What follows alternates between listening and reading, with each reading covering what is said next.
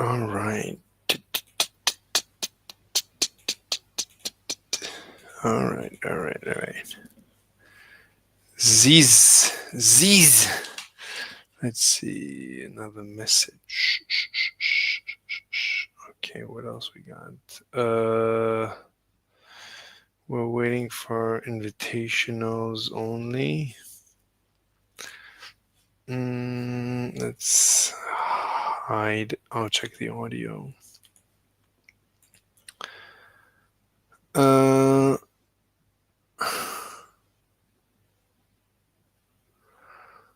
mm,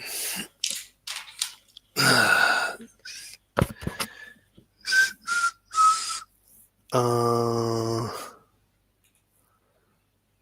mm,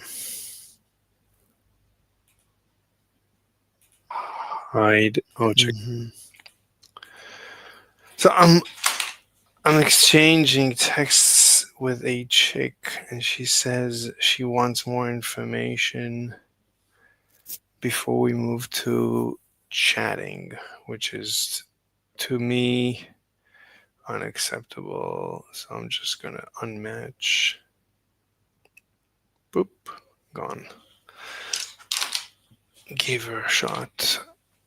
Ain't no one got time for this BS. All right, let me check this. Bloom, bloom.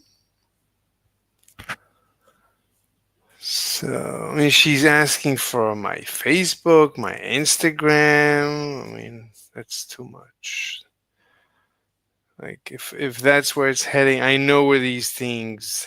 Like, it's a bad. It's not going anywhere,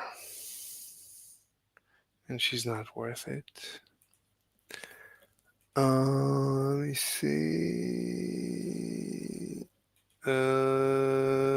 Let's call in reinforcement. Evil. Evil. Yes. All right. And it would crash into the nucleus within a few nanoseconds. So it doesn't explain why the atom is stable. More importantly, it doesn't explain the atomic spectra. For example, if you heat up hydrogen and look at the light that comes out of it and analyze it, you'll find that it has very specific frequencies. Why? Why those specific frequencies? It doesn't explain that. It also doesn't explain anything about chemistry. So it's just.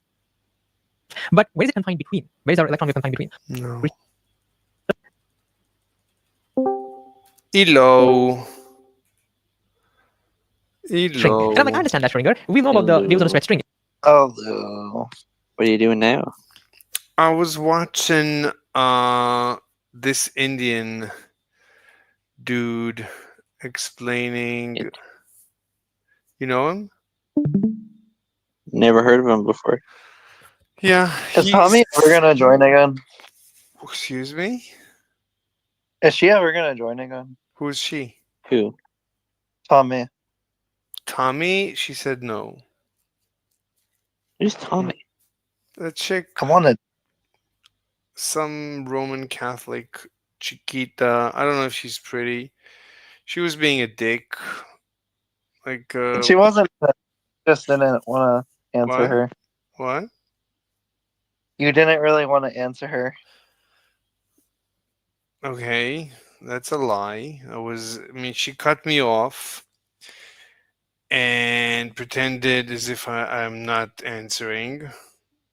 And then when I asked her why she's behaving this way, she demonstrated that she's even further obnoxious. She just got into an obnoxious loop. Which, I mean, the debate was, my proposition was we should turn like Alaskan wild, like wildlife regions into shopping centers and skyscrapers. And she's an environmentalist. So I'm gonna be honest. I think we need to preserve it. that's fine. So that's what she said. And I told her, okay, then let's preserve everything. Let's get rid of humans and just turn the planet into preservation. Like, how do you know? That's not how it works, though. You preserve what you have. Okay, but that was not her argument. Her argument was, why do you want to turn Alaskan wildlife into skyscrapers when no one is visiting the wildlife? It's like there's no humans there to begin with. Mm-hmm. So I was about to answer that it's a chicken and an egg problem. That, if you allow me to build a skyscraper where right now there is like a park, then I'll start building a skyscraper and people, will sooner or later move in. But first you need to build. You can't. What do you want people to move into to a non-existent skyscraper? Where he left. Oh, he left. Yeah, I don't know. He's okay. He's not I think he has issues with his connection. Anyway, but she didn't let me finish the sentence and she pretended that I wasn't answering. But fine. Okay. So what I've decided to do with like people who misbehave during a debate is to just stop the original debate and just talk about why they're being obnoxious. Because I'm not willing to entertain their obnoxious behavior, and I'm not going to talk to someone who's being obnoxious. Like, I would ask them, okay, so why are you being obnoxious? And if they would say, oh, I'm sorry, and we could try it again. But if she's in denial, oh, I hurt your feelings, oh, you need to fix, you need to check, you need to this, okay, so all right, so it wasn't like she wasn't being obnoxious by mistake. She was being obnoxious as a strategy to derail the conversation. So I'm not going to just let her derail the conversation. I'm going to stop the conversation and discuss why she's derailing the conversation, which, as far as I'm concerned, I'm demonstrating that she's not willing to debate. That's the way I see it. Anyway, so we were looking at CS Schmies. So so so you think this is the right course? I mean, this is the one that comes up first. Hey, what one? Wait, Introduction to Artificial Was the Intelligence. CS50 course? This is Yeah, I don't know why 2023. you don't go through that. It's like a couple of years old, but like, what's changed since then? I don't see the problem. Why is it not stopping right Yeah, away? they cover neural networks on like a couple episodes in. But the name of the playlist is 2023, but the name of each So what? video is 2020. So I don't know what's going on. Like this is 5 years old. I Yeah, don't. Mhm. yeah, that's 5 years old. But what I was thinking is maybe we should first do Python. Do you know Python? Like, I haven't done it in a long time, so I'm out of practice, but like a little bit. Okay, let's try doing this. What So Python do you want to do? no, I mean That's in Python, brother. That's artificial intelligence in Python. I don't know what you're saying. What? That's that video there is in Python. Right, but they have a separate course where they teach Python. Anyway, let's. Oh, sure, yeah, you can do that if you want. No, let's listen to this course. Let's see where it takes us. 50, and this is Hello world, this is CS50, and this is an introduction to artificial intelligence with Python, with CS50's own Brian Yu. This course picks up where CS50 itself leaves off and explores the concepts and algorithms at the foundation of modern AI. We'll start with a look at how AI can search for solutions to problems, whether those problems are learning how to play a game or trying to find driving directions to a destination. We'll then look at how AI can represent information, both knowledge that our AI is certain about, but also information and events about which our AI might be uncertain, learning how to represent that information, but more importantly, how to use that information to draw inferences and new conclusions as well. We'll explore how AI can solve various types of optimization problems, trying to maximize profits or minimize costs or satisfy some other constraints, before turning our attention to the fast-growing field of machine But I don't know. 5 years ago in 2020, did we already have like deep neural networks? I don't remember.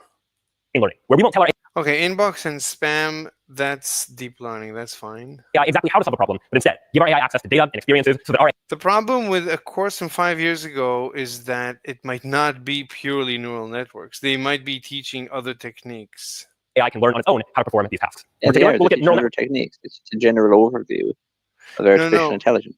No. So artificial intelligence, one of the artificial intelligence techniques used to be neural networks. Today, I would say everything is neural networks. But they used to teach neural networks as it used to be just one chapter of a course. And as time progressed and neural networks proved to be more and more powerful, like in 2012, I think they invented the backpropagation. And that's when it really took off. So let's see what he says. One of the most popular tools in modern machine learning, inspired by the way that human brains learn and reason as well, into the fast-growing field of machine learning, where we won't tell our AI exactly how to solve a problem, but instead give our So up until now, the course is not based on neural networks. AI access to data and experiences so that our AI can learn on its own how to perform these tasks. In particular, we'll look at neural networks, one of the most popular tools in modern machine learning, inspired by the way that human brains learn and reason as well, before finally taking a look at the world of natural language processing, so that it's not just us I don't know. I don't know if this is useful. I don't know. humans learning to learn how artificial intelligence is able to speak, but also AI learning how to understand and interpret human language as well. You We'll just explore these skip ideas the stuff that's not useful. What? You can just skip the stuff that's not useful. No, you can't skip. I need a modern course that is. I mean, it shouldn't be that difficult. Like I'm not looking for an LLM. Yeah, well, and a modern course then. So this course is algorithms, old. and along the way, give you the opportunity to build your own AI programs to implement all of this and more. Okay, This well, is get a different one then. Yeah. AI course Python. Okay, this is. Hello, King of Kings. How are you? Blue bloom. So yeah, we don't need this. This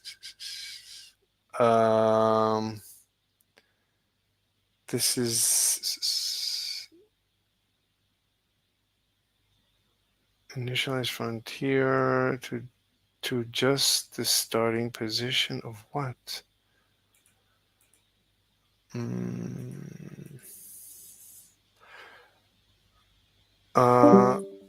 Okay. Oh, he left. So this is a Python developer guide to AI in 2024. But this is a guide. Wow, she's hot. Text generation, recurrent neural, learn Python, Google. Oh, who's here? Oh, Luke. Who's this? That's your best friend. Hello, Luke. Hello. Who? Oh, this guy left. Anyway, Luke, what's up? Where have you been? I've just been around, doing things on the road. You changed your profile picture? Of course. Why?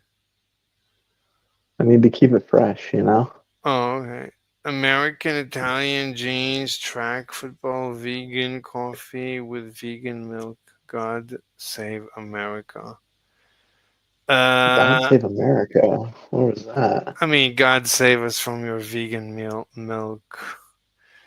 So you would never use non-vegan, like a normal milk, even if it's from, like, I have a pet cow, I take care of it, she's happy. She voluntarily walks up to a robot milking machine that milks her. And I wouldn't see a problem if she has extra milk from her baby.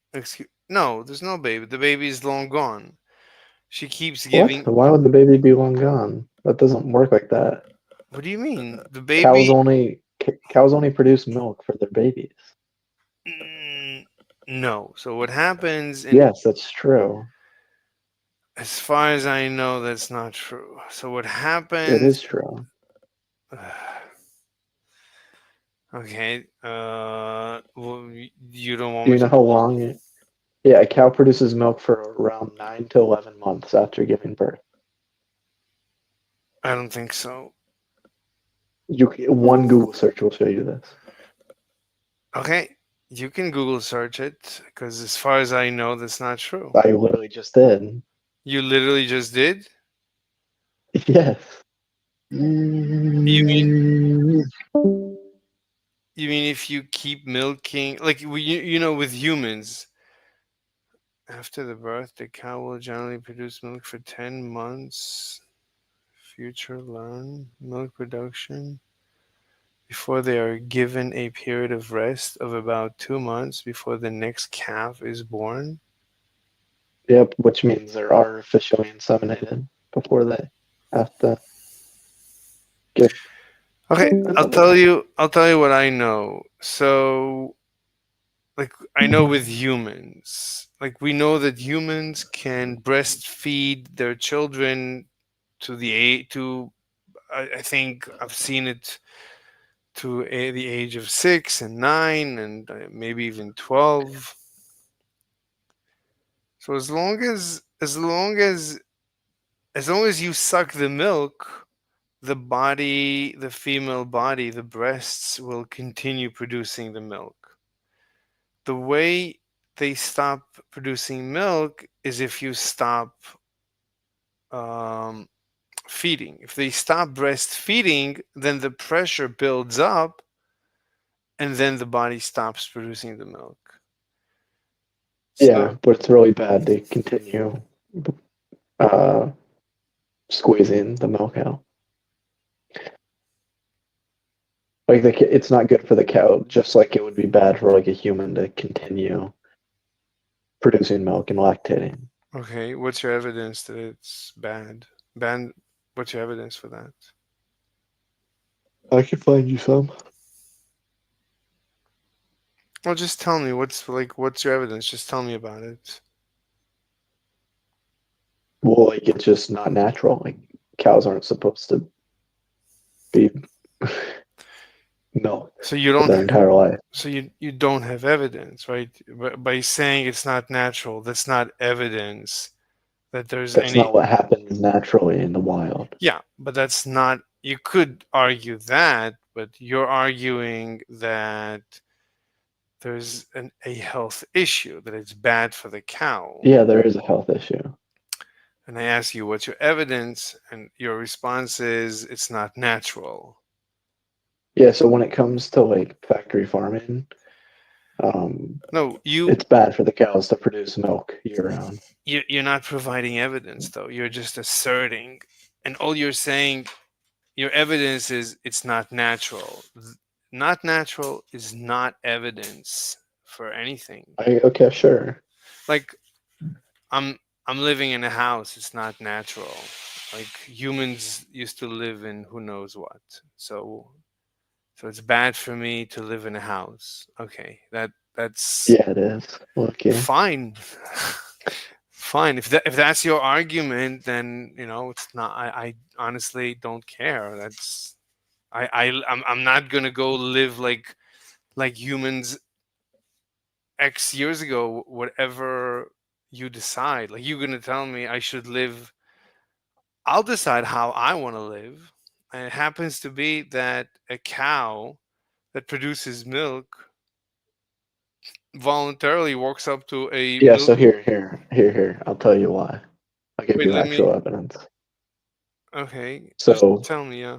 inherently, it's not bad for cows to produce milk after they calve their young, right?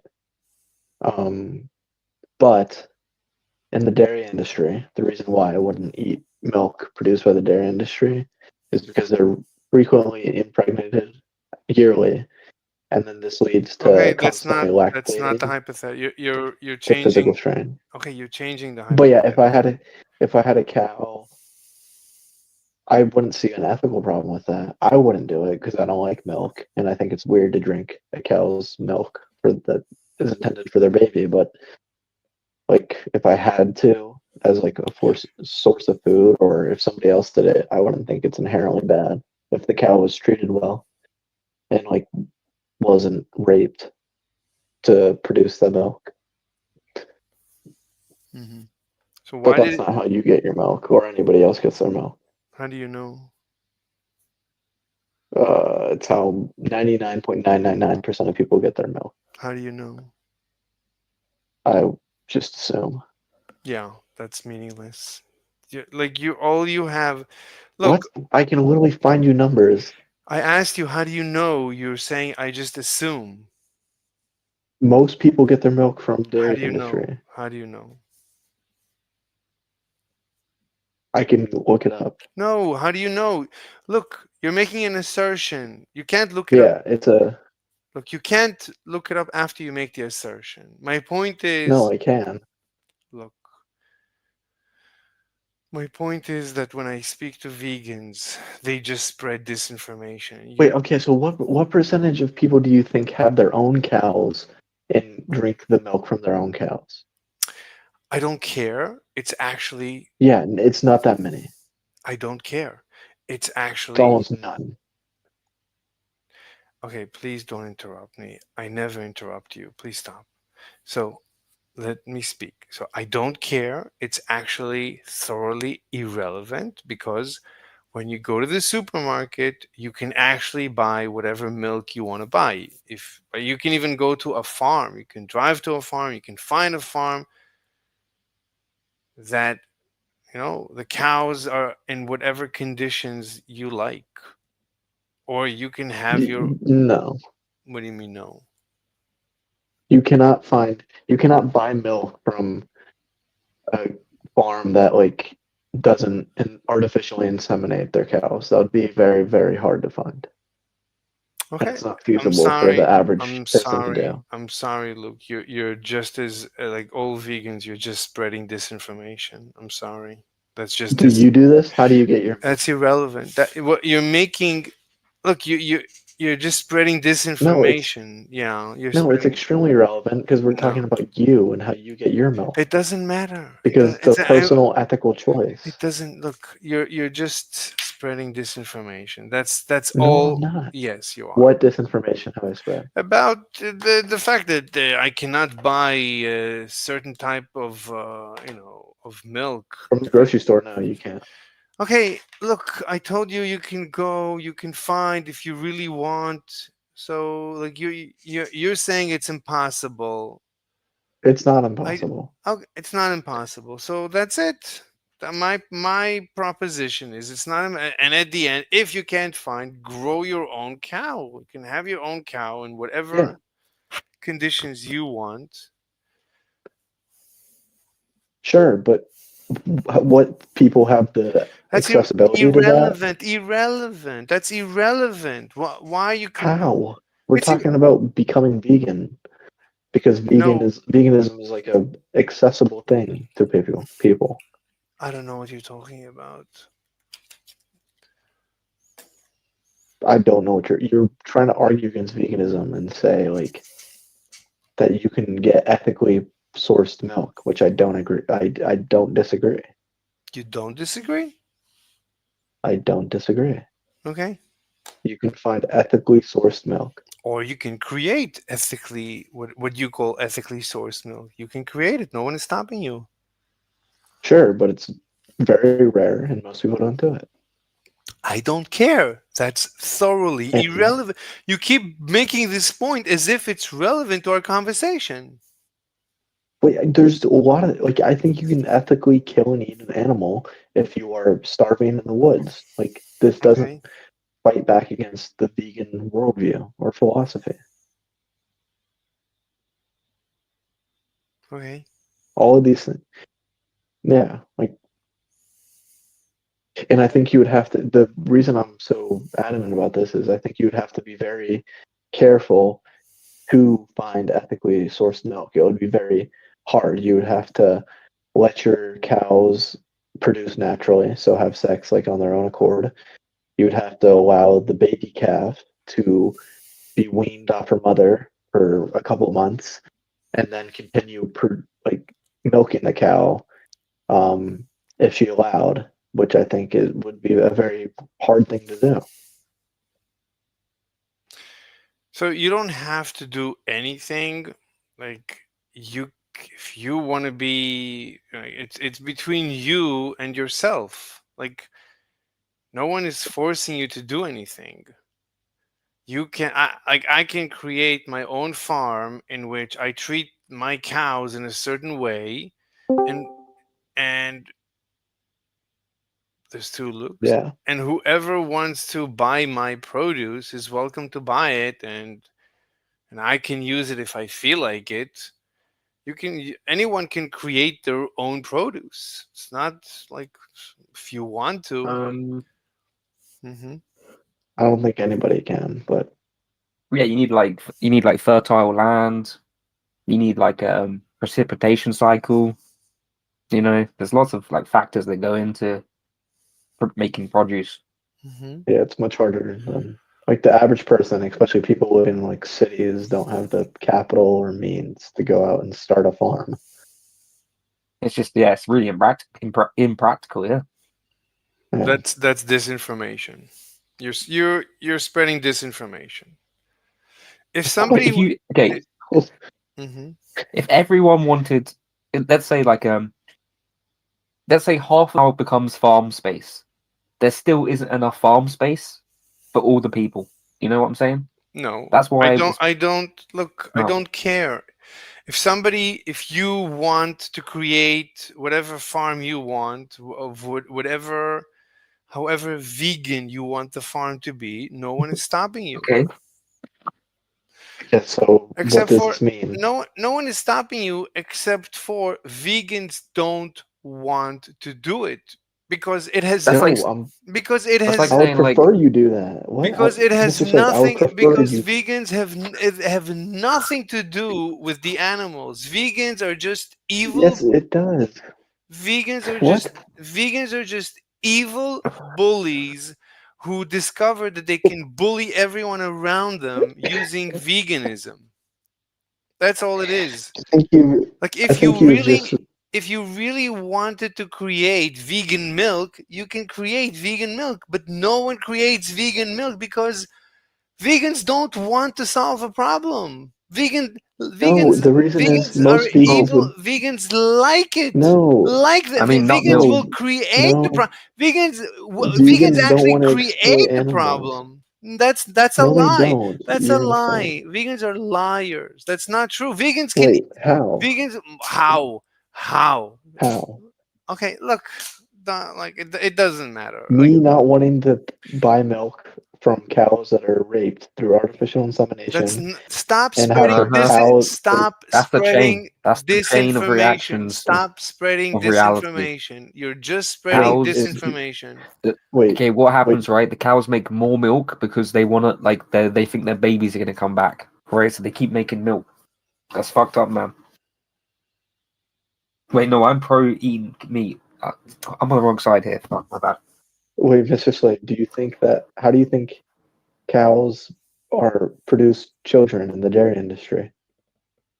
Well, I the look mommy cow meets the daddy cow, and then they No, most are have baby artificially cows. inseminated. look. I don't No, care. they're Look, allowed to. I don't. Okay, okay. Enough. Enough. Enough. I don't care. Cows have I free will. don't care. I Okay. don't care. No, I they don't. don't. Okay, enough. Everybody, quiet. I don't care. I'm not gonna discuss Okay. cows. Okay, I'm not gonna. fine. I'm not gonna discuss cows. Like if vegans really wanted to solve the problem, What about goats? if vegans really wanted to solve problems, they would have already solved problems. Vegans don't want to solve problems. Vegans want to create problems, and when problems are solved, vegans want to pretend there is problems. They spread disinformation. What? Well, It's okay, What all hold fake. up, slow animal Stop. down, It's slow down, all Morphe, fake. It's all slow fake. down. Climate change, right, is a big problem, and No, it's all because of the Industrial no, it's Revolution, because not. of our diets changing, because of There's no technology climate. changing. There's And it's no. all to do with mass production of meat. Okay, you have to understand that. That's a lie. That's disinformation in of It's literally itself. not. Where do you It's get your produce from? Because you're saying we can make our own. Like, okay, where am I going to hand rear a cow in the city? look. Every family needs to do If that. vegans wanted to solve the problem of having vegan animal produce, they would have solved it That's not a A thing. they would have solved that's it not a a thing. long time ago. Vegans Yeah. What do you, don't what do you want think? to solve Wait, no. problems. Mr. Vegans Slade. want to create problems in order to Bro, complain, shut in up. order to pretend I'm better than you, I'm more ethical than you. The farms, they No, I inseminate and they rape Okay. and they take away the babies. It's all lies. Mr. If Slade, you stop. wanted to Stop solve the whining. problem, you would have already That's solved it a crazy. million years ago. Stop whining. That's actually crazy. You think it's a lie?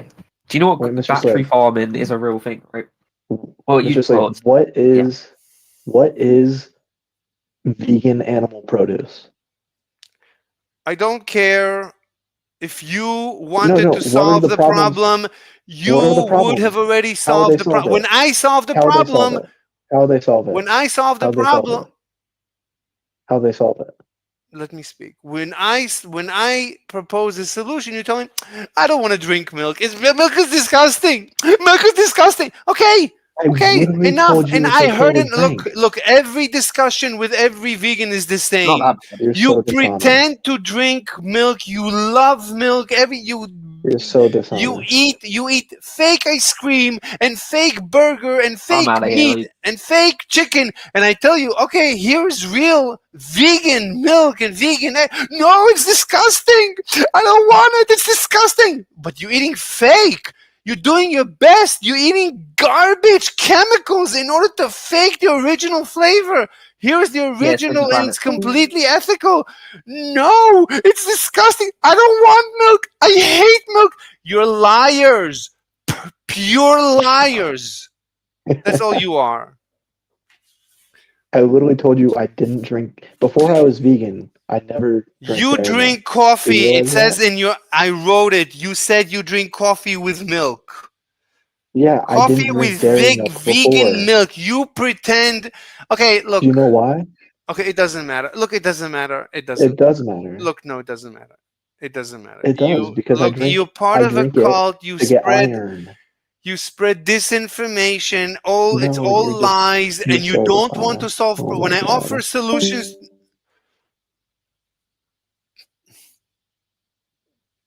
Ugh. Ugh. Let's call reinforcement again. Where is the force of evil? Let's do this again. Face. The face. Mr. Kitty 182.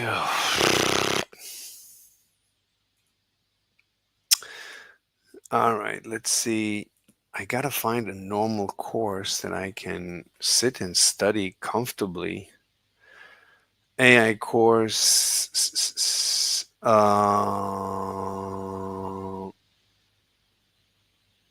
In this video, we unravel the layers of AI, machine learning, deep learning. I just want deep learning. So really what I just want, maybe just PyTorch. Let's just learn PyTorch. PyTorch. Is this PyTorch? 25 hours of PyTorch for deep learning.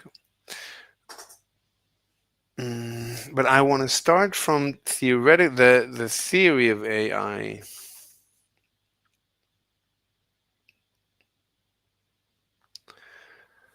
Is anybody coming?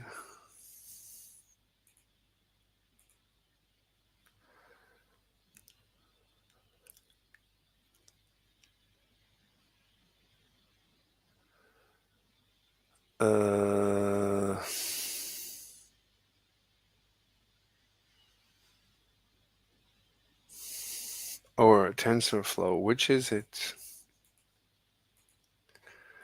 I think it's TensorFlow. Let's do intro to TensorFlow. AI course. Let's just do full course TensorFlow. Let's see how long that is. 6 hours.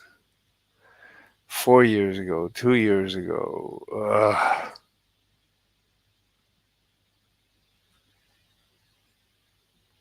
What is TensorFlow?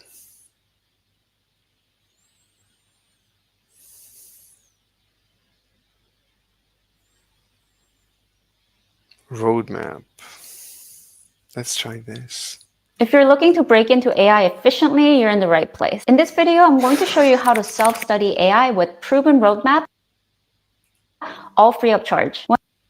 When I first started learning AI on my own, it was really overwhelming to go through so many resources to figure out what is relevant or appropriate. There are just too many options out there. That's why today I'm really excited to share this roadmap with you. And it's not just a random plan that I put together. It's a structured step-by-step guide based on a proven curriculum from one of the best AI programs in the world, the Stanford AI Graduate Certificate Program. Everyone knows that Stanford is top tier, but it's also one of the most expensive options out there. Tuition alone costs around $19,000 to $24,000. And that's a huge investment that not everyone can afford. But lucky for you, I'll show you how you can follow the same exact path without spending a dime. I've put together a 15-page roadmap that contains all the free resources that you're going to need to master AI. Now, if you want just the roadmap, you can download it from the link in the description. But if you stick around for the full video, I'll share my personal tips on how to get the most out of the guide and highlight some of the common pitfalls that people often miss. And I'm not going to waste your time with the usual why you need to learn AI spiel. I'm sure you already know the value of AI. That's why you're watching this video. So let's skip the fluff and get straight to it. Let's first talk about what the journey is going to really look like. If you're hoping for a quick fix, I do need to set some expectations here. I'm not going to be offering any magic shortcut. The reality is that most students, even at Stanford, take about 1 to 2 years studying part-time. So for the self-study option, it could take anywhere from 1 to 3 years depending on your schedule and your background. Here are some things that will influence how quickly you progress. One is your experience level. If you already have a strong foundation in math and programming, you can breeze through some of the early content.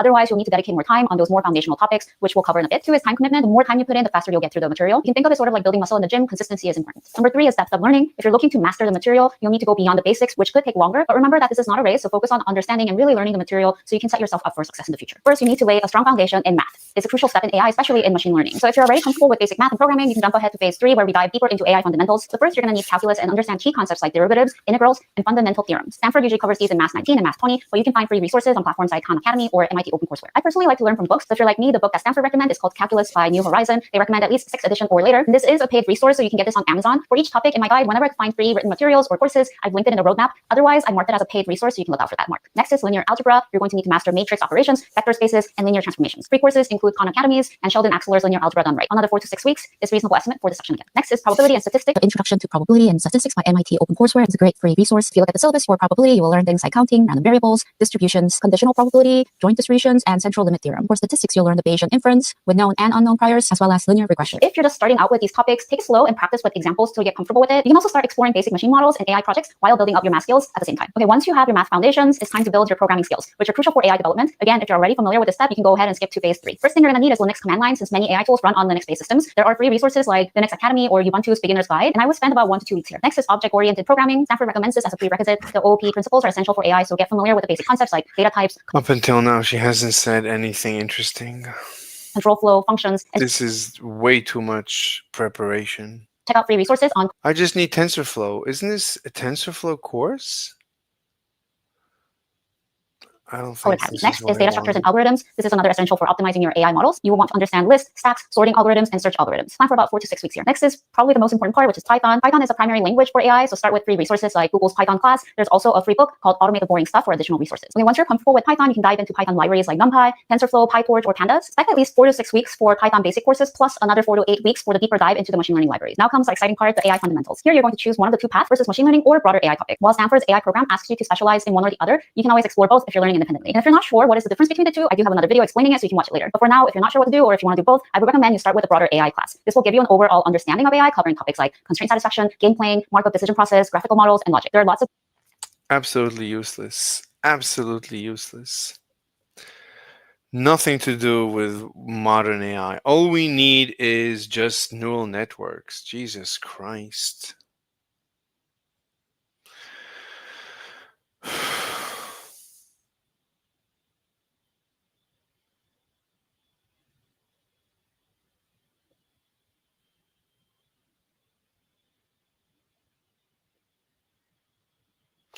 This might be good, but what year was this recorded?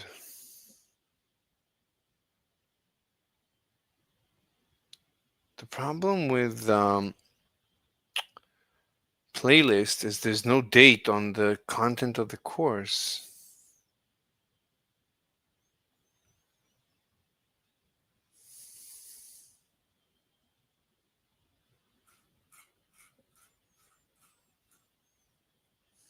This is 4 years ago. That's useless. 2 years ago. Maybe it's not useless. Maybe it's good. Hi, Mr. Slave. Hello, Lioness. Period. How are you? Oh, Dev It is wife. wife. Yes, it's his wife, period. Wives. Period. So now you're a lioness. Period. That's your picture.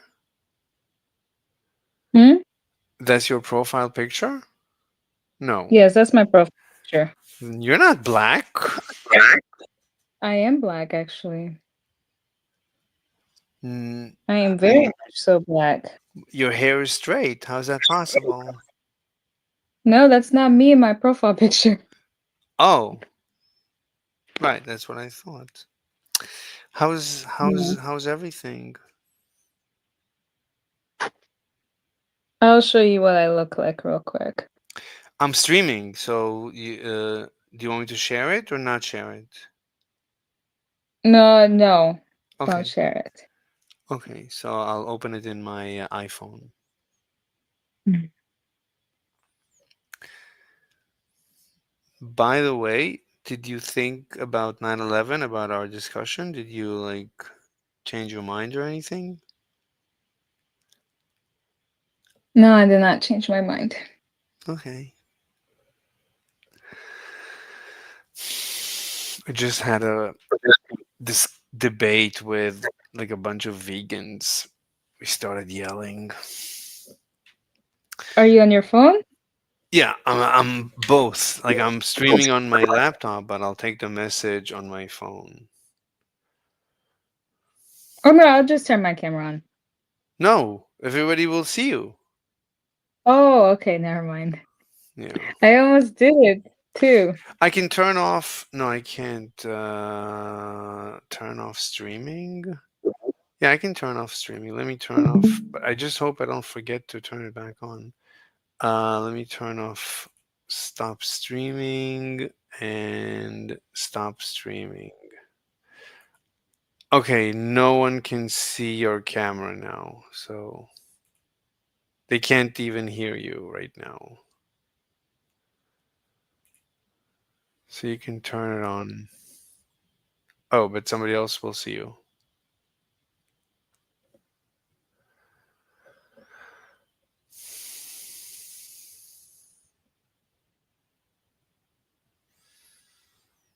Hello, Aladdin Art.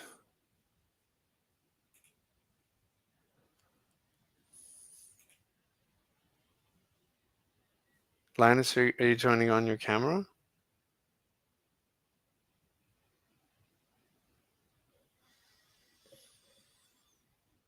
Are you gonna? Oh.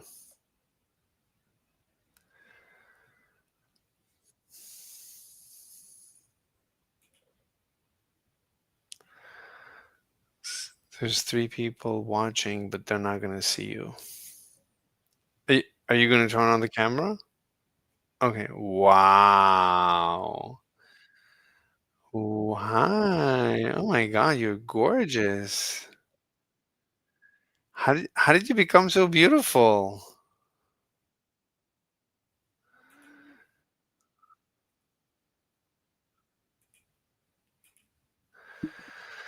Anyways, so Mhm. how are you doing today, Tom? How are you doing, 11? How y'all doing? I'm fine. So Linus, do you want to continue discussing 9/11, or do you want to talk about some other favorite conspiracy theory you have? Is the moon landing real? Is the moon landing? Whoa! Why can't I hear myself? Just mute my stream because I'm streaming my desktop. I'm sharing my desktop. So just mute it. Ah, my bad. So Linus, Please. Linus, do you want to discuss 9/11, or do you want to discuss another conspiracy theory like moon landing or something? I want to discuss Hmm. how the government is essentially abducting the body parts of relevant people and using it in Wait, somebody's hot micing. Maybe it's you, Linus.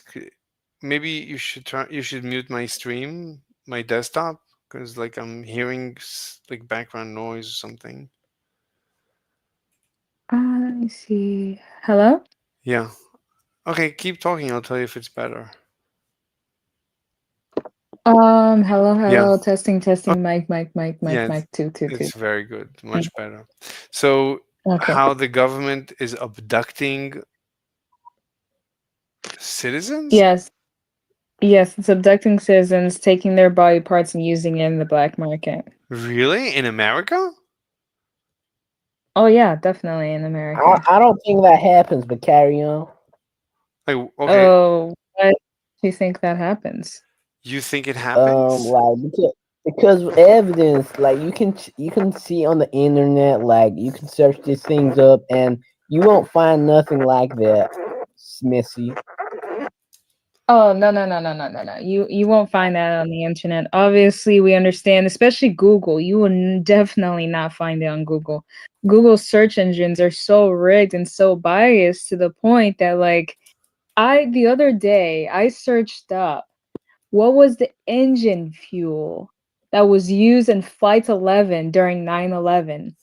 You know what happened? I had like multiple government sites just pop up on my For You page. No articles, no nothing, just, and I have screenshots of it too. Just multiple government sites. And I was just like, what the heck? This is interesting. You know? I definitely know I am not the only one. Oh, geez. Yeah, like.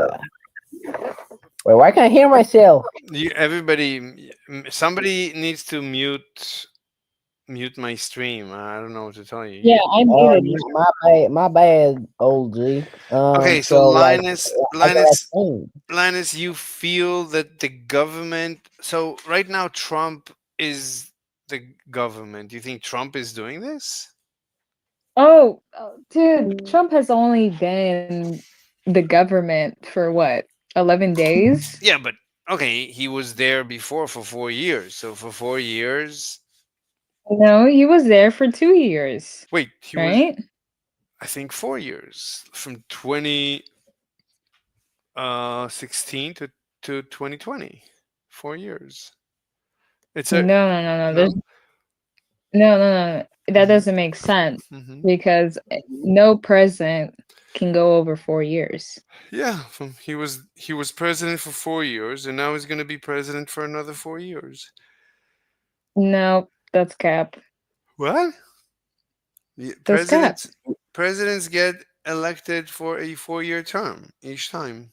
No, with a maximum with a 2-term limit, but each term is 4 years. So, like Obama was an 8-year president. George Bush Jr. was 8-year president. Clinton was an 8-year president. Biden was 4-year president. Unless he's going to run again. Right, but so you whatever you want to say about the government, you have to say that Trump is doing it. Trump did it.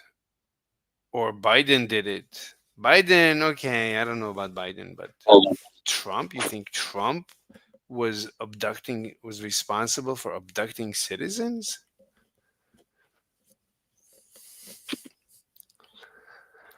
Anyway, what's your evidence for this?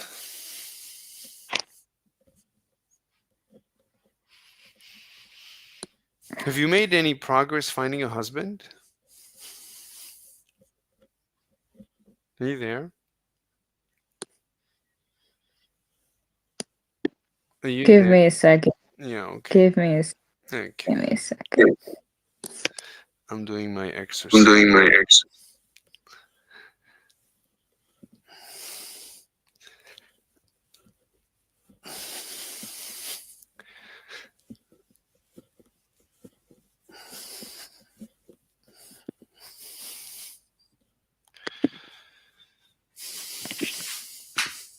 You're looking something up for me or for somebody else? No, I'm checking something. Mm-hmm. Yes, Tom Bomb. Oh, geez. Hello. Hello. How are you? I would consider myself in a good position right now. A what? A good position, nigga. What? A good position? What do you mean by a good position? Yeah, What does that mean? like life is doing life, and like I'm doing life, and like well, I'm living life while life is living through me. Okay, that's good. Are you 16? Hey, boy, Yeah. we don't ask about age, bro. Can your mama ask like teach you some Okay, I'm back. discipline? Okay, Tom Bomb, thank you. Linus, yes. So you think the Trump was abducting citizens for their body parts? No, no, no, no, no. Listen, Hmm. the government, Who? right? Who? Can you give me a name? When you say government, can you give me a name? Oh, okay. I won't be able to give you a specific name, but I would definitely say the Department of Justice. Okay, the head of the Department of Justice has a name. It's a person. No, not the head. Mm-hmm. I'd say the whole organization. The whole organization Mm-hmm. plus the president. Of the United The States? Trump? Of course, you're telling me that the president does not know that its own government is literally taking the body parts of melanin people and selling them on the black market. You think Trump is abducting citizens what's the Well, purpose? not Mm-hmm. himself, not Trump himself. So who's It's a it's mm-hmm. So who's it's a collusion. it's a It's a commission? collusion. It's not individual. It's a collusion. So it's behind Trump's back? Behind Elon? No, No? it's in front of him. So he sees it? Hightower. Hi, Hey, Tom. what's up, bro? So so Trump sees this taking place and he's not stopping it? Listen. Didn't you see that? Who is it? Who's There was a building in New York, mm-hmm. right, recently, Mm-hmm. where they ended up finding underground that there was lots of body parts. Lots of body parts, lots of unknown names of many people that were just buried under that building. Also, Mm-hmm. in certain deep state countries, I mean states, Mm-hmm. in certain deep state states, Mm-hmm. you'll see, Mm-hmm. or especially in sundown towns, especially in the sundown towns, you'll see Mm-hmm. that in the news recently there is a cemetery, right?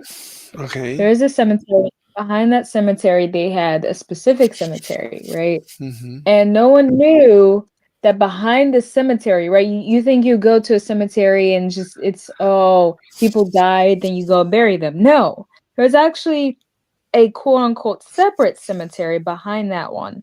And what they found was many black bodies that were buried Mm-hmm. behind that cemetery.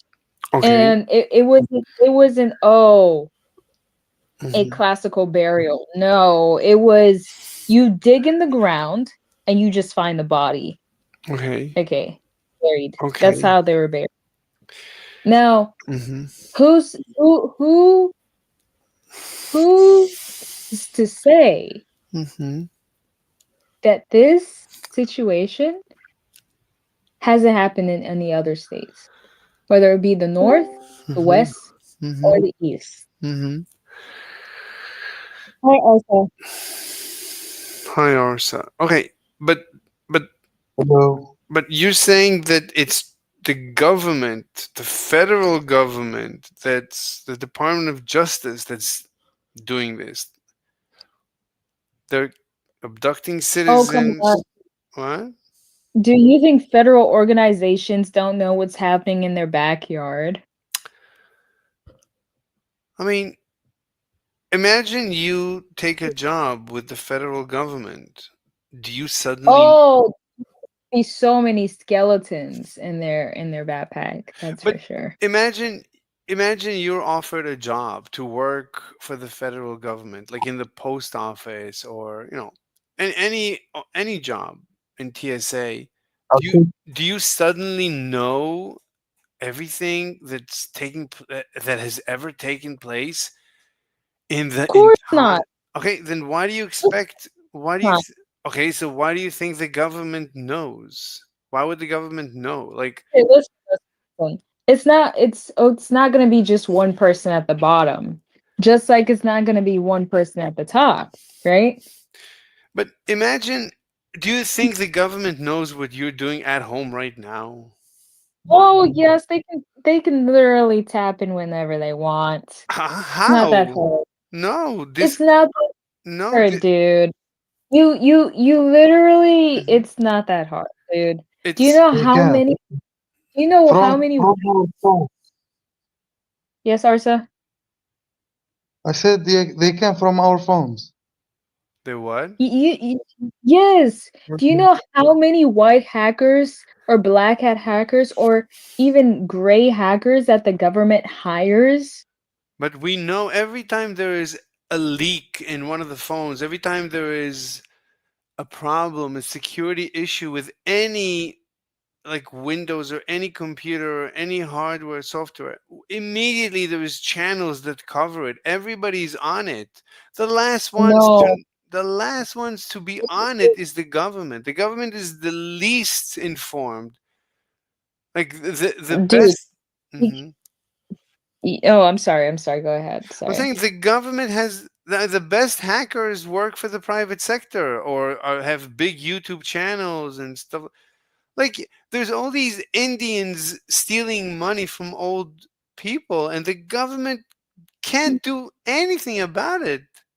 Like it's basically impossible because they do it from India or from Dubai or from China or from Russia. It's impossible to track these things, and then they pay, and immediately it goes into Bitcoin. It's impossible to trace these things. S- So I mean, Listen, mm, No, it no. is. The Yeah. government doesn't pay attention for someone that is not interested in. But if they want to know about you, they will. no, the government is stupid. You saw they got Trump killed multiple times or almost killed multiple times. The government is made up of inept people. They're not. I mean, most of the people that work for government are dummy dum dums, and even the ones that are like good like good police officers and security people. Okay, they're limited. They don't know everything. Like right now, our conversation on Discord, it's basically encrypted. So the government needs to ask Discord for the encryption key or for the for this conversation. It's Discord. So and there's all these platforms that the government needs permission from private companies, and every time the government asks for this permission, at the end it comes out. Like with Twitter, Elon Musk gave us the files, or Mark Zuckerberg, he came out and he said, yeah, they forced us. So at the end we know. Whenever it happens, we know. Maybe it takes a couple of years before we're told everything, but at the end we know. No, no, no. No. No, actually, no. Actually, there are a lot of things that can supersede getting an encryption key just to see what's happening in somebody's life on Discord. Actually, how do you for get it? example, How do you for get the example, encryption key? number one, if the information that the person has then that is against national security, then there is no need of getting an encryption key. They can just literally have somebody that is specialized in hacking or No, specialized no, you can't. or No, it's yes they impossible. No, it's yes impossible. they can. Then It supersedes. It no, supersedes. I'm telling you, no, it it's supersedes. no. Our country, our That's country doesn't care. If you have information that is gonna be against our national security, Literally, we will be in your face in the next 2 No, seconds. no. That's how it works. Like we Yes. know no, we look. I keep track of these things. The government usually doesn't have access to these keys. In order to get a key, maybe with a court order, and even then, Apple will say, No, I'm telling Apple. you, no court order is needed, dude. What do you mean? Literally, it's This like, is okay, look, listen. There is this guy, right? There is this guy that you can go search this up since you believe in news and, checking this information. There is a guy on Discord, right? And he worked for the government, right? No, he okay, worked for the military. He worked for okay, the military, okay, but he had high level clearance within the military. okay. And what had happened was he had files, right, that he took home, and he had information, all of that also stored on his computer. Now, what happened was he was a Discord user, and he ended up getting caught sending that information that he had literally to the server, to the people in the server that he was in. I And remember. what ended up happening was somebody contacted literally the government, especially the FBI, and literally, dude, if you see the video, you see literally like SWAT in his I backyard. remember. I remember. Right, but this Yeah, is exactly. okay. So yeah. So what? I mean, but that's not private information. That's like government information that he just gave away. But Well, we don't know what was we oh okay. What we can say is, like I said, if if the information that you have is against national security, which is what the guy had, then nobody needs an encryption key. Nobody needs an encryption you key. have. No one. What do you mean? You if he's having an encrypted conversation, what's known as an end-to-end encrypted conversation, we don't have the technology to break normal encryption. It takes like billions of years of trial and error to break in like a normal encryption. Like the same encryption that we're using right now for this conversation, that's the same encryption for banking. What you're saying is that banking is Oh, this come on, what? What do you dude. mean? What? Dude, listen, Mm-hmm. listen. Mm-hmm. You remember, the phone carrier AT&T? Yeah. You think they had end-to-end encryption that couldn't be literally hacked? Well, they didn't. It was hacked. It was recently that they had a major hacker in their system. And what ended up happening was they had to shut down the servers or whatever. So, come on, dude. Look, so if you have end-to-end encryption that's done properly, no one that end-to-end means, let me explain to you what end-to-end means. End-to-end means that me and you exchange the encryption decryption keys. So only me and you have our keys. The server doesn't have the key. Discord doesn't have the key. Mark Zuckerberg, Elon Musk, no one has the key. Only me and you exchange keys. That's that's called end-to-end encryption.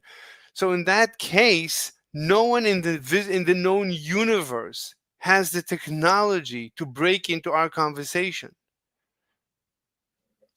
Look, I don't know what to tell you. So, Okay, so what you're saying here is, are you saying mhm, that an iPhone carrier that has like 1 million customers mhm, globally, mhm, right, mhm. was hacked? I think it was by foreigners too. It was hacked by foreigners, I'm not and talking. also the government that hires multiple white hackers, gray hackers, multiple of them, It's not and these here these you think those two.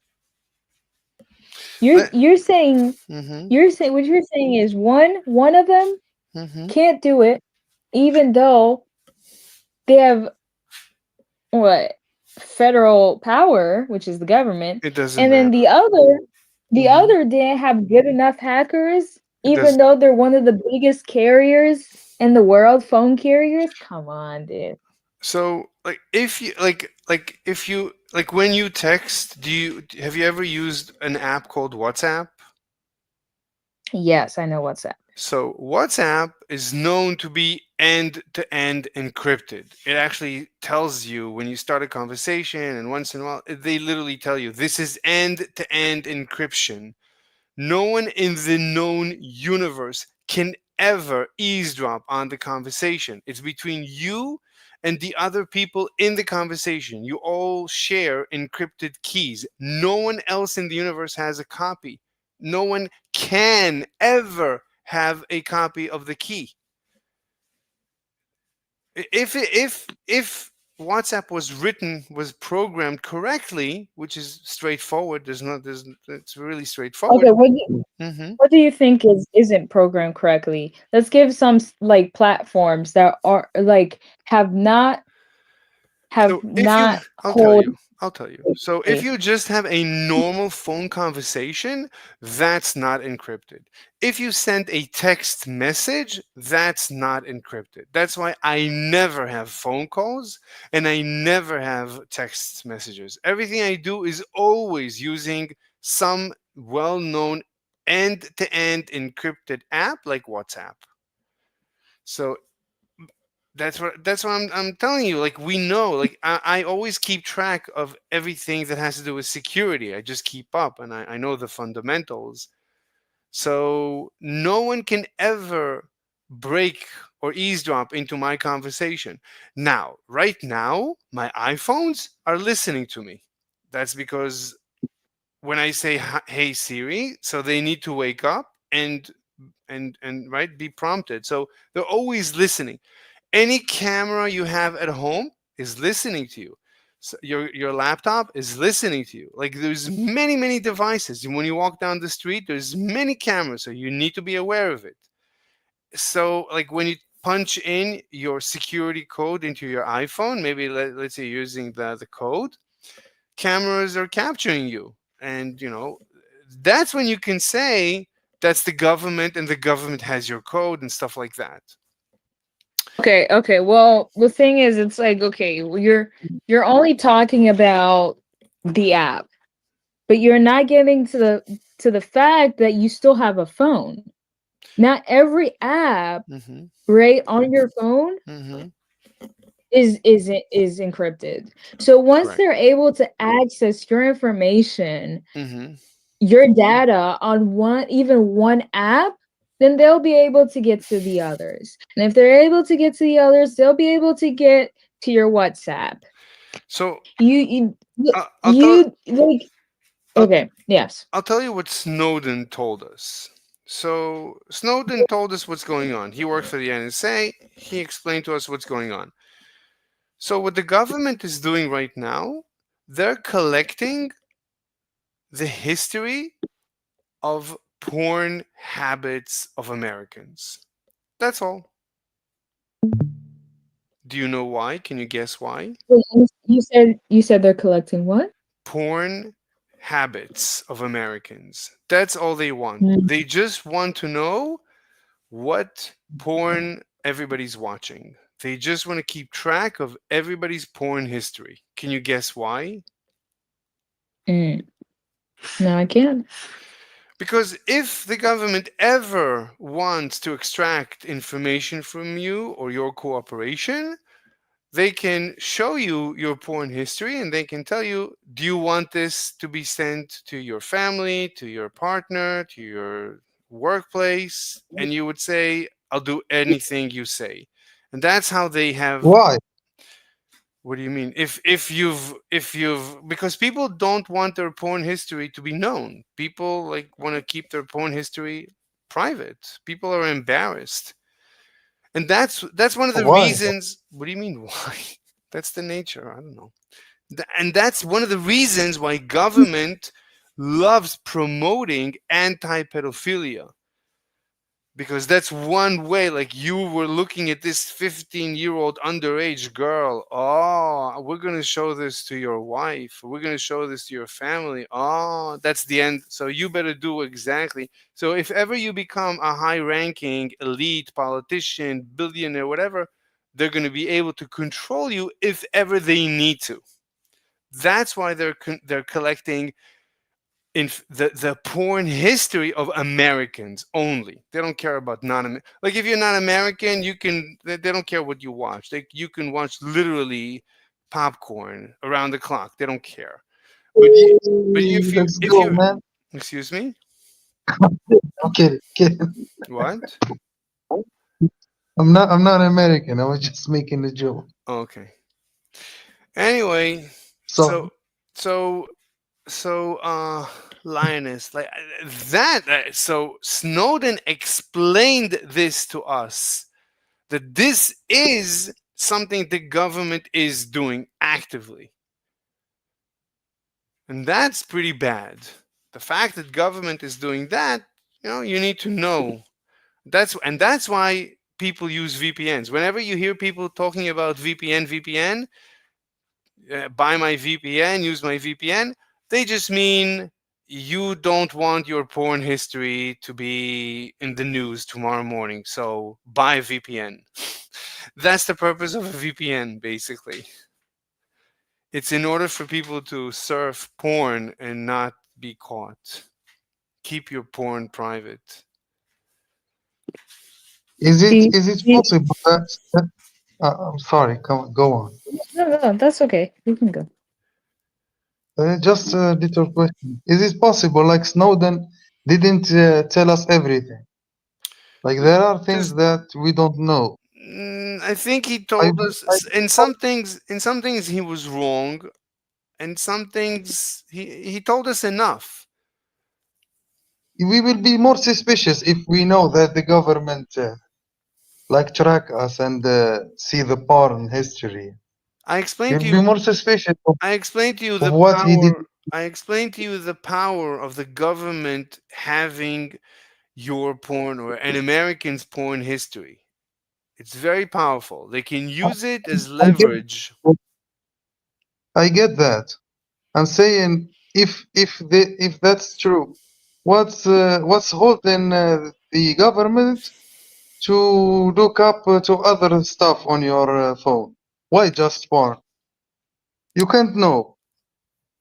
That's No, so make you more. when you so in order to get your porn history, they can that's actually your actual porn history where you surf to, not the content might be encrypted, but where you're surfing to, they can access that information. That's basically public knowledge. Like, if they have, Okay. like, there's so many routers and bridges on the way. Some of them might belong to the government because it's infrastructure, like it's their cables, for example. Like, when it goes over the Atlantic Ocean, Pacific Ocean, it's their cables and stuff. So Yeah. so a lot of it is not encrypted. So the address, the URL, that never gets encrypted.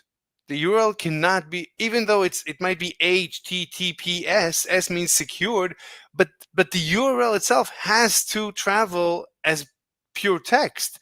So everyone can see it. So everyone knows the URL. And if the URL goes to Google, and usually Google is not encrypted, they see what you're searching for. So, right, that's all they need. They just Got need that. you. Got you. They don't need to see they don't need to see the images you're downloading. They don't care. But the image itself, they have the URL. They don't need the image, but they have the URL. They have the URL of everything. So they just keep track of the history, the URLs, which Got you. barely takes any space, and they keep everything. So if ever you step out of line, you're going back in line in a blink of an eye, because they got you by your marbles, as they say. What if you don't like you don't you don't care, or you don't have that. You don't have a weight, like something really bad.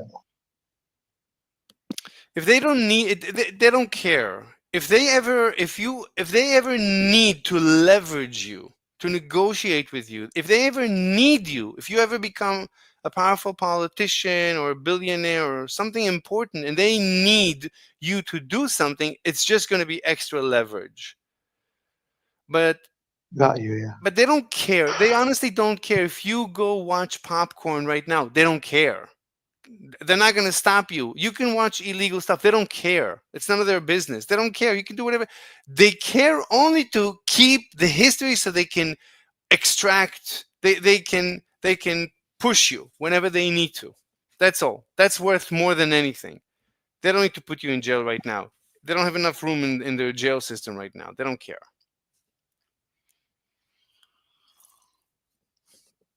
Got you, yeah. Thanks. Hmm. For That's the what Snowden explanation. explained to us. So this is inside information. So you May don't I need ask, who's Snowden? Who's Snowden, the Snowden Snowden. guy? Snowden used to work as a private Who- contractor. He's a guy. He's a young guy that used to work as a security tech support whatever for the NSA, for one of the government agencies like the FBI, like the CIA. He worked for Oh, them okay.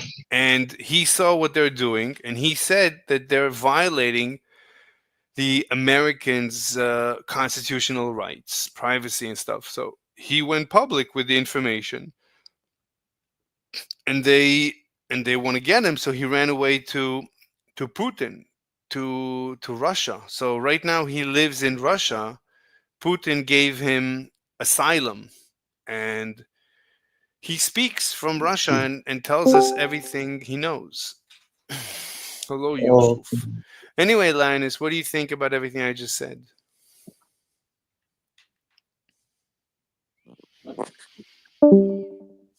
Linus, are you there?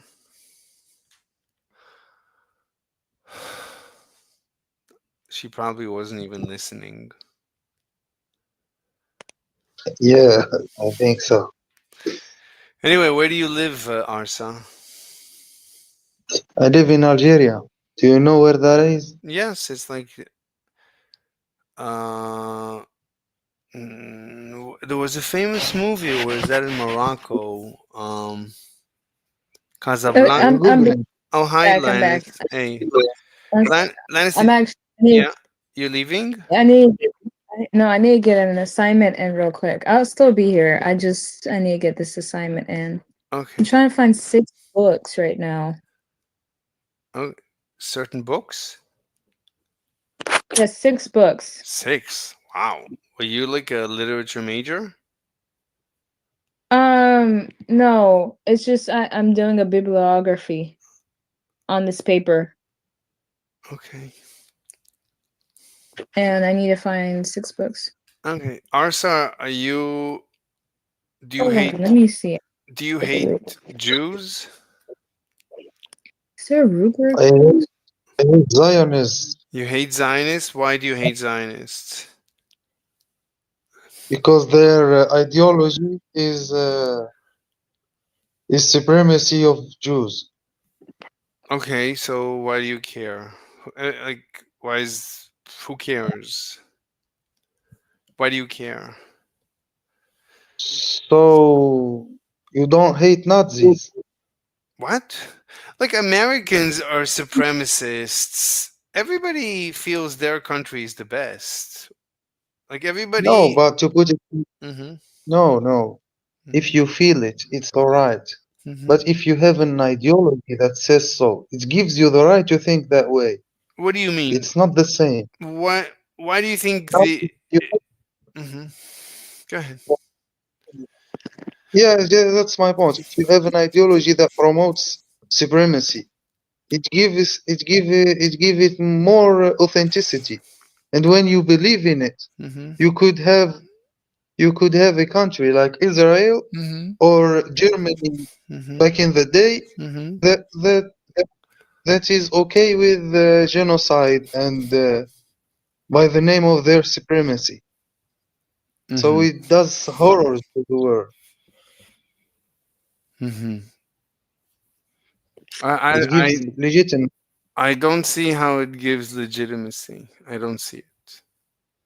Like if I feel that I'm better than you, so I'm going to start being genocidal, then I don't see how that follows. No. It's not like that. Mhm. If you feel it, you as an individual, Mhm. that's okay. But it's if it's a like a movement of a country, Mhm. like the country thinks that way. Mhm. So if you think all the human beings are lesser than you won't treat them as you treat a normal a human being. Okay. So So if they okay, listen. So let's yes say I have children, and my children obviously are little babies, and I'm a big, strong man. So of course my children are lesser than me. So I'm gonna not treat them as no. I'm gonna actually take care of them much more than I take care of everybody else. Like my if I have a that, girl, if I have a that's girlfriend, a good and point. if I have a That's a very good point. if I have a girlfriend Yes, and she's not as yeah. smart as me, she's not as strong as me, so I'm not going to risk my life to take care of her. It's just the opposite. Yeah. That's a good point. That's a good point. But what gives you the permission to think that other nations are lesser than you? Why is it important? If I feel my nation is the best in the No, world, that doesn't mean I'm going to nation. genocide. Why would I? Okay, Mm, but it's there. It's the freedom of the other nations.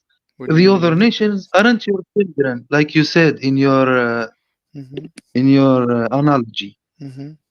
You get it. The other nations are other nations. You give them, you have between you and them business, maybe, or foreign interest, or I don't know. Hmm. You don't treat them as a lesser. You can, of course, But why would I want to? but Like if I don't understand if like it doesn't I don't see I don't understand how it follows me being it's just the opposite. Like if I'm Superman, I'm super strong, I'm super duper, I'm the best. My no, what? No, that's a little bit foolish. what do you mean? In the world, there is not only Superman. There are villains too with superpowers. No, I'm saying That doesn't mean no, I'm that saying superpowers your. what I'm saying is that if I am super strong, I don't have an interest to hurt anyone. I'm not afraid of anyone. It's No, this no, like you you. are, you are. I will make you understand it. You are afraid of the future. You don't want to have because that's what history tells us. Every strong nation have a decline, and another nation takes over. So the strongest has always to keep his place, has always to keep his interests. That's okay. I'm with that. I don't But understand. if you have no morals, like the supremacy, you'll allow yourself Hmm. to do horrors to keep yourself in the front. I So don't. the supremacy is a moral thing. So look, if I'm Superman, I'm not afraid of Yeah. anyone. I'm not afraid of anyone. I don't have a reason to hurt anyone. Don't forget, like if I'm Superman, why would I want to hurt someone? Like if I hurt everyone, they're gonna come. They're gonna come to kill me. They're gonna hate That me. that's that is a good point. But you didn't listen to my point. Hmm. Now imagine a bad Superman, a villain Superman. Why All would he? right. I can't. Why? You have to explain to me why he is a villain. It doesn't. Look, Okay. the in Okay. Wait, nature. wait. Tell, Look, in tell nature. me in Marvel, please. I don't know the DC or Marvel. Or, tell me the name of the villain that is strong like Superman. There are bad villains, or there are not like super villains. They exist. Okay, but it look. It doesn't matter. I don't want to. You are you are narrowing the good only the superpowers only for the good. Okay. You're narrowing your imagination. Look, You should take all the possibilities. okay. There are Look, bad superheroes, bad supervillains. okay, but this is fantasy. We're going to talk about fantasy. I don't want to talk about fantasy. I don't understand. Started Okay, talking about Superman. You brought the fantasy, and I make your fantasy more realistic by saying the supervillains. I made it more realistic when I talked about the villains. You was saying the fantasy thing. okay. So in nature, a wounded animal is dangerous. An animal that is not wounded, it doesn't care about you. Like an animal, if it's afraid of you, it's going to attack. If it's not afraid of you, it doesn't care. So if you don't make Repeat, Israel repeat, afraid, what? repeat your point. I didn't follow. If an About the wounded animal, a wounded animal is dangerous. Yeah. An Yeah. animal, if you scare it, it's going to attack you. If you don't leave it a choice, it might attack you. But if you Yeah, that's if you leave it alone, if you're not going to bother it, it's not going to do anything. So yeah, that's all. That's so if you are attacking the Jews, the Israel, you're scaring them. They're afraid. So then they. oh no, I don't want to attack. But if the strong animal, Mhm, yeah, mhm, if the strong animal attack the weak, mhm. well, the animal maybe there are animals would shut up and don't do anything and let them eat you. But there are other animals, even if they are weak. If you fuck with them, they fuck with you, even if they'll die or they will wound you. Let me They ask will you. resist Okay, let me ask you a till the question. end. Let me ask you a question.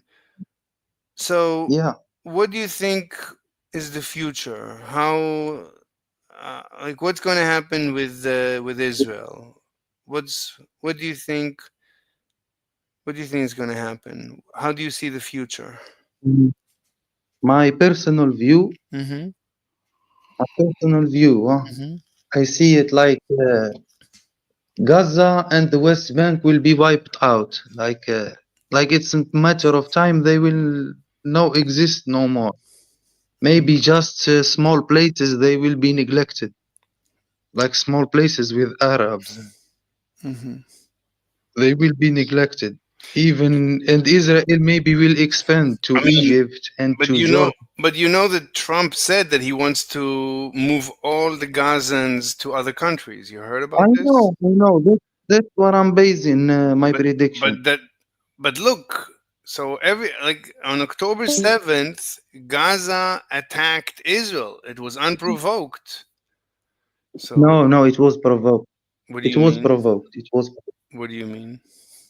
I mean the rich history of colonialism of Israel since 1948. Like before it was the British Empire. Mm-hmm. Then it started with 1948 Israel. Mm-hmm.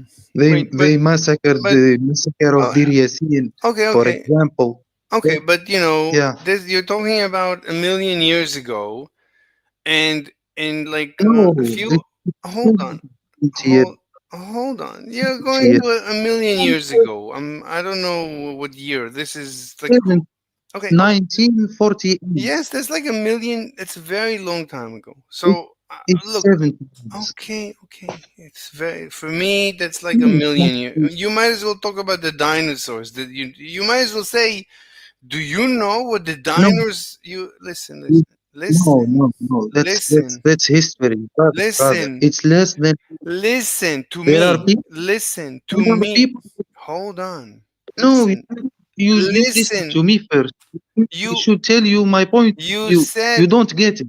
you There are said people who still alive who lived in the 1948. There are people who still alive when Israel occupied them. So what? So How what? do you say it's a million years ago? So what? There So are what? people who operate. Do you know what I went through? This I'm still alive, and today, do you know how people talk to me on Discord? You know what they told me? I'm still upset. Yeah, I'm still upset because of how people talk to me on Discord. Look, you can't I don't. have. Look, you Don't tell cannot. me. Look, you Don't cannot. tell me something personal. We are adult here. This is look.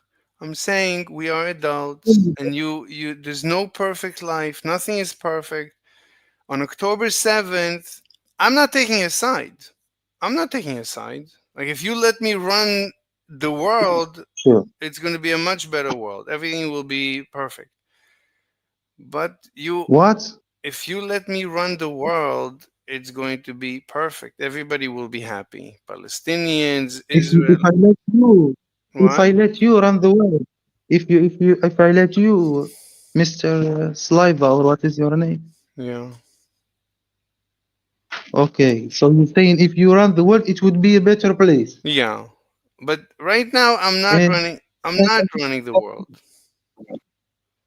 yeah, So what happened, I can explain to you what's going on. I mean, on October 7th, everything was okay until October 7th. Everything was it okay. wasn't. No, it wasn't. There are prisoners. There are children in prison, women in prison, without any trials, without any. There are foods that couldn't never be passed to the Gaza Strip. The Gaza Strip is still in the, how to say it, the in cage, like borders. They are not living like human beings. They are not free. And do you think it's going to be better now? It's apartheid. Do you think that what Hamas No, I think they restore a little bit of their dignity and the Arabs' dignity. They were do in you the do you think humility. It's okay. better. Okay, It hold is on. better to die with Okay. dignity than live with humility. I'd No. rather die. No. I'd rather die having my dignity No. than humility. Yeah, No. that's different point of views. You maybe you accept yourself to live with humility, but we don't. Look. You are materialists. We But are not. Yeah, it's a different ideology. look, you're scaring. You have to think about Israel and like an animal. You're scaring an animal, so the animal becomes. No, Listen, no.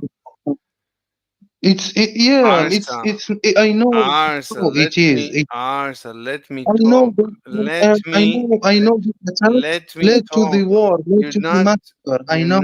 you're not letting me talk. Like every time I start I get talking, your point. what? Talk. Okay, I get your point, but talk. Okay. Okay, you get my point. If, So what's my point? if you like, your point is basically fuck around and find out. Fuck around with Israel, and Israel is the strong animal. That's it, or not? I didn't say that. I said Israel is like a wounded animal and you're scaring it. So, Yeah. they bite you. And, Yeah, you'll have results of your actions. I'm not saying that. Yeah. I'm not saying that. I'm saying, like, I'm looking at it like a wounded animal. And you're Yeah, Israel is scaring. good. The more you scaring it, it will bite you. Okay, Yeah. that's it, your point. So, Yeah, I know. I agree with you. I agree on that point. I okay. agree. Okay. Yeah, So, and I said it. It's just for a dignity part. but it's I an know animal. the You have a wounded animal. And I'm telling you, don't scare the animal, it's gonna bite you. And you're saying it's my dignity, I have to scare the animal, it's my dignity. no, And then the no, animal no. But bites you. you are neglecting that animal is occupying, putting people in prisons without trial, killing some of them, and taking their land, taking their places. Sometimes air striking randomly in some places, like before the 7th of October. I know you have to neglect this history, but it is history. It is occupation and it is apartheid. People rather die with dignity than live with humility. That's the point. Look, it's your. You cannot complain. Like if you know. Yeah, Yes, Linus. we cannot Wait, Arsa, complain. Arsa, 1 second. Yes, Linus. Do you guys know the largest population of Native Americans in America, like where they are? Let me No. Google. I'll Google. No, I can't. You guys don't know? Okay, thank No, you.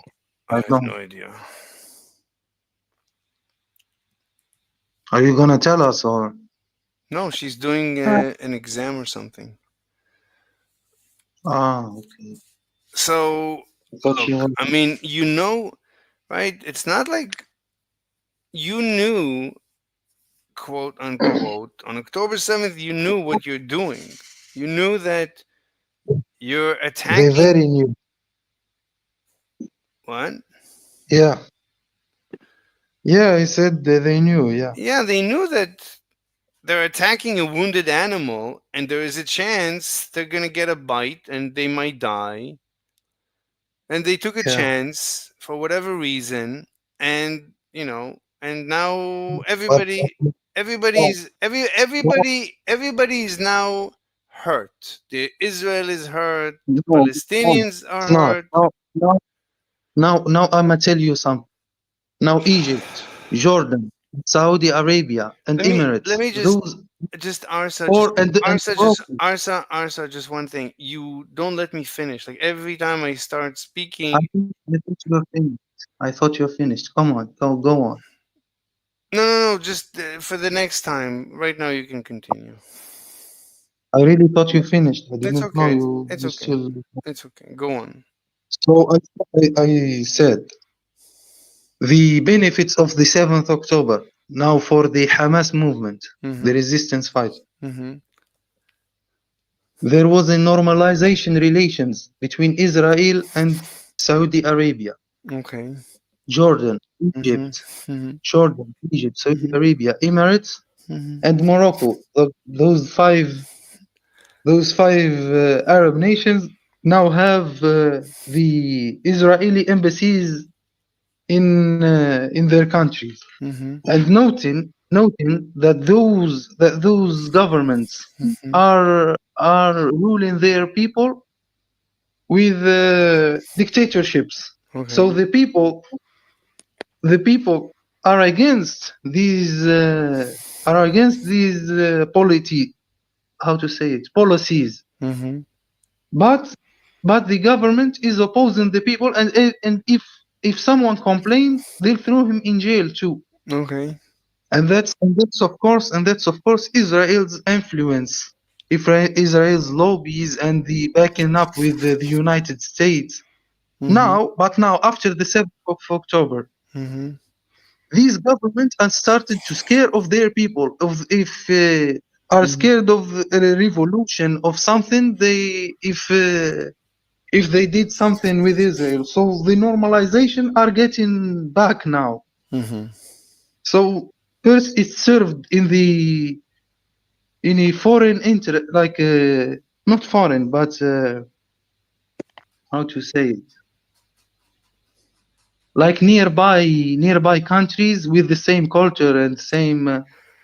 Now they are hesitating to normalize with Israel. Okay. So that's a step forward for the Palestinian cause.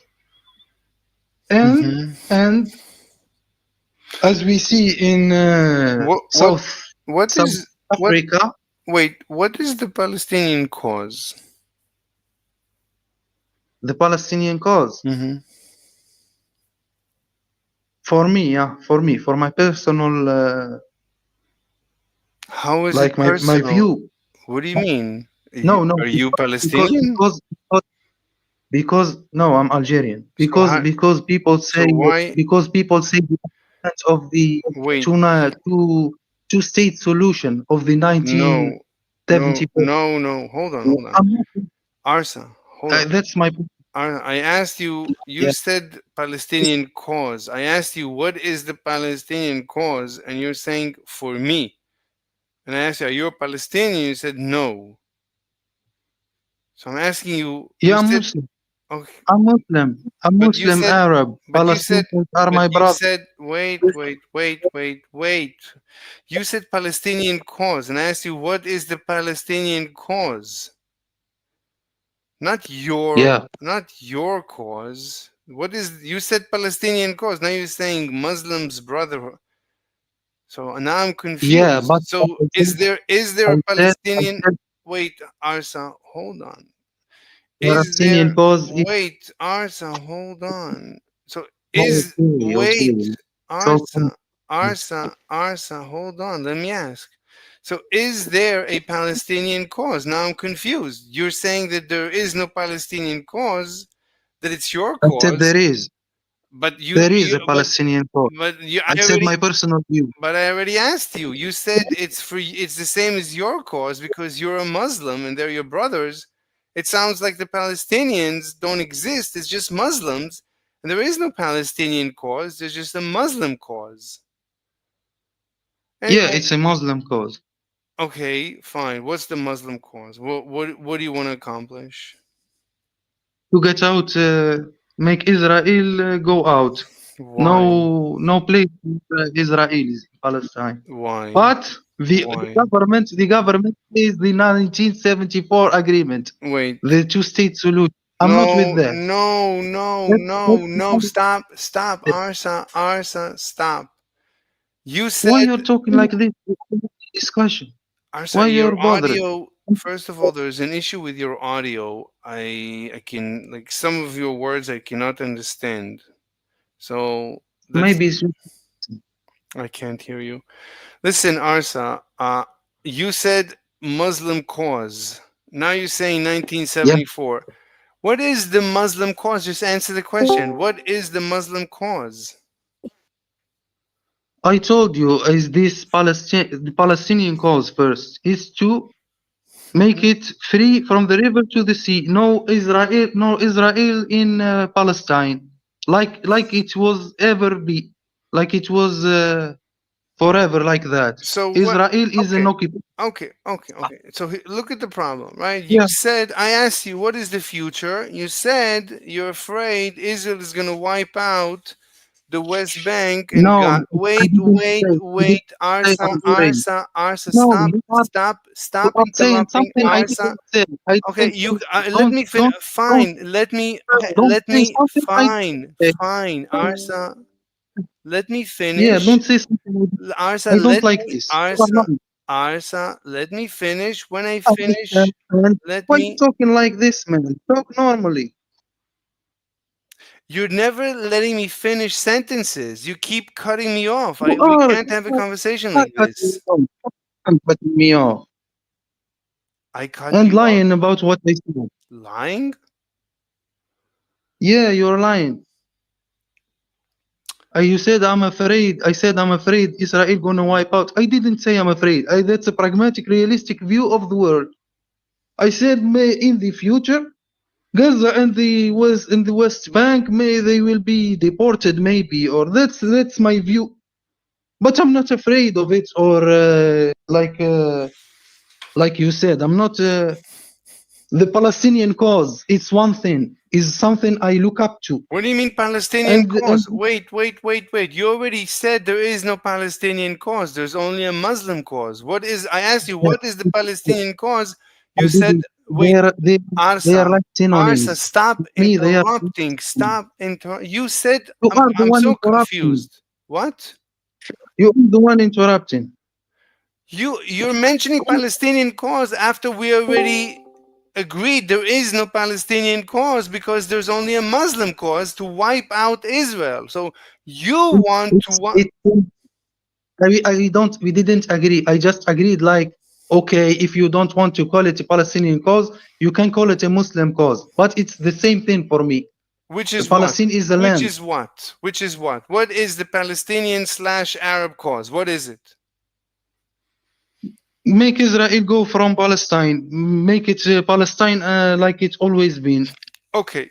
Only Palestine. Okay. One state. Okay. So you Yeah. want, okay, listen. So you want to wipe out Israel, right? Wipe out. That's a strong word. What do you want I to want do? to wipe out So what do you want to everyone. I want to wipe out everyone who kills, everyone who fights, everyone who joins the Israeli army. Only the army. I'm not an animal like these Zionists who kill children and women like nothing. I am with everyone who have the intention to kill, who have the weapon to kill my brothers, my sisters, the children of Gaza, the children of Palestine. I am I want to wipe out those people. Okay, so you are contradicting yourself, and look, this is going to be very How? difficult. What do you mean how? Before you said you want from the river to the sea, you want only Palestine, no Israel. And I said, okay, you Like want it's to always been. what? Yes, so you want to wipe out Israel. You want to wipe out Israel. You No, don't. No, you don't. No. Palestine had Jews in What? it, had Christians in it. They coexisted. It's normal to have Jews and Christians living with Muslims. It always have been normal. They always coexisted normally. Okay, I right didn't say now. I want to wipe Okay, out people okay, innocent. okay, I okay. want to wipe out everyone who want to kill. Okay. Right now, there is a country called Israel between the river and the sea. You want this Yeah. country to go away. You want the people to stay, but you want the entity, the country, the The state, government. the government, you Yeah. want the government to go away. The government should give it to you. Because it's occupation. Because it's an apartheid government. Okay, whatever the reason. You said it's because of the Muslim cause, nothing to do with occupation. It's the No, I Muslim didn't say cause. that. What? I didn't say that. The Muslim cause is to get rid of the occupation. So it's the same thing. Okay. So, right, so you're creating an enemy with this cause. As long as you're telling the government of Israel that you are its enemy. So what do you want the If government of Algeria came to Scotland where you live and tells you to get out of your home, kills your parents and make you in a camp in somewhere in No, no, Scotland and no. take your I know you're is that confusing. No, Arsa, stop. Stop. And don't, no, no, don't talk about different hypotheticals. that's an enemy. No, no, no That's an enemy. No, no, no, Started no hypotheticals. It's a simple scenario. You it's are, not true. hold on, Arsa. You are right now making threats against a government. So why are you surprised What? that, wait What? 1 second. What? I make a threat? Yeah, that's a threat. That's called it. What you're saying. You want to make the government What? go away. That's a threat, of course. Of Israel. Of the government. You're threatening the government. You're threatening, the people, Those, the government of no, no, Israel. The not, government. not that. Arsa, wait, I hope, Arsa, let me I hope finish a sentence. you Stop are interrupting. lying. You are lying. Don't lie with my name, man. What I do you didn't mean? make a threat. I hope I can make that threat, but I'm not too dumb to make a threat like that. I hope I can threat Israel and tell them to go away. And I didn't. Those are hopes, not threats. Okay, You are ready. okay. Don't, The don't way, say like Arsa, look, the way you're speaking, you are, whether you like it or not, you are being a threat to the state of Israel, to the people of Israel. They don't to like the it. state. They don't like it. When you come to a We country, 1 second, okay. when you come to a Yeah, go on.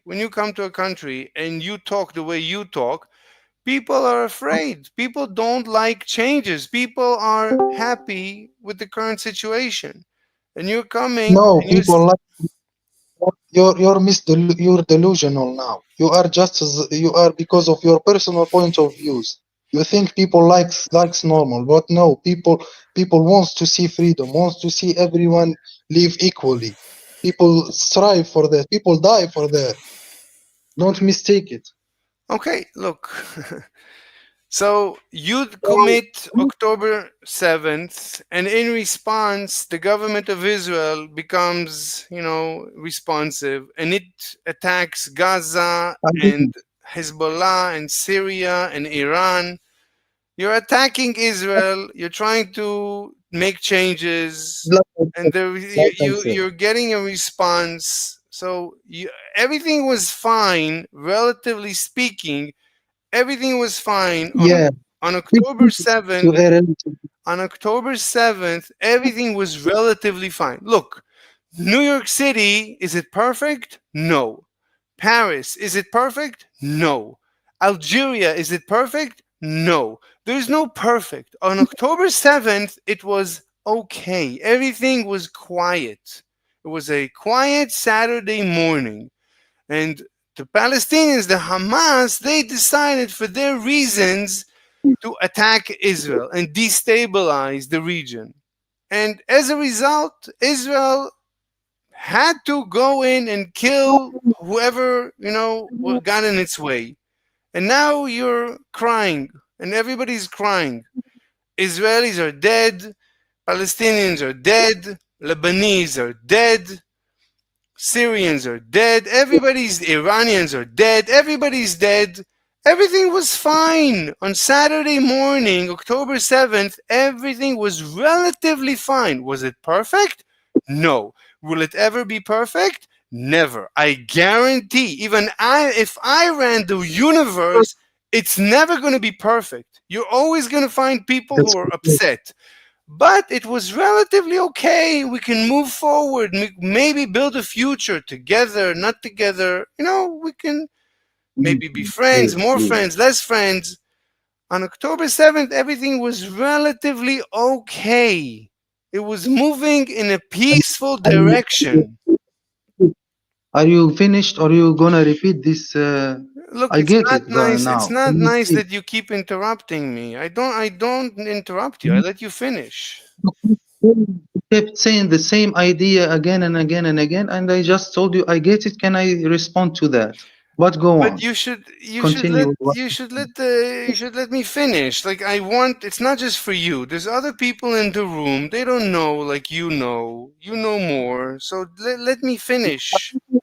Now you can talk. Finished it like 3 times in a row. Yeah, fine. But talk. Fine. Okay. Oh, you go now. I'm listening. So you said it's gonna be, or it was always relatively okay, but it wasn't. Palestinians were daily taken the hostages or to prison, and the Israeli army even raided the homes, and they do like it's a routine. They do shifts to Palestinians' homes every day. They select some homes and they do some shifts in these homes.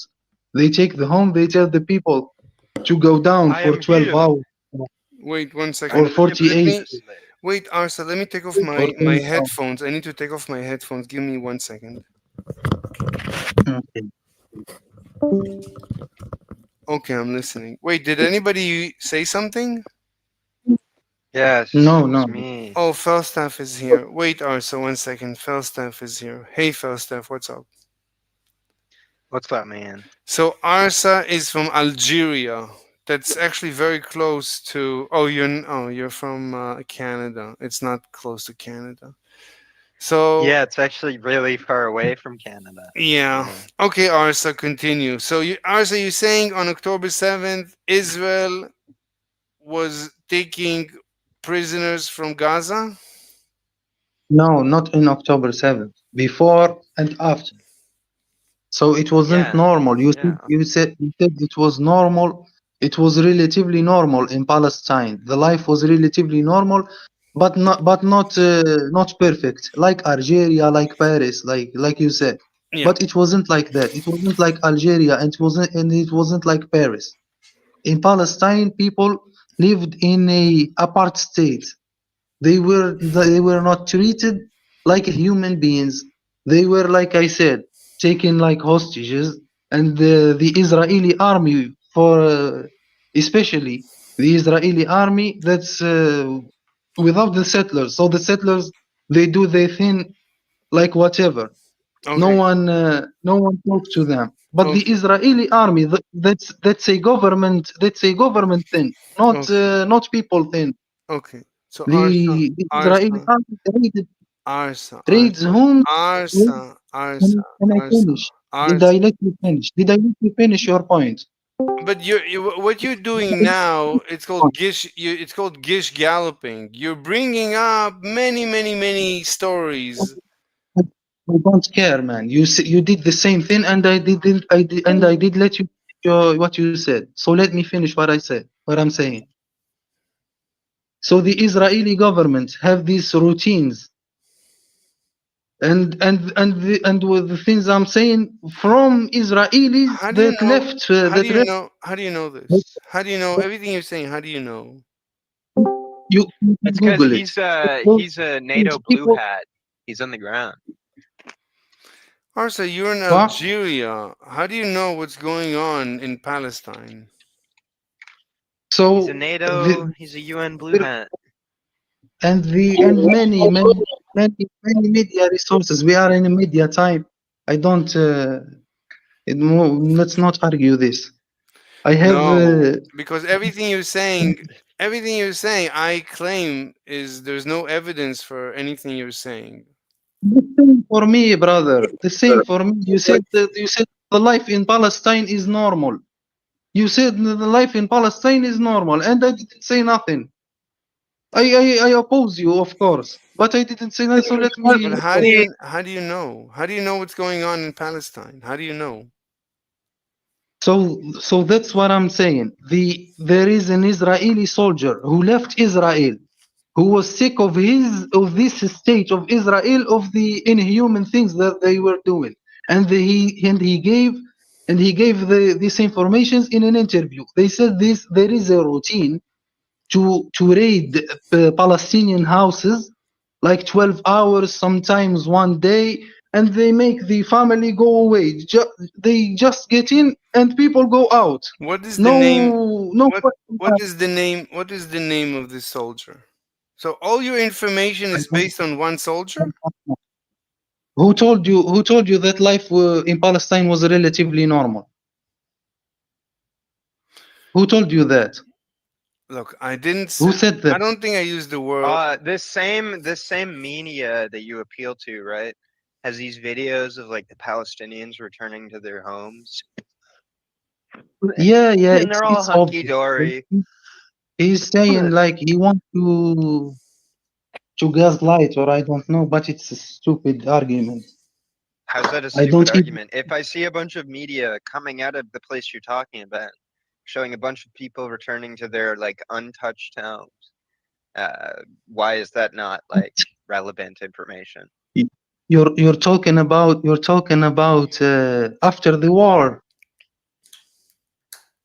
Well, I mean that's the situation, isn't it? So many people have lost their homes. Many people have lost their lives. Yeah, Before they're or in a war zone. That's after. crazy. What? That's crazy. They were in a war zone too, though. So that's kind of like the thing. There's no Arsa, Yeah, you garrison said for the city, and Arsa, they you just should run know. rampant for weeks. Arsa, Then Arsa, they're just occupied. Arsa, you should know. Falstaff hates Jews. He's like you. No, I and don't hate read Jews. I books. just don't think like condemning Israel as like particularly heinous is the correct position on this. Like, I don't think I it hate reflects I hate reality. Zionism. I hate the ideology. I hate Zionism, and I hate people who kills for Zionists. I don't hate Jews. There are Jews that says the same things that I'm saying. There are Jews who are honorable, who strive for freedom of humanity. There are plenty of good Jews who stand with this cause. There are atheists who stand with this cause. It's not about religion or ideology.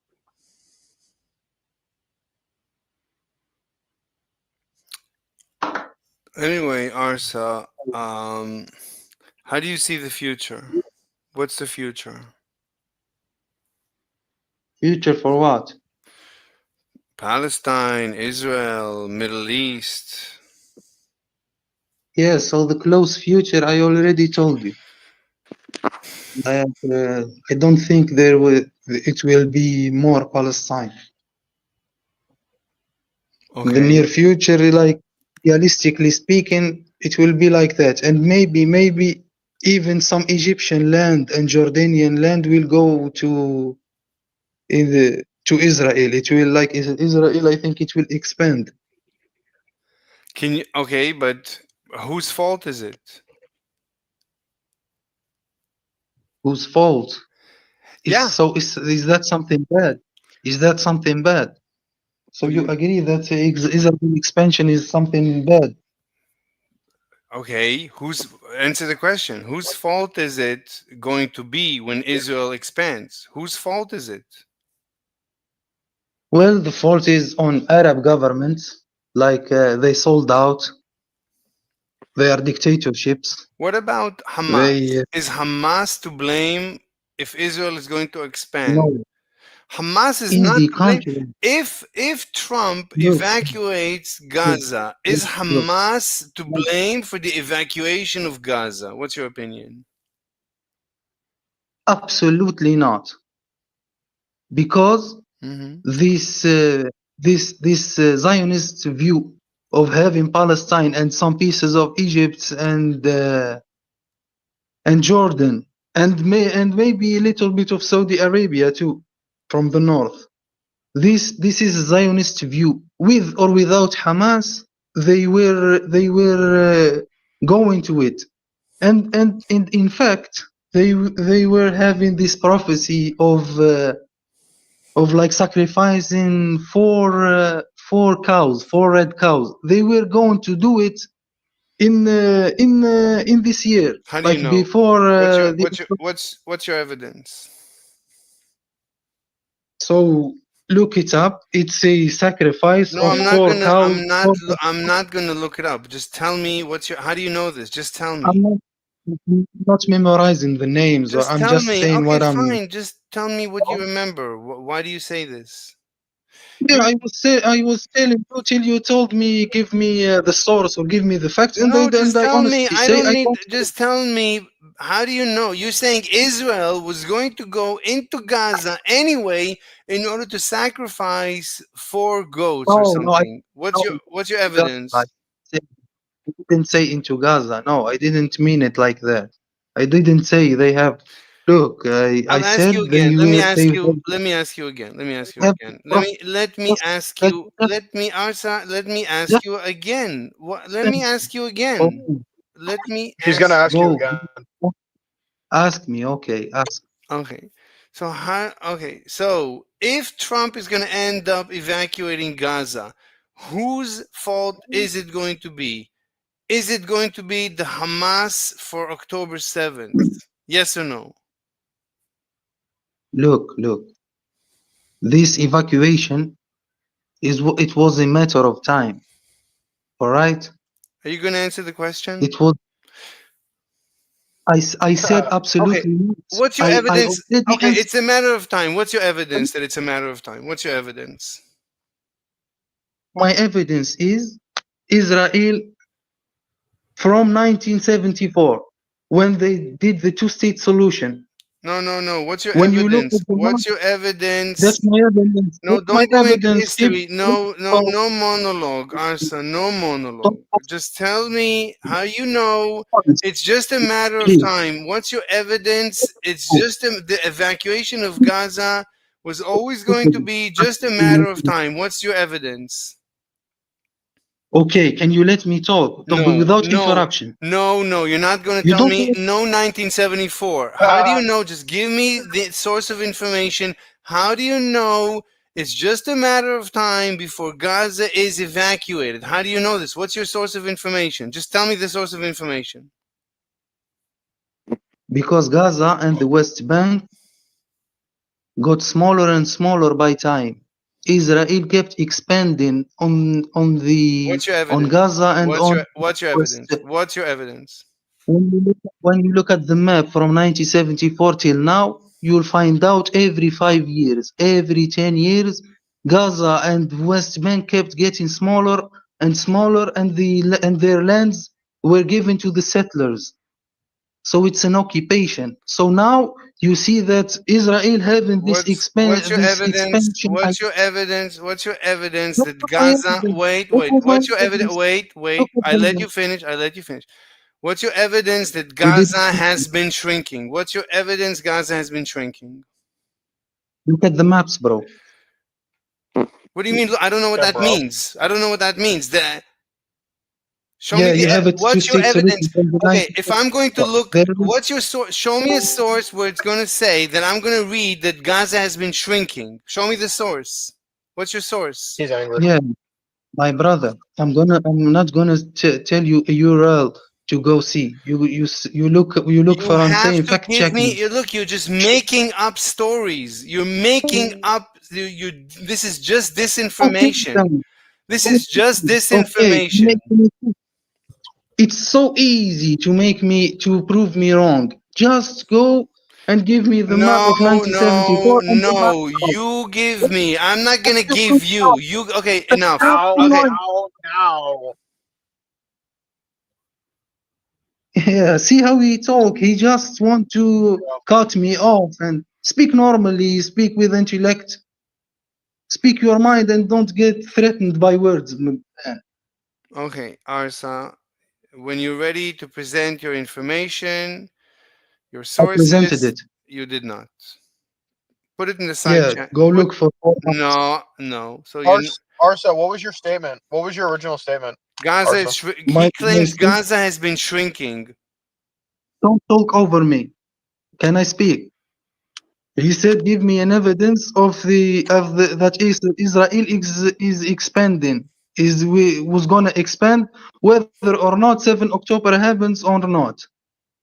All right, and I said, if you look at the two-state solution of the 1974, we see pieces of land of Gaza and the West Bank as No, I didn't Palestine, as talk the whole about. of Palestine. I'd never mentioned the West Bank. I'm only discussing Gaza. I asked you a question.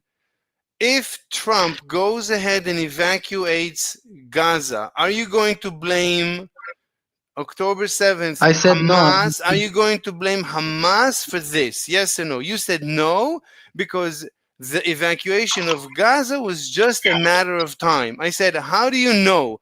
You said because Gaza has been shrinking. I said, what's your evidence? And I'm still waiting for the evidence. Yeah, yes, and I'm saying my.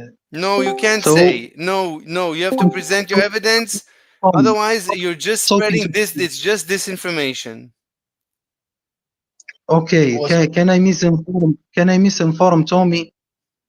Tommy, may I Yeah. misinform you? All right.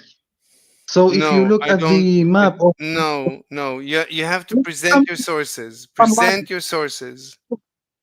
No, I'm saying I'm just lying for the sake of Palestine. I'm lying. I'm deceiving. Arsa, Tom. stop. Let Arsa, me stop. deceive. Arsa, no, I don't All want to right. waste time. All It's right. my Arsa. It's my room. You can. No, it's my room. Arsa, Yo, go. Slave, I got a question for you. Yes, Tommy. It's your room. Yeah. Okay, it is your room, right? Wait, Tommy. Listen, Once. let's look at the It's title. fucking Tommy Gun? Wait. Oh Tommy my Gun. god, it's fucking Tommy Gun? Tommy Gun. Just one What's up, Slave? second. Holy shit. Wait, Felstaff. 1 second. Just look at the maps. Wait, everybody. This 1 When guy second. you got look at. turbo Okay. nukes. This guy Everybody. got 1 turbo second. nukes for Wait, being a ped. Felstaff. Give me just 1 second. Look, Arsa.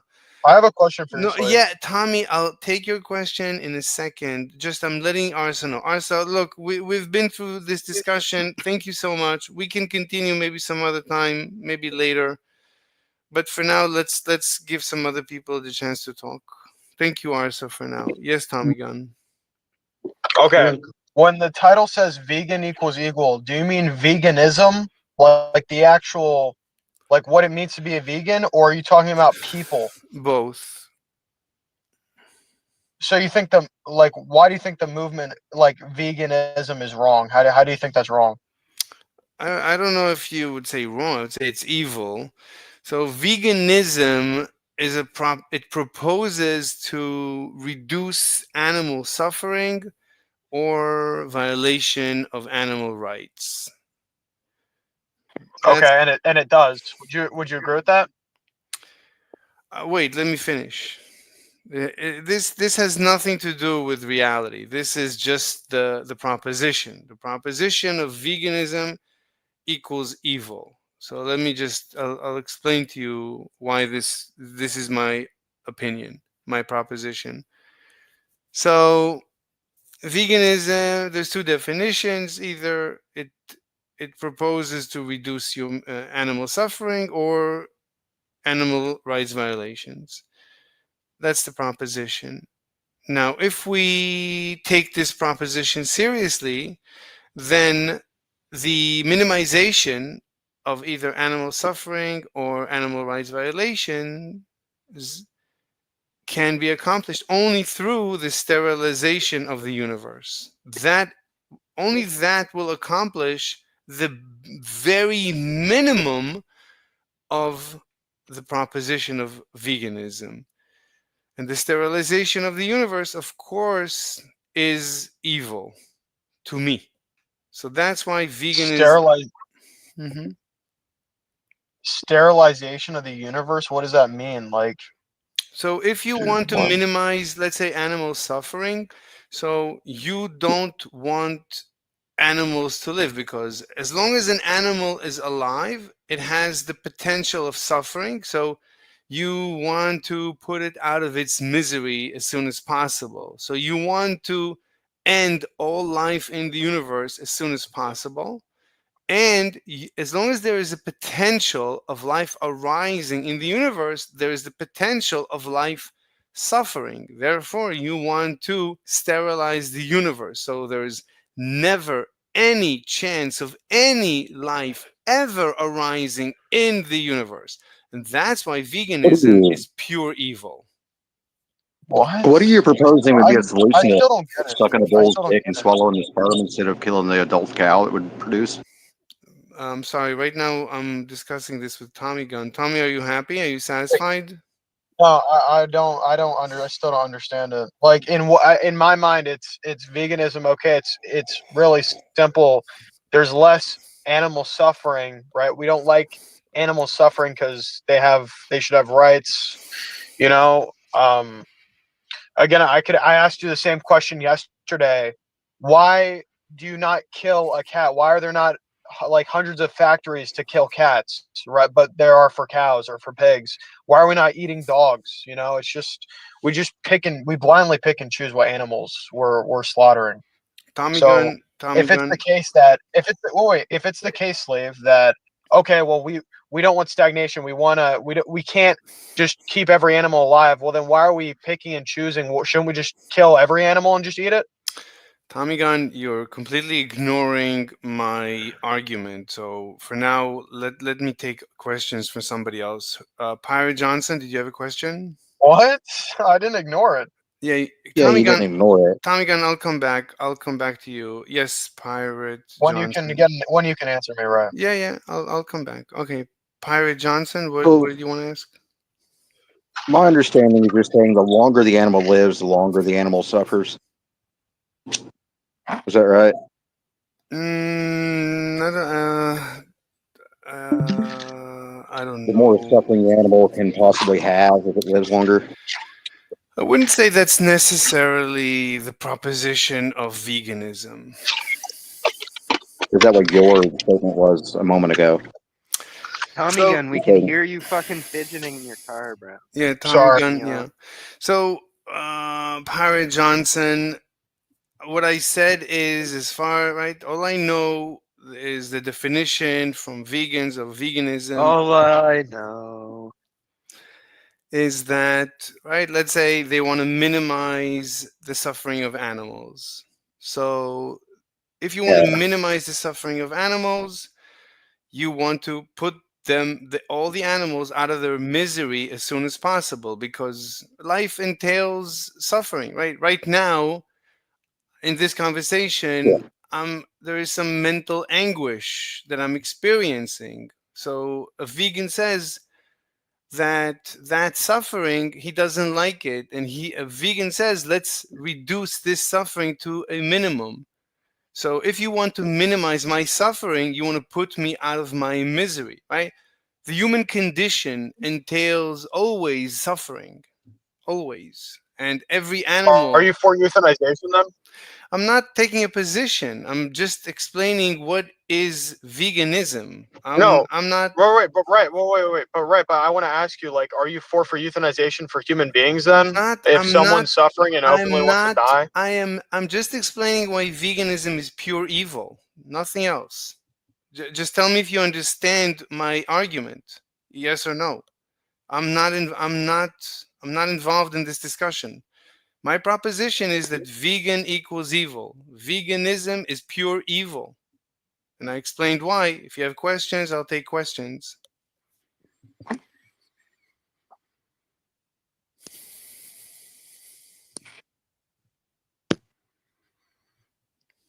Yeah, nobody wants to ask questions. He never answered my question. Go ahead, Tommy. You can't ask him a complicated question because he's not going to like that. You can't. He told me that. I'm not going to me, answer that question. Tommy Gunn, you can ask me a question about my proof. I just went through a simple proof. So, do you understand the proof? Yes or no? Do you understand his proof? Yeah, that's fine. So then my question at the beginning of this was, okay, then why are we not killing cats and dogs? Or do you think we should be able to eat those animals? Do you think we should also have cats? I'm not. Oh, you're not going to answer that? Well, if you let me finish. Look, I'm not saying, I'm not taking a position except for vegan equals evil. So if you understand my proof why vegan or veganism is pure evil, then we're done. I didn't say anything else. So I don't understand. You just said if you have any questions about this. Yeah. Either you understand my proof and you agree with it, therefore you agree veganism is pure evil, or you don't understand, therefore you disagree. But you're let me know. You said you. Yeah, I disagree with you. Then I disagree with you. Yeah, I understood what you said, but I fundamentally disagree with you because again, your position. No. Explain to me where my logic fails. Right, it's a simple logical chain of logic. Right. So right. Where's the that question. Where's the failure? Right. It was that question that I've been asking you 2 times now. Why are you not doing? Why are we not putting factories? Nothing to do with that. No, that's irrelevant. No. Because wait, hold on. This is your logical inconsistency, because if you say that these animals they just ought to die, right? Like we just ought to be killing them. I'm not taking a position. I didn't present my position. I never presented any position. I just said I only have one position, one proposition. Veganism is pure evil, and I explained why. What? And do you have a question about how I start from veganism and I end in pure evil? If you have a question about the chain of logic, ask it. And if you don't, then we agree. I did. I have a question. Yes, sir. Wait, he literally can't. He can't answer the question because he knows it'll just sound retarded.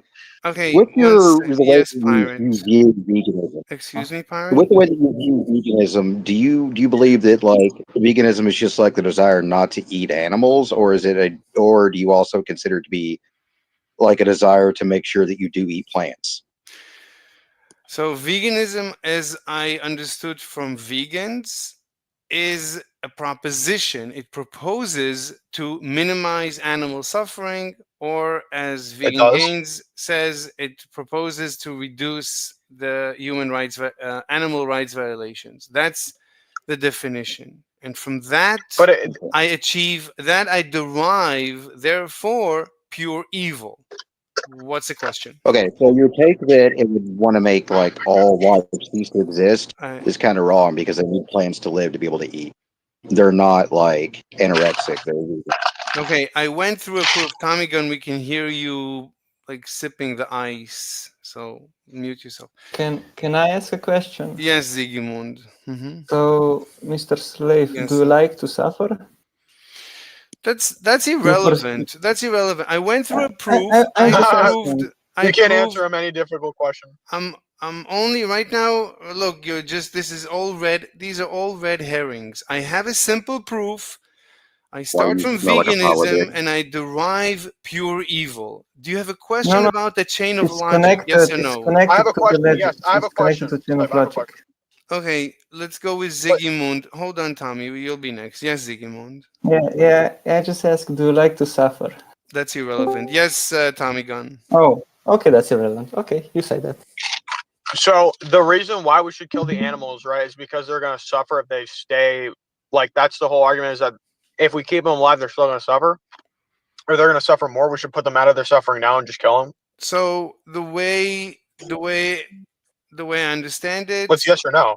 Well, let me present it. I'll just say it the correct way, and that's the answer. So if you think it's the same or not, I'll because the way you're saying it, I don't know. I'll just say it my way. So veganism proposes to reduce animal suffering or animal rights violations.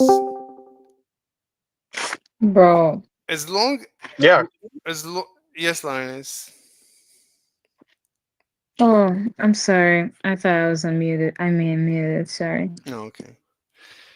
So as long as an animal exists, is alive, it has the potential of suffering because of the human condition, the animal condition, the way animals exist. There's always the potential of even a little bit of suffering, the most minimal stress. Right, so veganism proposes to reduce it to a minimum. The minimum is 0. So as long as an animal it exists, there is at least a potential of it ever suffering, even the most minimal suffering. Right, that's too much because veganism wants the minimum. The minimum is 0. Therefore, veganism ought. 1 second. Therefore, veganism it's not ought. 0. Therefore, yes, the minimum is 0. Therefore, veganism. Really? Yes. Therefore, veganism ought to propose to put all animals out of their misery as soon as possible. Meaning immediately. Yeah, hold on. I'll just say it again. Meaning immediately kill or destroy all life in the universe. And as long as there is the potential of new life arising in the universe, that's also right. Veganism proposes to diminish any potential of suffering, meaning any potential of life, because life might entail suffering. Therefore, veganism ought to propose to sterilize the universe so that no life ever arises in the universe.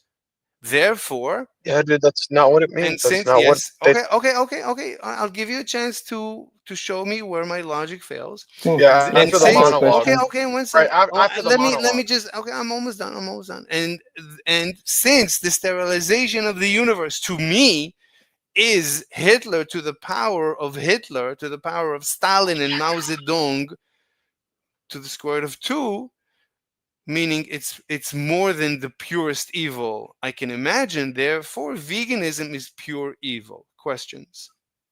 Yes, a question, dude, if I may. Wait, I was dude, first. wait. I'm I not was gonna let him go in first. that monologue Okay, without let's me go. responding to him, dude. Tommy Gunn, fine. Tommy Gunn, let's go with you. Yeah, because I asked you the question. It was a yes or no question. Then you went on a monologue, and then you just said, "Any other questions?" Like you didn't even answer my fucking question that I had for you. God damn it, dude! That monologue fucking threw me off, dude. No problem. Tommy Gunn, you will Oh, come can back I to ask you. something? Yes, Zigmund. Tommy, I'll come back to you. So you said that the vegans ought to protect animal rights, right? No. Yeah, you said that. They want to protect animal rights. That's the vegan point. No. You said that. No. Yeah, you said that. Oh, you didn't say that. No, I'll tell you Oh, okay. exactly. I'll tell you exactly. So veganism proposes to reduce animal suffering, or under vegan gains, veganism proposes to reduce animal rights violations? So proposes to protect animals No, from no, animal rights no, violations. no. Reduce Okay. animal rights Reduce, yes. violations. Oh, okay. But they also think that the animals have the right to live, right? I don't know exactly what the rights are. I don't know. Oh, so if they think that the animals have the right to live, right, then it's okay not to kill every animal, because that would be, imposing on their rights, right? Look, if you want to minimize, the minimization of animal rights violations is if you have no animals. Then you have zero animal. Let me finish. Zero animal rights violations. Therefore, veganism ought to want to destroy all life in the universe as soon as possible. Yeah, but if you have the animals and you kill all the animals, then you imposed on those animal rights, right? And that's not good according to veganism. So if exactly, it goes against veganism. Right. So vegans will want all animals to die out naturally as soon as possible. Yes. Wait, no, not as soon as possible. There is no as soon as possible. It's just die naturally. As soon as possible, because they still want to minimize the violations of animal rights. And as long as an animal is alive, there is the potential of the violation of the animal's rights. So a vegan wants to shorten an animal's life. Right, that doesn't mean there's going to be no suffering. Wait, what? Wait, so the word limit doesn't mean no, like suffering whatsoever. It's not 110% correct. It's like it's just a limit. You want to limit the amount of suffering an animal has. I didn't say I don't know how you're like not getting through this. I didn't say limit. I said the way vegan gains says it is to minimize animal suffering or minimize animal rights violations. Right, but there's always going to be natural suffering around the world, like no matter what. Like I don't think any vegan has ever thought, let's kill every single animal, because it goes directly against veganism. So, right, but let's say you're. I see that you're going with the definition of veganism that seeks to minimize animal suffering. So if you're seeking to minimize animal suffering, you want to end all life in the universe as soon as possible. No. Even what do you not? even okay, so vegans believe in like rights for animals. Let me just finish. Let's say you don't want the animals. You don't want to murder the animals right away, but as soon as they die, you certainly don't want any animal to procreate. You don't want the next generation. So you certainly want to sterilize the universe as soon as possible. So you want to yes. What do you mean no? Yeah. So explain why. Why are you disagreeing? Dude, that's not what veganism teaches, bro. Okay, that's that is what veganism teaches. It just doesn't. It's a very anti-natalist stance. Wait, who's speaking? The problem is with like you guys are looking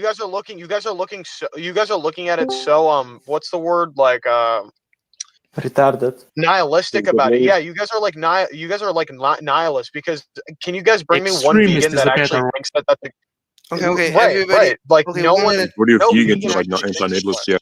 Wait, Vaughn, 1 second. Let Tommy Gunn finish. Yes, Tommy Gunn.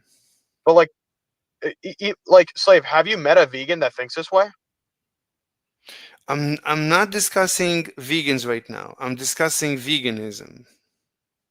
Right, but like if vegans are the literal, like they're supporters of veganism, and they're not doing what you're saying, you got it wrong. You got the message wrong. You guys are literally not even vegan. You guys are like, oh, this is exactly what they propose. Okay, so show me a vegan that does this shit then. So What, is there like a whole group of vegans that Honestly, think it's killing the really animals is stupid you're toxic? turning to fetus. shh, everybody, please 1 second. So let me respond to Tommy Gunn. So Tommy Gunn, it's actually irrelevant. Nevertheless, I'll actually answer. So I actually had a debate with. Irrelevant. Let me just finish. I let you finish. So I actually had a debate. I don't know if it probably was recorded with the king of vegans, Dr. Avi, and who else was on the line? It might have been Ask Yourself and or Vegan Gains. I don't know. And Dr. Avi admitted that the purpose, the proposition of veganism is to exterminate all the cows and all the all the animal farms, at least all the animal farms. I told him, if we don't grow them, they're going to just go extinct. And he said, I don't care. Yes, he said, yes, they will, and I don't care. And I said, and I told him, but this is the very first definition of Holocaust. Holocaust is two definitions. One is to genocide, to exterminate, to bring to an extinction a gene, a genealogy. That's the first definition. The second definition is to slice the head off, which is the definition they use for holocausting the Holocaust of the animals. But it works out that actually vegans are pro holocausting the animals. And Dr. Avi said, hold on.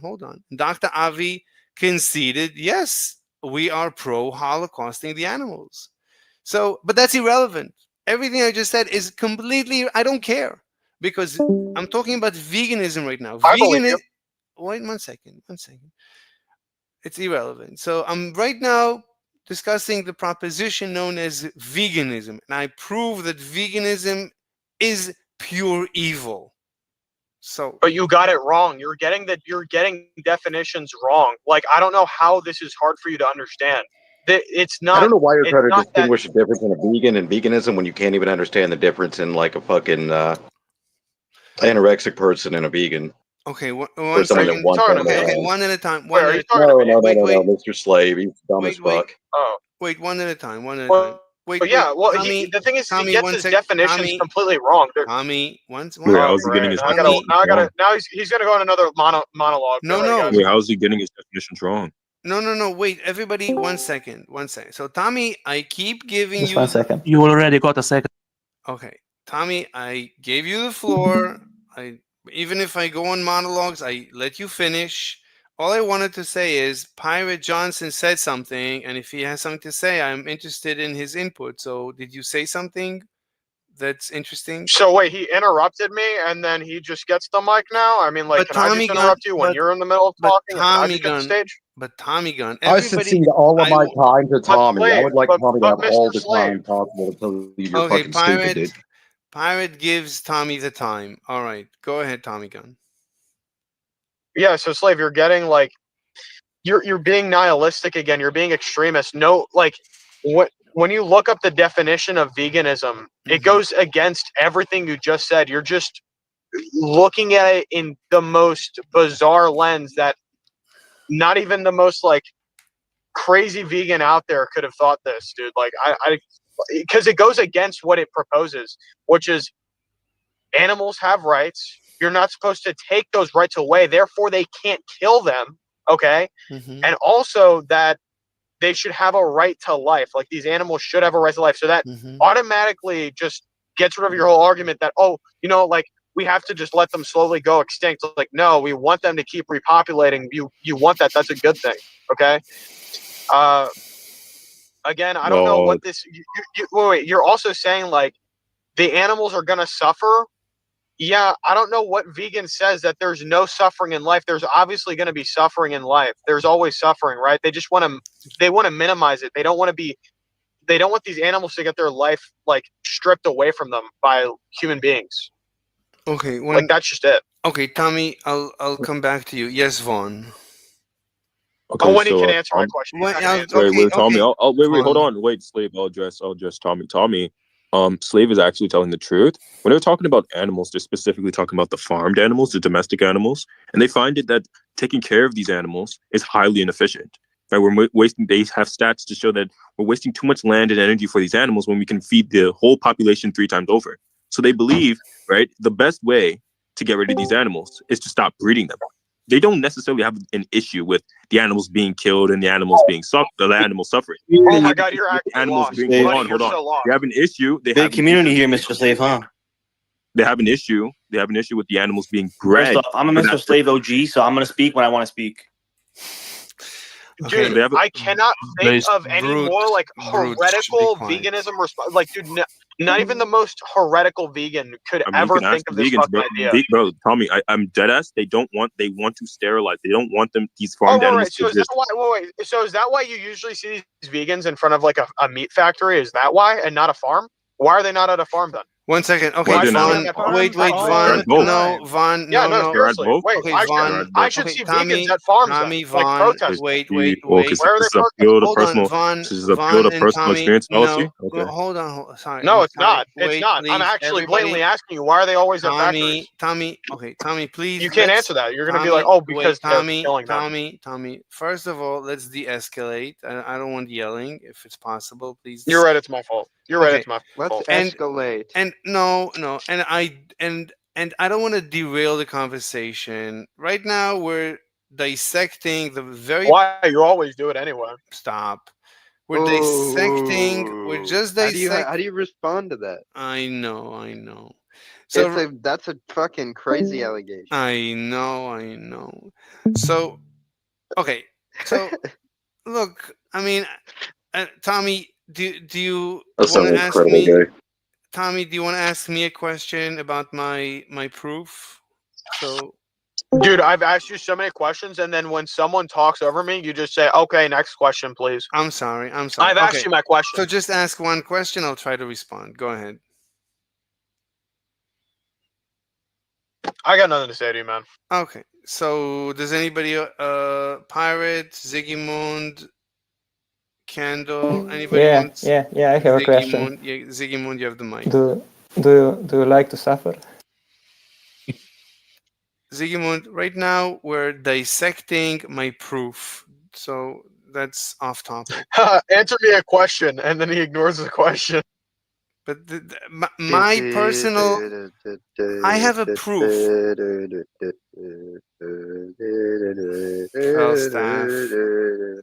Falstaff, are we boring you?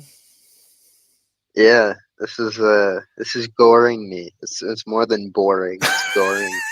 It's like it's killing me. It's killing me. It's goring you from the inside.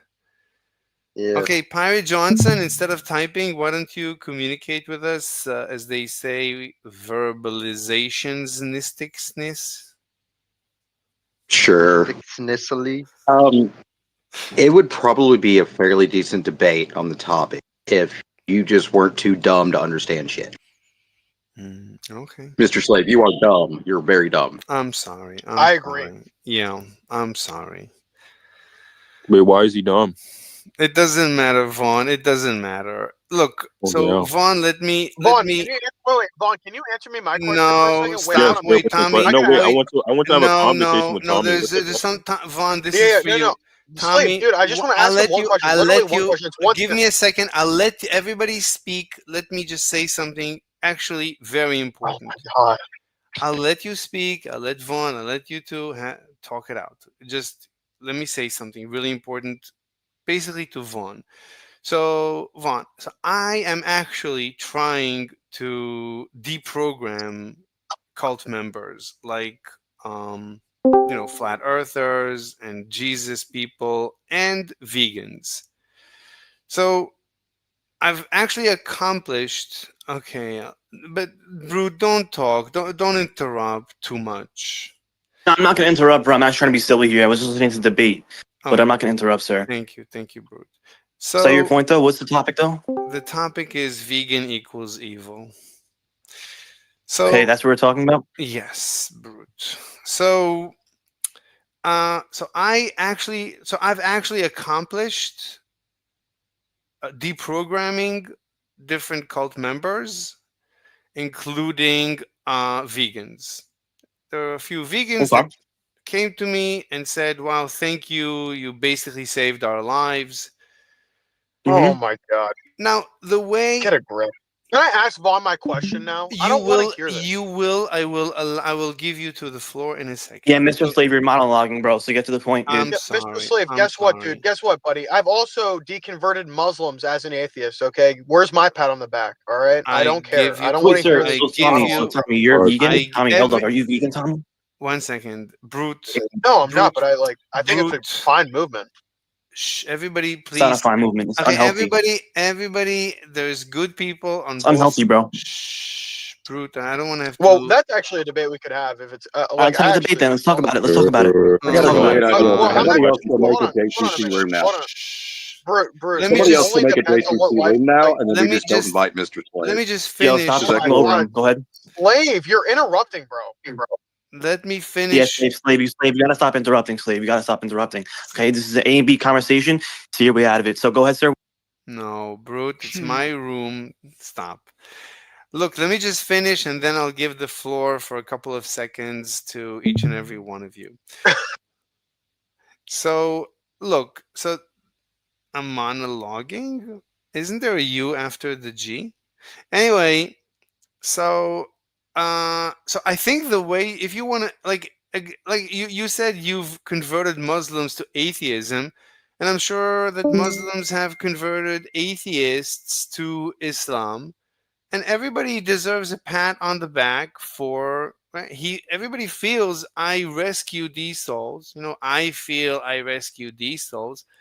I do it for myself. I probably just as a sport, because at the same time that I'm converting people out of veganism, like people like me are being Who's making the new JCC so we can leave this fuckface in here to suck his own dick for the next hour or two?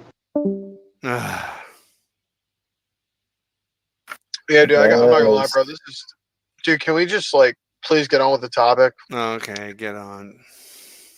Yes. Dude, stop Okay, muting me, Vaughn. bro. We're not gonna do that. We're not gonna play this mute game where you want to say something and mute me. Okay, we're not gonna do that. All right, bro. I'm This is sorry, gonna be a Brute. debate between me and him.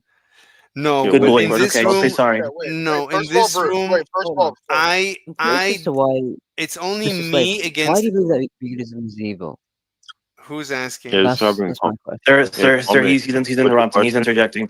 Listen, we're not gonna do this can I interjecting please thing. force my question? We're not gonna want to do this ask my question, interjecting. bro. Please. We're gonna. Wait, shit. God, Vaughn. Did Pay attention. Aviator? Vaughn, Who's just asking? Uh-huh. Did Aviator ask Vaughn. me a question?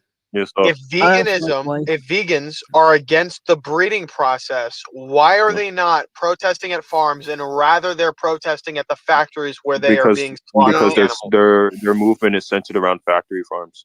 This should be known. But like, why? Why is it centered around factory farms?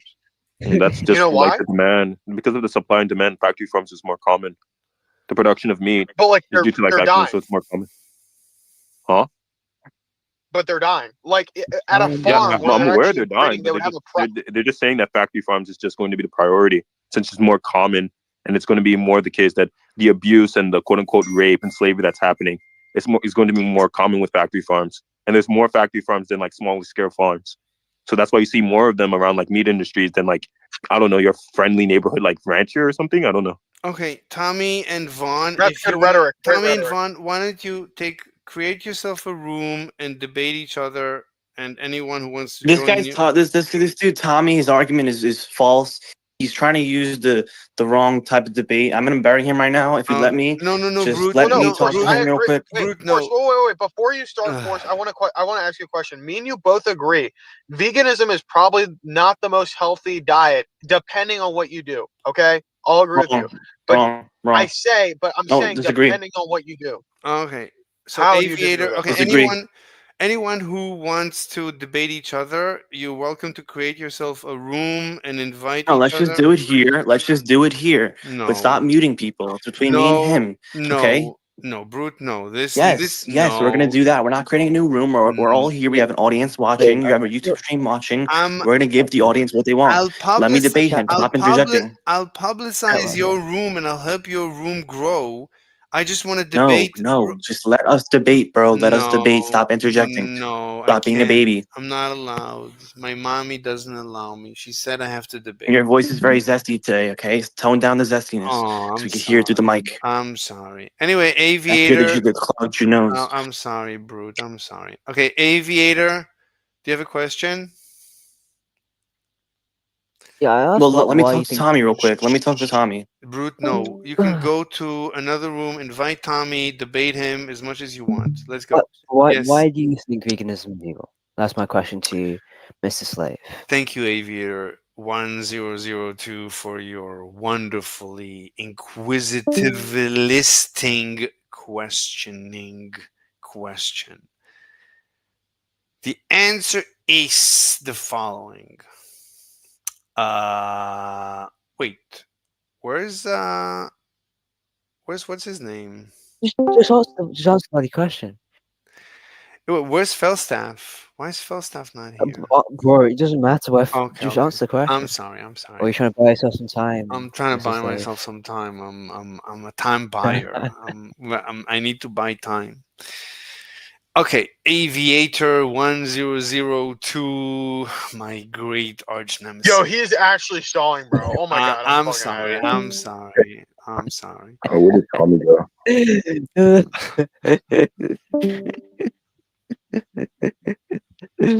You're actually such a clown, man.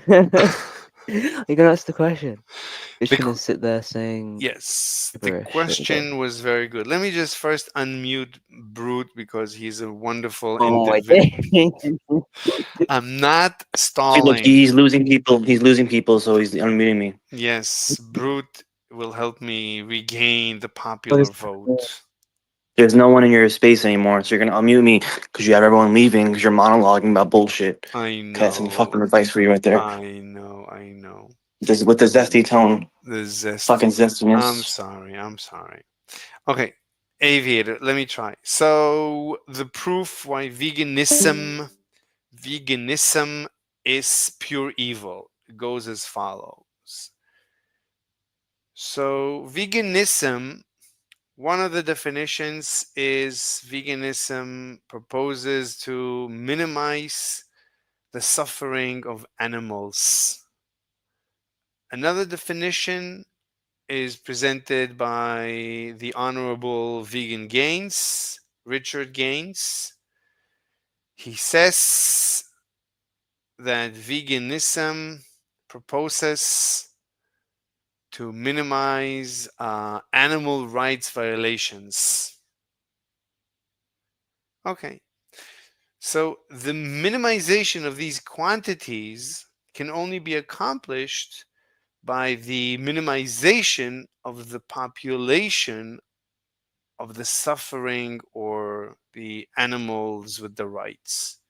Meaning, veganism proposes to sterilize the universe. Veganism proposes to end all life in the universe as soon as possible in order to avoid suffering, as they say, put the animal out of its misery, or minimize animal rights violation. If the animal stops existing, there's no potential of animal rights violations. And since How do you mean by sterilizing? Wait, let me just finish. So veganism further proposes, in order to avoid the potential of life ever arising, right? If life ever arises in the universe, it might suffer. There might be animal rights violations. In order to minimize that, veganism ought to propose to sterilize the universe so that no life can ever arise anywhere forever in the universe. And since the sterilization and ending of all life in the universe to me is anathema, is the perfectly most evil thing I can imagine, therefore veganism is pure evil. QED. questions from the audience? Yeah, can I try to ask some parallels? Your theory to your mantra. Can I try to draw them? What? Okay. I know of some other organizations that also try to reduce suffering. For example, one of them would be the Red Cross, for example. By that definition, does that make Red Cross evil as well? You're not engaging with my proof. Do you have a question about Oh, my? I am. I No, definitely no, am. you're Your not. proof No, you're being not. minimization of suffering You're not. is You're not evil due to trying to. You're not engaging. So, do you agree Of or course I am. I'm disagree? asking you a question. You're not. Let me ask you. Do you understand my proof? Sure. Yes or no? Oh, it's your proof. It's void. Okay. And I'm trying to Where give is you an the example why that is. No example. Point to the failure in the chain. How would you? No. Point to the failure in the chain of logic. I mean, logically, you're perfectly correct. That Okay. I'll give you. But okay, then you agree with my proposition. I agree. There's some context you're missing. No. You either agree or disagree with my proposition. So you have to choose. If you disagree, you have to point to the failure of the logic in the chain of logic. If you can't point to a failure in the logic in my proof, then the proof stands and you must concede. But isn't the point of logic that can be applied to other similar examples? So in this case, I can disprove you. I gave you an example. No example. You have to disprove. Logic is repeatable. It can be applied to other similar cases, and you're denying that. You're denying logic itself. You cannot ask me to deny your logic if you don't understand logic. It can be applied to other cases, other similar cases. Again, I have to ask you, do you understand my proof? Yes or no? Do not repeat yourself. I told you, theoretically, technically you're correct. But that I'm giving you, that I gave you. You're not answering. I need to know, do you or do you not understand my proof? It's a yes or no. I understand your point, but I'm telling you it's valid. Proof. No, you have to answer with a yes or no. Do you Yeah, or do you not why understand my proof? why does that matter Yeah, at all? He's bringing up a Okay, one he's bringing second. up a point Yeah, against I know. I'm just trying. Wait. I'm just trying to see what happens if I try to disprove this, but it just doesn't. Mr. Paradox, once I'll come back No, to you. I know. I'll come back to you. I'm curious as to why he keeps Yes, harping on this one Aviator. point. What? Yeah, I know. I'm just trying to. I'm just seeing what I can do, but nothing. Okay. So all right. No, please, no crosstalk. So please talk to me. Does anyone have a question for me?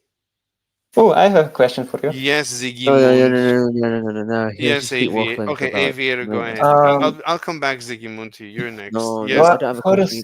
Can you explain what do you mean by... Ziggy, you're next. You're next. 1 second. Yes, Aviator. Wait, okay, what do you mean by sterilization? Okay.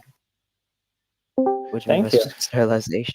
Sterilization is the process that will guarantee that no life will ever arise in the future in the universe. And how do you vegans want to go about that? I'm not a vegan. I'm not the one proposing this. I'm just saying veganism ought to propose sterilization of the universe. Yes. Oh, he's gone. Oh, Sigismund. Okay, Aviator, I'll come back to you. So yes, Sigismund.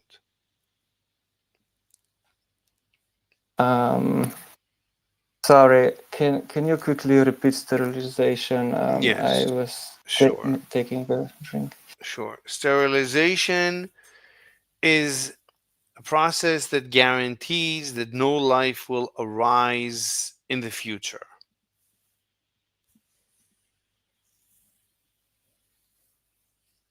So the sterilization in this case could be like killing all the animals or just making them unproductive.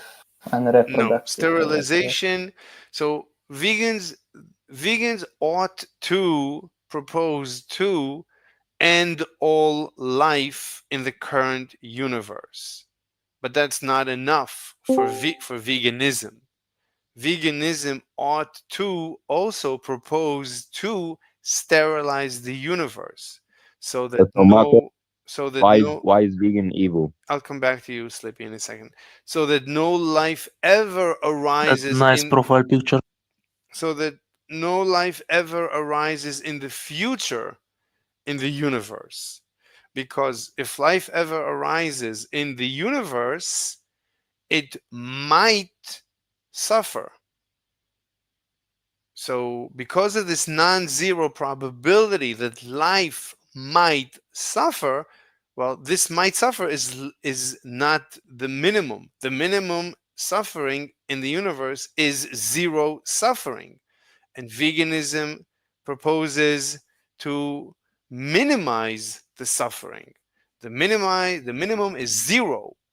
And therefore, veganism ought to propose to sterilize the universe so that no life ever arises in the universe's future Would anywhere.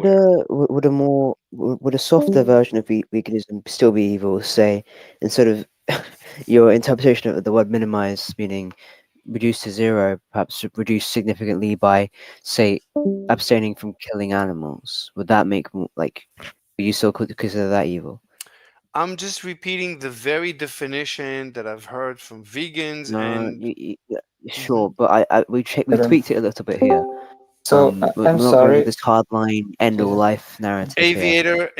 Aviator, my proof stands for the definition that I gave. So Okay, right now, I see how you want to do this. You just so oh, you're so frustrating, man. You I'm just sorry. have this Right, one man. I'm Yeah. sorry, Aviator. misinterpretation or straw man of the vegan position, and you just want to keep going down that road, no matter how you just want to die on the hill. I mean, it's crazy. It's just crazy. Obviously, if vegans actually had that position, then we'd all be dead already, right? Or I mean, they'd be going out here killing animals in droves, killing men in droves, you know. But that doesn't happen. Clearly, they just abstain from eating meat because That they want to minimize suffering. They you're want to reduce it at not the very least. Aviator. Aviator, I presented a proof. Do you have a question about my presentation? Yes or Yeah. no? Yeah, I No. have a Let me ask question. Can I? Sigismund, and I'll be with you in a second. Why are you ignoring me? Sigismund, you're next. So, Aviator, do you have a It's question? fine. Aviator, just That's Sig asked answer this with a question. yes or no. Do you or do you not understand my proof, please?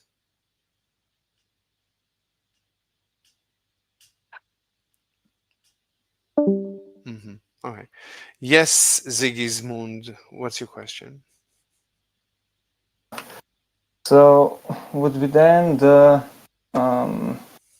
so type of sterilizing just kill all the animals? Would you agree with that? Vegans agree Sterilization. with that. No, Yeah, just sterilization. kill all life. Just kill all life. Sterilize, right? No, that's No, not. why not? It's not. No, that's just not how I define sterilization. So vegans, Okay. Yeah, okay. veganism ought to propose two steps. One step is to kill all the current life in the universe as soon as possible or So they are immediately. opposed to that. If I really sorry, they are opposed to killing all life in the universe. No, I. Oh, can you repeat that? So when I said no, look, I'll just okay, repeat your question. Would be the type of sterilization to kill all life. That's not how I define sterilization. So Okay. Can you then explain again how do you define sterilization? Because I yes, don't understand sure. it. Thank So you. the way I define veganism is it's a two-step process. First step is destroy all life in the current universe as soon as possible. That reduces the current suffering or animal rights violations. The next step of veganism is to ensure no life ever arises in the future of the universe, because any life has the potential of ever suffering, be it as minuscule as it might, because veganism Is seeks. your philosophy inspired by the Endgame? Thanos, you heard of that guy? I'm just repeating the definition of Big purple veganism. guy, you know, with gems. I'm just repeating the very definition of veganism, the proposition of veganism. I'm repeating it. Oh, Yeah, repeating stuff is not defining. I mean, I'm defining veganism. Sure, you're defining it. Sure, you're defining it. You're Yes. defining it wrong. I ask about sterilization, not veganism. If you can try sterilization definition, you know, because I don't understand. Sterilization is the process in which veganism ensures that no life in the universe will ever arise in the future, because any life has the potential of ever slightly suffering. And since Do bacteria suffer? according to veganism, it has the potential of suffering, right? We don't know. Maybe the bacteria suffers. And since we Okay, don't. can I try? Mhm. Can I try repeating if I see that I understood it right? Yes, go ahead. Okay, so the goal of veganism is to prevent suffering of life, Minimize. minimize suffering of life. So their goal should be to, well, sterilize all life. So Well, first it to would not be destroy. possible. Well, first destroy. Sorry, what? First destroy all life in the universe as soon as possible. That's the first step. So that first step can be achieved by killing all life in the universe. Either killing or letting it die out, or killing it softly, whatever. Yeah, Okay, that depends. okay. Hmm. Okay, I just wanted to clarify that because I asked 3 times about killing and you said that's not okay. Now I'm saying it's okay. So now it's fine that we understand each other, right? What do you mean each other? I don't know. I didn't I hear you. understand what do you mean by your words, and you probably understand what I mean by my words, so we understand each other, right? Do you agree with that? I don't honestly at this point. Like, I'm not interested in understanding you. So Oh, really? So, if you have a question for me about my proposition, yes or no? oh yeah, I have a question. Mm-hmm. So, if we focus, you gave 2 definitions of veganism, right? Mhm. So, one by minimization of suffering and one by mitigate the rights violation. Mm-hmm. So, and in both of those cases, you say that all life should be sterilized, well, right? According to veganism, yeah. Mm-hmm. Yeah, sure. So, in order to, I would like to focus on the rights violation example. Mm-hmm. So, if vegans think that animals have rights to live, right? Mm-hmm. And animals have right to reproduce, right? Mm-hmm. So they should not kill or sterilize all the animals, right? They should let them live if they must respect the rights of the animals, right? I mean, that already gets into, I don't know.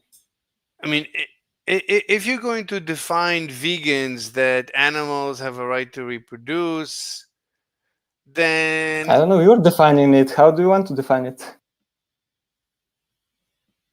what I'm saying is that you have to watch out with your definition of veganism, because if you're broadening it to include that animals have the right to reproduce and to live, then at one point I become a vegan. If animals have so many rights, then everybody's a vegan. If animals I have the mean, right, you can you don't have to acknowledge that they have rights, right? Vegan do acknowledge that they have rights. You don't have to, so you're not ought to if be vegan, animals right? look, so if look, what I'm saying is vegans want to sterilize, to end life and sterilize the universe. If by your definition vegans don't want to do Oh no, it, sorry, that's not my definition. That's not my definition. don't interrupt me. I Don't interrupt me. Oh, okay, sorry. Okay, sorry. I will not interrupt again. So if by your definition, Like never. I don't want to mute you, stop. So if by your definition vegans, right, so my problem with veganism, my complaint, why I think it's evil, is because it's going to destroy, I'm literally terrified of veganism, that it wants to end all life in the universe and sterilize it. If by your definition vegans cannot accomplish this, they might want to, but you're blocking it because you're giving animal rights to reproduce and live, then the vegans can no longer implement their malicious evil plans. Then at that point veganism is not so evil anymore. So that destroys if that's the definition of veganism, then I can't really say it's evil. So it depends. So you get okay, sorry, go ahead. No, it depends on the definition. So yeah, so you're saying in order to mitigate the rights violation, vegans should sterilize the universe. So what do you mean by rights here? You know, that's what I'm saying. I guess then we agree. Then we agree, right? So if vegans, what do you mean? If vegans think that, what do you mean? Yeah, we agree, right? If with the vegans, we agree with that. If the vegans think that animals have rights to live and to reproduce, then the veganism is not so. Can I finish? But you're just repeating what I just said. I mean, yeah, you ask what we agree on. I told you. What? Yeah, we agree. Great. What do you mean we agree? I don't that understand. We are saying the same thing. We think the same, you know, you and me. We both agree that veganism is not so evil if the rights are applied. Okay. Yeah, it depends. Yeah, we agree. What do you mean we agree? What do you mean we agree? That we are saying the same thing. What do you mean we're saying? The same, you know, what are we you? Have the What same is your? thought process. What is your proposition? That's my proposition. Yeah. I just agreeing with you, man. I agree with your proposition. Okay, I don't. What? What you don't understand? Which part? I mean,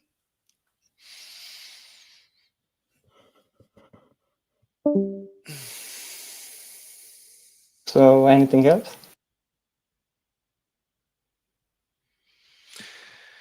I mean, look. So, let me think. You're bringing up a good point. Let me think.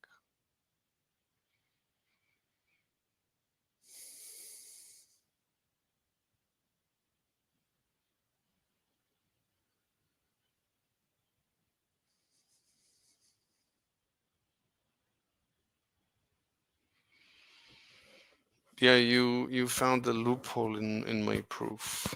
That's a good. Yes, I'm so proud of myself. Thank you. Thank you for saying this. You should be. You should be. Thanks, Very thanks. good. Very I good. outsmarted. Very good. Good job. Thank you. Thanks, man.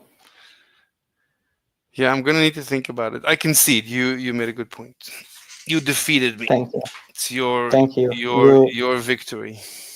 You fought pretty well. Thank you.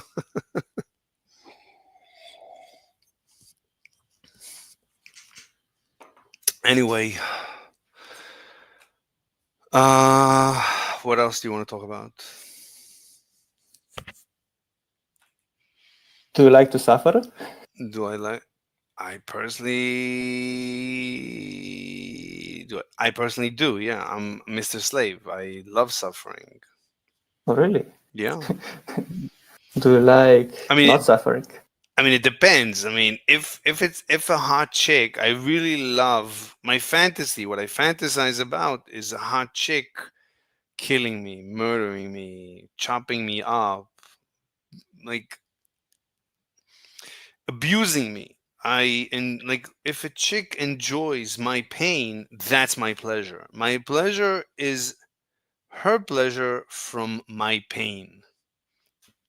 Oh, are you separating pain and suffering, or is that the same to you? No, it's different. So if you punch me, I'll be upset. But if a hot chick punches me, I'll be happy. Yeah, but if I punch you, you will feel pain and be suffering because you don't like that pain. But if a hot chick punches you, you will feel pain, but you will like it because it's a hot chick. Yeah. Yeah, the pain So is there. again, The pain is yeah, there either way. but not the suffering. It's the I want her to enjoy my suffering. That's the pleasure. Oh, I want to suffer and I want her to watch me suffer and laugh and enjoy my suffering. but That's my pleasure.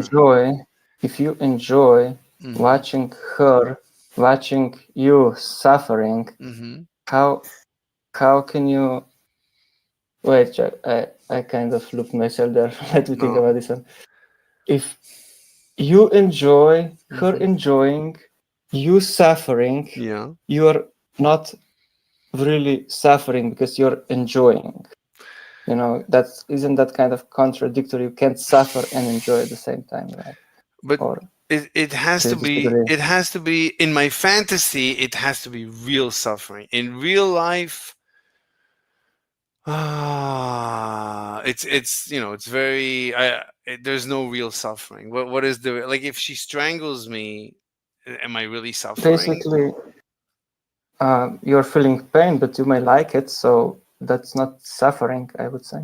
So when she strangles me and I black out, she can kill me. Yeah, And sure. that for me is extreme pleasure. To put my I mean, life. if you're not conscious, how can you feel pleasure? Oh, the probability, right? The potential Yeah, the to potential oh, is amazing.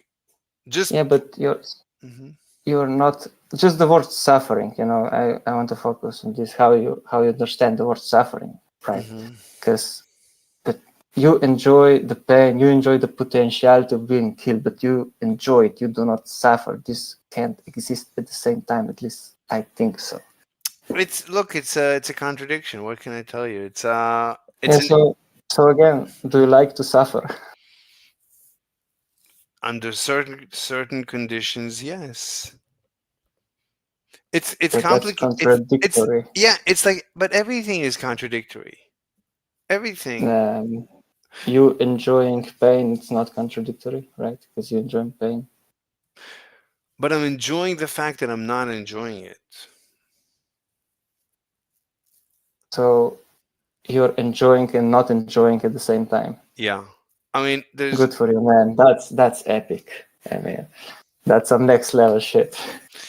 it's not like I came up with it. That's just the way I am. Like I woke up Yeah, one morning and I yeah. realized that's what I love. I mean, that's fascinating. You live in a reality where things can be and cannot be at the same time. I mean, But I you think you defy the laws of logic of nature, but right? I think at the end of the day, like there's plenty of we live in everything is contradictory. If you want life to be perfect, like good luck. You're not. Oh, life is far from perfect, you know, Yeah, but but I mean, there's always contradictions. there's always contradictions. That's a broad statement, you know. Like you talk to So someone, like I spoke to yeah. you just before you made me upset, but now you're my friend, but I'm still a little upset because you embarrassed me. So Oh, like I'm so sorry. no, it's okay. Like I'm in limbo. So I'm living in a contradiction and that's life.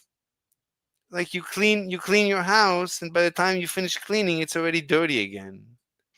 Yeah, but you you currently think it's contradiction, right? But you want to resolve it, so you'll realize it's not really contradiction.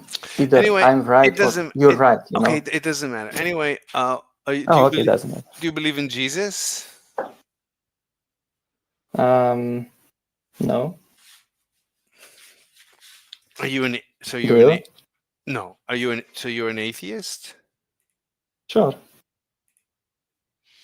Let me write notes. Atheist. You're non-vegan, right? Yeah. Are you pro-vegan? What do you mean by pro-vegan?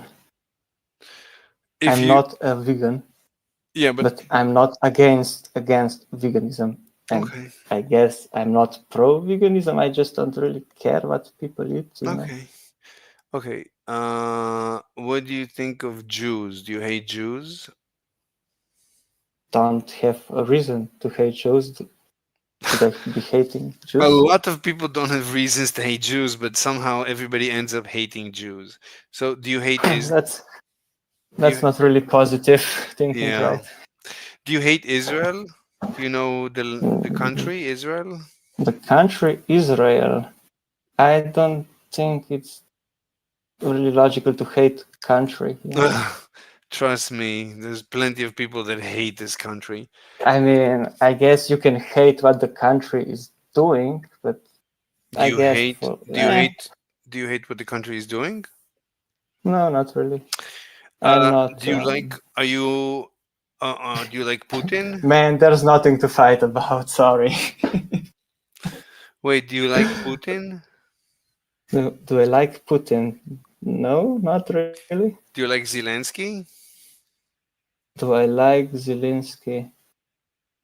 Sure. Are you Ukrainian? No, I'm not Ukrainian. You're Russian? I'm Slovenian. I don't know what that is. Next, east from Italy. Wait, are you a Muslim? Nope. Slovenians are Christian?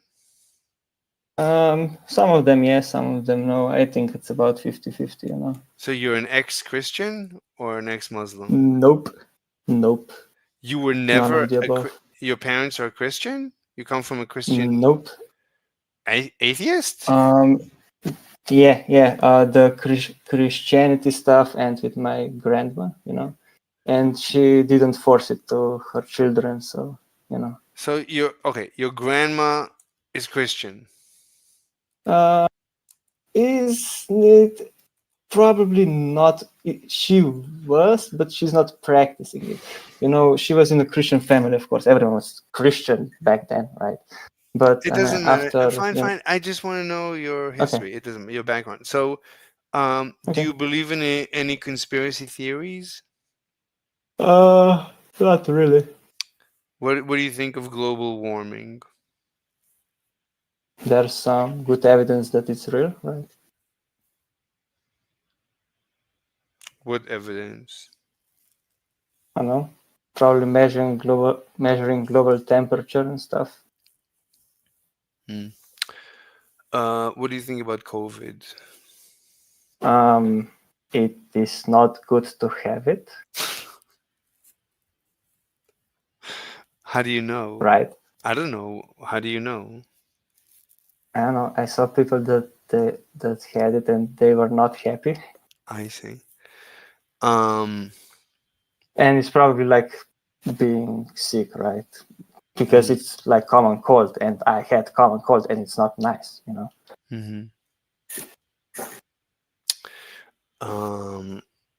What do you think about COVID? The truth is, I'm terrified of speaking about it because they'll take down the video. Like right now, Really? Yeah, they'll take it. They Damn. take every video I mention it, so we shouldn't mention it.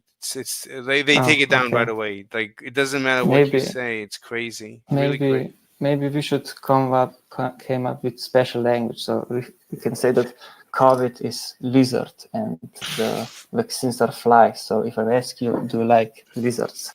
No, it's better not to talk about it. Let's just not. They don't let you talk about it. The same goes for the global swarming. It's Swarming. swarming. If you say the right word, they'll take down the video. It's like like Oh, there's okay. sensitive topics that if you mention, they take down the Oh. video. So, do you like global warming? I don't want to talk about it. It's too dangerous. Oh. We can have Oh shit. yeah, Okay. and they'll give me a strike, and they'll take down the channel. Yeah, it's like it's terrible. It's really terrible. So how many strikes do you have? Right now 0, but I have one warning, Oh. and they said if I Oh, get shit. another warning in the next 11 Can days, can you they'll give me a strike. can you type? Oh, that's not good. Can you type it in chat? No, it's too dangerous. It's everything we do is it's not worth it. I should not have brought it up. Can you text me in DMs? What, my channel? No. About what do you think? No, Just no, short no, recap no, no. about global No, let's warming. not talk about it. Let me bring up other topics. Let me see other topics. Okay. Do you know quantum mechanics? Do I know? I heard about it and I briefly studied it, but not enough to. I guess I know some basic points. Wait 1 second. I have people in my chat. This is from about 40 minutes ago. Why is this getting so out of hand? These people are Debate crazy. properly or get kicked. Do you like to suffer? Meanwhile, they're vegan and support killing plants. Ask them, do you like being killed? I don't know what he's saying. Saved. My room. I don't know who this guy is. Okay. Crazy. Let me see. Do you know finance? Not really. Okay. Do you know economics? No, not really. Mm. Do you know economics? The fundamentals. I'm very good with the fundamentals, which is the most important, the most difficult, and the most important. So you're also debating finance and economics. I mean, very specific things. Like not, I cannot. Like I cannot debate general finance. Like I don't know financial tools, Do but people actually debating you on this? yeah, I've debated people on finance, on like the financial bubble. Like there was a What's the craziest thing that people said about finances? No, it's not they say crazy. I say crazy. So like Okay. like everybody says there was like a financial crash in 2008, and I say there was never a crash. Never happened. Financial crash when? 2008. 2008. What do you mean it never happened? Show me. What do you mean by crash? Exactly. Exactly. Yeah. So we can go through the data and demonstrate that nothing ever happened. Well, something surely happened, right? People Yes. were pretty upset, you know. Yes, but So something happened. Something did happen, but not what really? people. What happened? So what happened was that government changed the laws, and these laws, the government interfered with the financial system and brought the financial system to a halt. And this whole, like in the in the Schmoschmid, remember in the 19 No. Schmoschmid, you don't know the Schmoschmid? Nope. When everybody was remember 19, everybody anyway. No, sorry man, I don't know what you're talking about. Oh my god.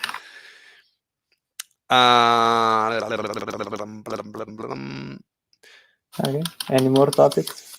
I mean, there's like 100, but I think we're done. Oh, okay. So I read some of your papers on Ether stuff. Really? Yeah, it was fun. Okay.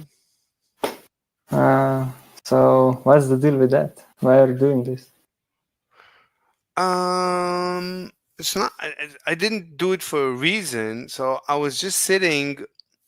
I was reviewing Veritasium. He had a video about black holes, and I disagreed with what he's saying about black holes. So I made a bunch of videos. But as I was making the videos, I sat down to do the math. And as I was doing the math, the ether popped out of the Newtonian gravitational equation. It became clear to me that the only explanation I can come up with for gravity, for gravitational effect, is basically, right, why am I being dragged into the earth right now, right? Something seems to be dragging me into the earth, but what is it? What's dragging me into the earth? So the only thing that I can explain is that if there was this fluid, there is a fluid that's flowing through me, and it's dragging me towards the earth. That's it. So if you assume there is a fluid flowing into the earth, you actually come up with the inverse square law. Newton's equations fit, and therefore Einstein's general relativity fit an understanding that gravity is a flow of a fluid. So Einstein said it's the curvature of space-time. I never. Okay, sure. Yeah, I understand. I read the stuff. I have two questions about it. So, so you used, I saw one derivation, right? You used Newton gravitational law, actually in its differential shape, right? That was pretty impressive. That's some college level stuff, you know. So, okay. Yeah. So, where do you know that kind of maths from? That's like very low. That's not advanced math. That's like, Really? Of course, that's not. Oh. I mean, yeah, but it's usually not studied in. It's it's studied by the people who actually decide to, study physics. Usually, not. I don't know what's the educational system. Where did you learn it? That's what I'm asking. No, I cannot. I don't talk about my personal life, but I'll tell you that I've noticed that people don't understand differentials. They don't. Like even a lot of people don't understand differentials. No. Even people that have PhDs and teach very advanced math and the rest of it, they don't understand. They don't understand that a differential is zero. A differential is zero, and they don't understand it.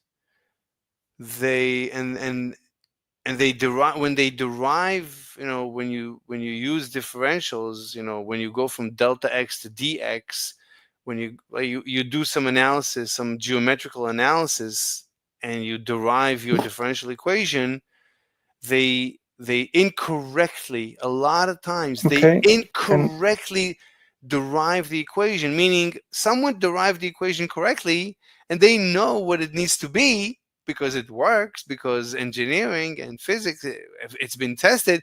They need to somehow derive it, and maybe they even know the steps, but they don't know how to explain. Okay, sure.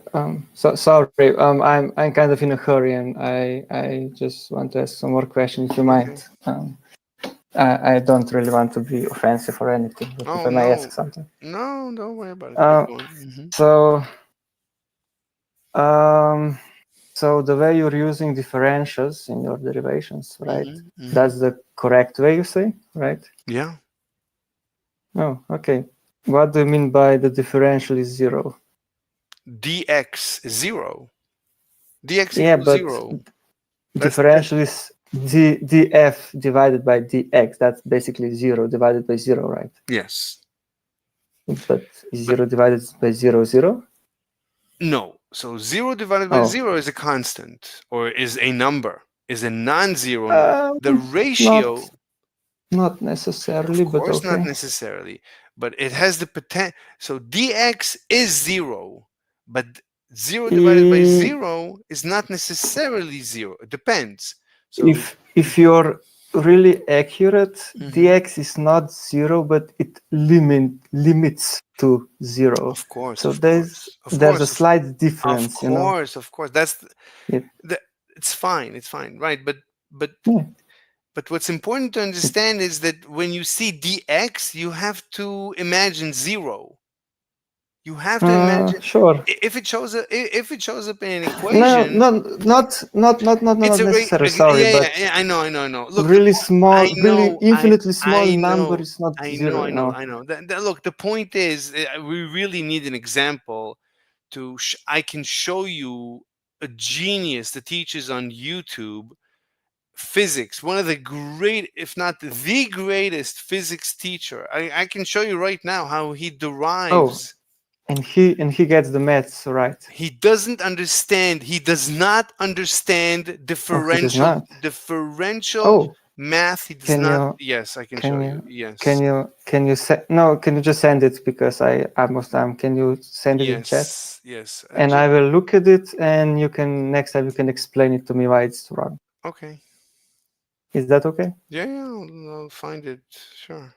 Okay, great. Hey, man, it was fun. Yes, definitely. So see you next time, I guess. Absolutely. Oh, Yeah. can you just post it? Will you post it in chat? So just The best is I'll send it to you in private chat. Oh, okay. Oh, can you also respond about the biology question? What was it? Inbreeding between species. You know, if you have baby with your sister, I said that it causes some. Send it to me. Did you send it to me in the private? Yeah, I sent it to you. Okay, Yeah, so you'd have to Google it because I saw it. I can just show. Look. No, for now I just copied ChatGPT Okay. because I was too bored for searching for papers. But if ChatGPT is not good enough for you, I can find some papers. I took an online course, the Harvard population course, and the professor, who's an MD, that's what he said, and his proof was the pharaohs. He said for thousands of years they married brother and sister, no issue ever. So who are the pharaohs? The kings of Egypt in the pharaohs. Oh, Yeah. okay, yeah, okay. If I may provide some insight into that, I actually have some information about the pharaohs. If you're interested. Yeah, of course. Okay, sure.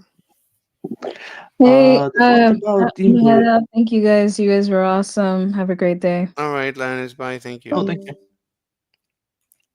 Yeah, the point is about inbreeding. The genetic line actually kind of resets if you marry outside your family once or twice. So it doesn't really matter as long as it doesn't stay in the family. I mean, if the family doesn't reproduce for exact, I don't know, some longer time, long generation, refreshing those genes with outside marriage is actually okay for short amount of time. I don't know anything about it. I'm just telling you. I'm just giving you a quote from the professor. I can show you the course where he said it. I don't have any data on whether brother and sister is healthy or not. But what we need is scientific research. Like we know in the animal kingdom, it happens all the time, and there's like with dogs and cats.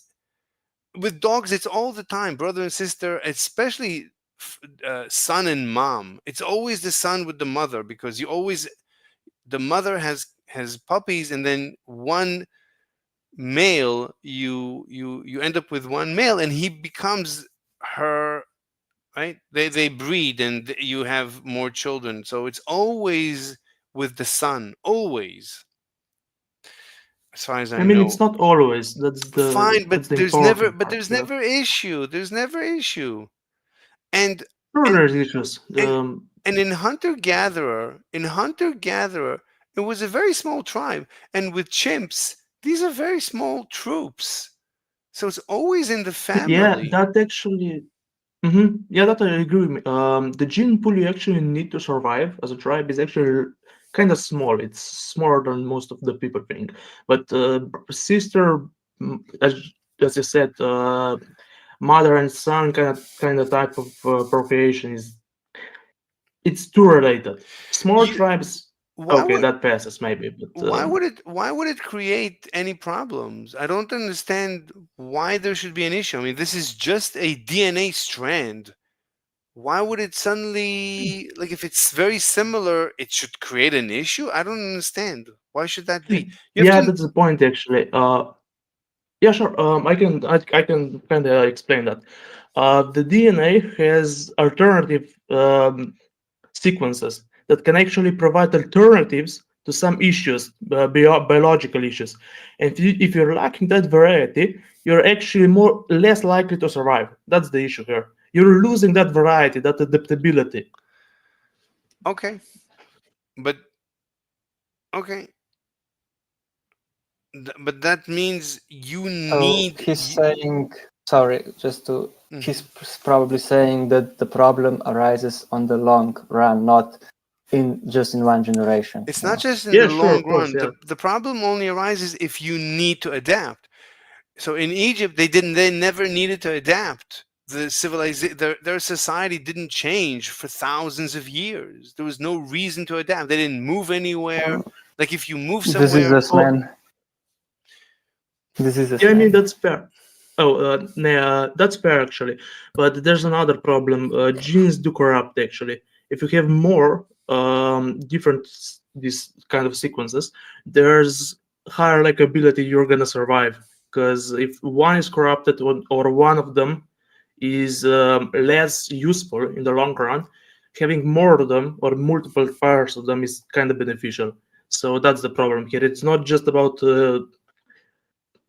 I don't know. No, adapting to change. It's more about reducing the amount of. Finding, reducing the amount of bad genes. Increasing the chance of having a good gene. but Yeah, that's the point. Right. these mutations, they usually occur in the sperms. An average sperm has, I think, 60 mutations because of cosmic radiation, actually from the Big Bang, and that's how you get variation. That's how you get evolution. You don't get evolution just from marrying people in your gene pool. There's no variation. In order to get variation, you need mutation. Exactly, and that variation you get by procreating outside of your family. But let's say you're right. Let's say Earth's population, right? It's a closed population. You're not going to get suddenly a super smart person because you marry someone. You can marry the smartest and the smartest and the smartest and the smartest generation after generation after generation. You're not going to become smarter and smarter. You're going to Of course you are. no, you're not. You're going to you're going to asymptotically reach a maximum. In order to grow, I mean, yeah, there is a maximum, of course in it order to is. continue growing smarter, you need mutations.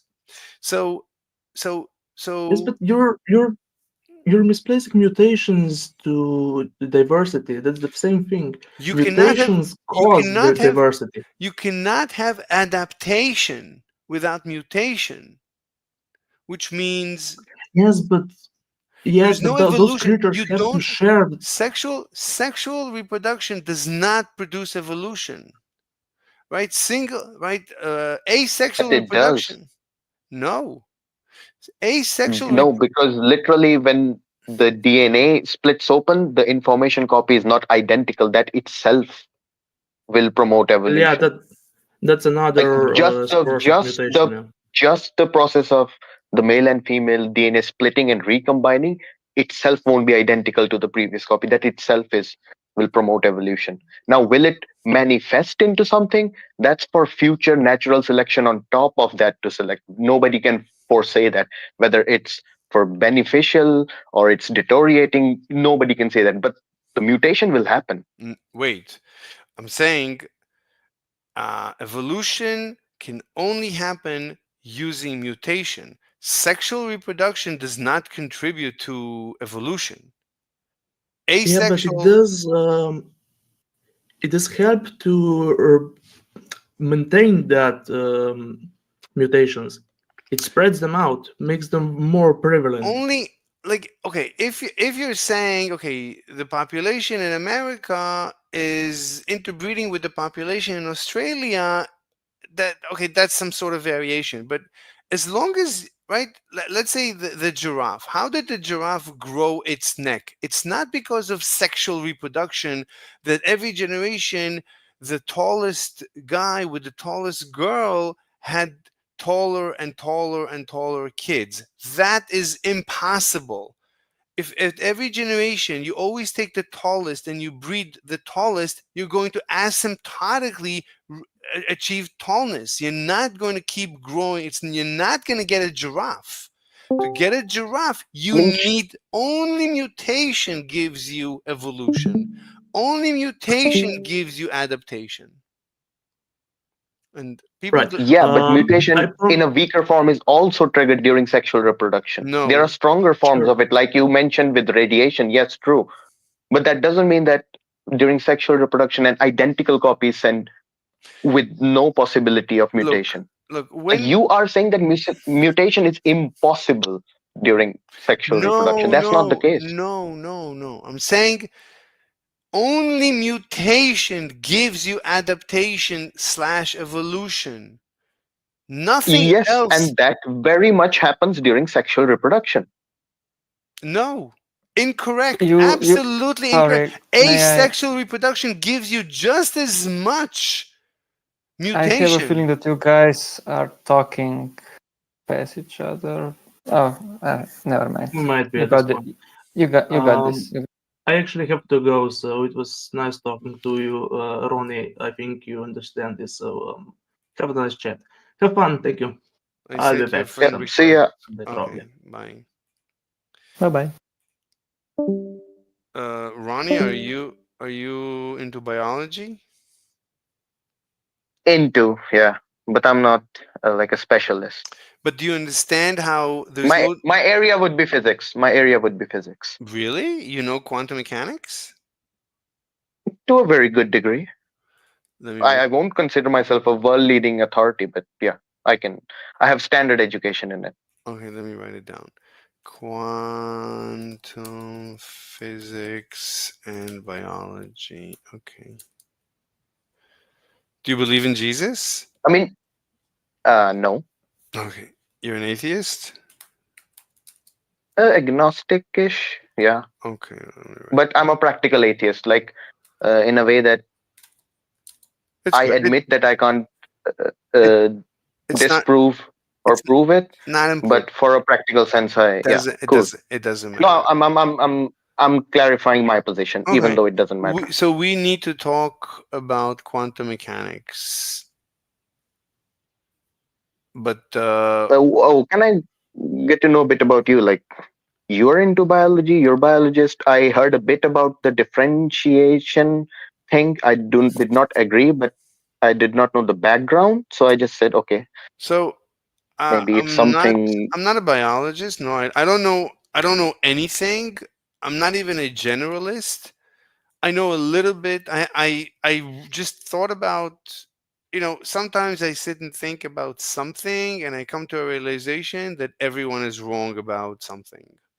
And then I argue. I mean, you are correct in that. Everybody is wrong about something. So I mean, so everyone believes. But are you then overarching? No, but yes, true. Everyone is wrong about something, but then does that give someone the opportunity to hijack and extend it to say that established body of knowledge is also wrong? Because you can't then take that leap. And I'm hearing you the first time, and I got that gist from it. Let me just write it down in my list of propositions. So it's going to be proposition 104. Evolution needs mutation, but not sexual reproduction.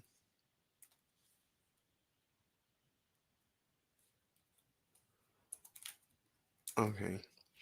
So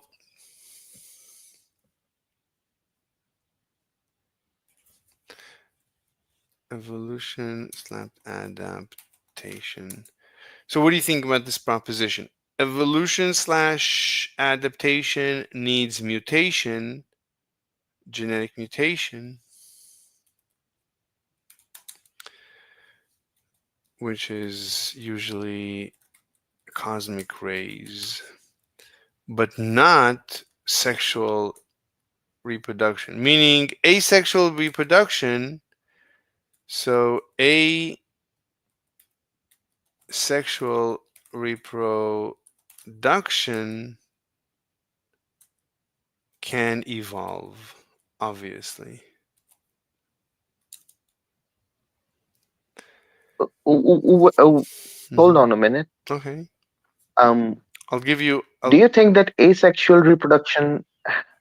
I mean, first of all, where have you written that to me? To like you've personally Yeah, written I'm that just to me? gonna. Or? I'm publishing it, and I'll give you a copy. Here it's in the side chat Okay. now. You can see my stream, and then you can see everything I'm doing.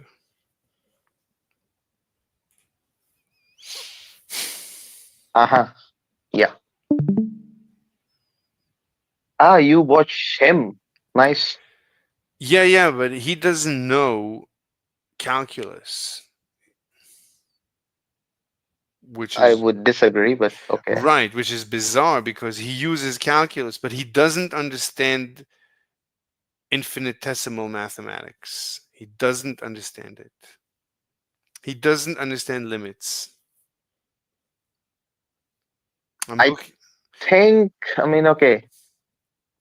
I'm looking the for confusion that you showed before.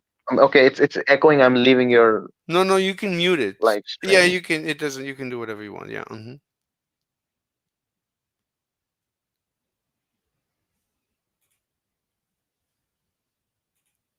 I'm saying that the confusion. So you think that the dx is literally equal to 0? No, of course not. No. I need to find the example where it's clear that he does not. Okay, then maybe you can elaborate on that he does not understand. I mean, I need to find the example where it's clear that he doesn't know how to derive. That he makes a mistake in the derivation of I don't remember what. I think it's the equation of the gas PV equals. He derives PV equals nRT. I think that's where you see that he doesn't know infinitesimal math. But okay, so what do you think about my proposition that I wrote in the side chat? Do you see it in the side chat? Yes. So you see the proposition. So what do you think about my proposition? Do you agree? No. Really? Yes, very confidently. Okay, so you're saying if there's no mutation, you can get a giraffe? No, I'm saying that mutation is the only necessary ingredient for evolution. I'm disagreeing on your Then we agree. Then we separation agree. of mutation within. Then absolutely agree that mutation is the ingredient for evolution. The only drive of evolution. Only drive of evolution. Yes. I mean, okay, natural selection is like on top of it is kind of like a, I don't know, like a judge. Let me just but write it. The ingredient is mutation. Let me just write it. So you cannot get a giraffe without mutation. You can't even get a bacteria. Right. You cannot Yeah, get but any. You yes, cannot get anything. How do you spell? anything, How do you spell? anything. How do you spell Only the giraffe? first life form, whichever happened. If let's agree on some premise that some first life form was there, only that would be there. That's it. So how do you think life began? Um, it's not about what I think. I mean, nobody knows it. That's what I think. Nobody, and which is true. Mm-hmm. There is no scientific consensus about this, but there are toy model The experiments PV. run trying to shine light on this. And my whatever I've read and is that there are two theories. One is during the very early rock formation of Earth. Okay, but So the Earth is so how did molten, what was the first life form? very rudimentary RNA. What do you mean? Tell me, what was the first So life there's form? so there's D How? so there's DNA, Yeah, yeah. How? Fine, fine. How? and then a cousin of a Yes, yes. cousin. Let's say a cousin of. Okay. How Okay. You rudimentary?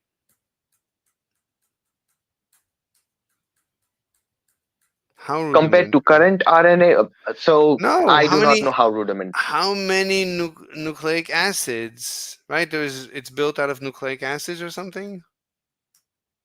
I mean, yeah, the first it has to be nucleic acids. Otherwise, you're not getting any protein, even the base proteins, So how many yet alone nucleic RNA. how many nucleic acids were in the first RNA strand life form?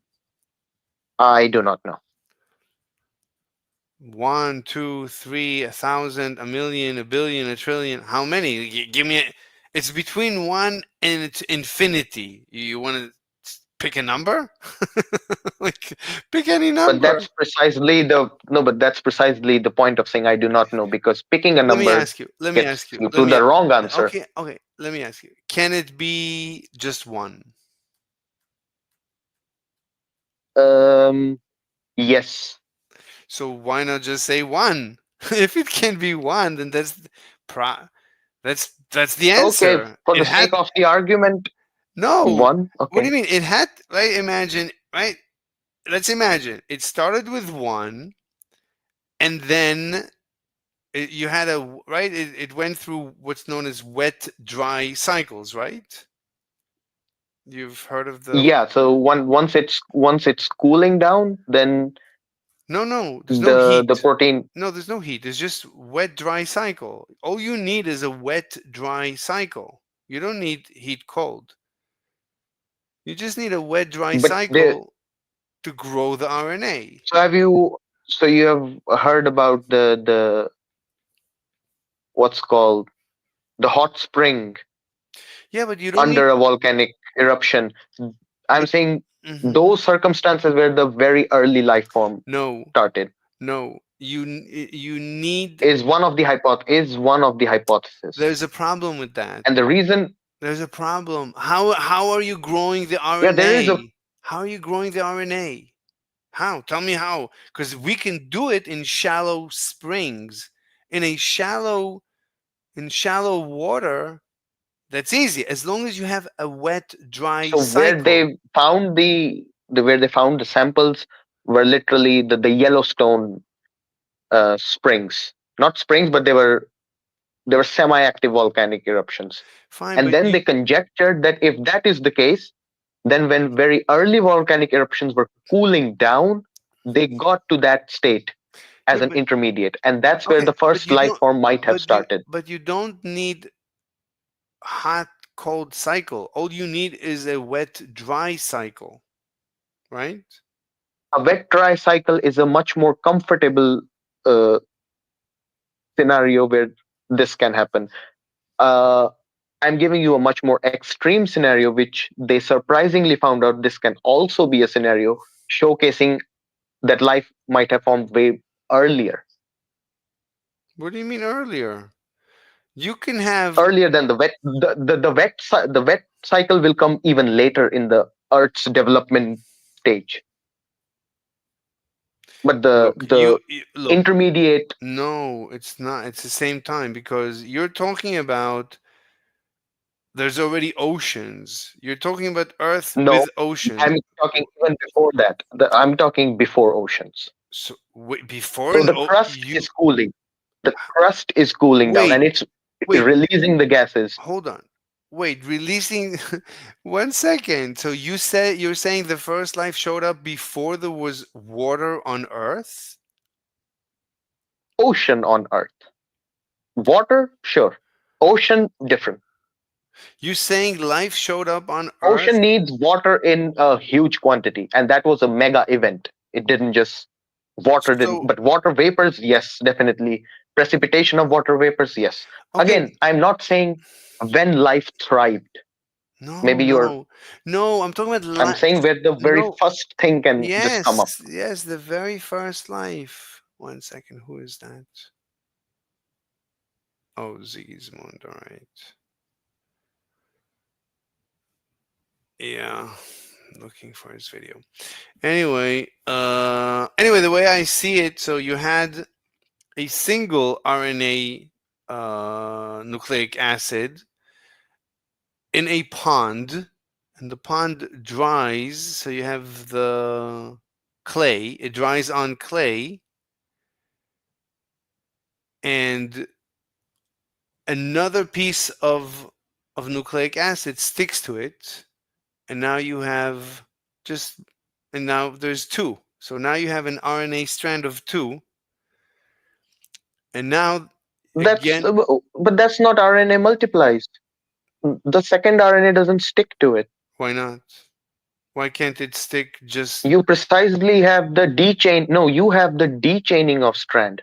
So there are enzymes which run on the RNA, reading its code, but not like a DNA. Not like a DNA. No, I'm talking about the first life. This is the beginning. This is Enzyme is not biosynthesis. a life.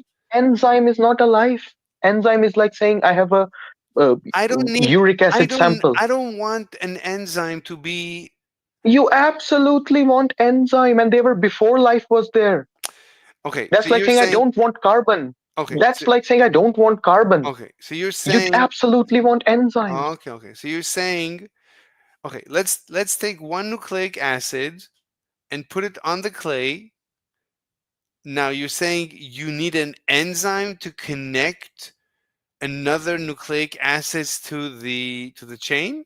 You have to have an I'm saying that when that RNA formed, the first RNA, it's not there in isolation. I'm trying. There are much simpler entities of before that RNA which already are there. If that RNA is already there, which is a bit more complex in, I'm saying, organic chemistry, then a much simpler entity which is in less organically complex already can exist, and this is purely on logical terms. And now on evidence term, that's also true. Enzymes are much easier to exist on much harsher conditions because they are not technically life. They are just, I don't know, how do you say, they're like spice or salt to a soup. Look, okay, hold on. So what I define as the beginning of life is the first time we had self-replication. The beginning of self-replication, right? That's I mean, okay, that's right. I mean, that's your definition, but because I mean, I won't even consider life within scientific realm. I will consider it within philosophical realm. Like the consideration of life is a much more theological interpretation of like we are special kind of thing. For me, these are like process. Like to me, RNA is no different than, I don't know, carbon. But carbon I'm calling non-life, and RNA I'm calling, let's say, life. No, listen. That's how. No, hold on. Look. So I'm trying to. Okay. Okay. Go ahead. Life. Let's define life. Something that Darwin's evolution can take hold in it, on it. That's okay. That's my. I think this is a revolutionary definition of life.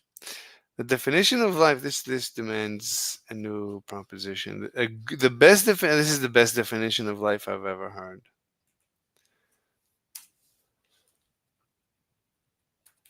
Best definition. I mean, I would say the first single cell would be. No. No, do you know how complicated, how complex a single cell is? Single cell is like a city. What are you talking about?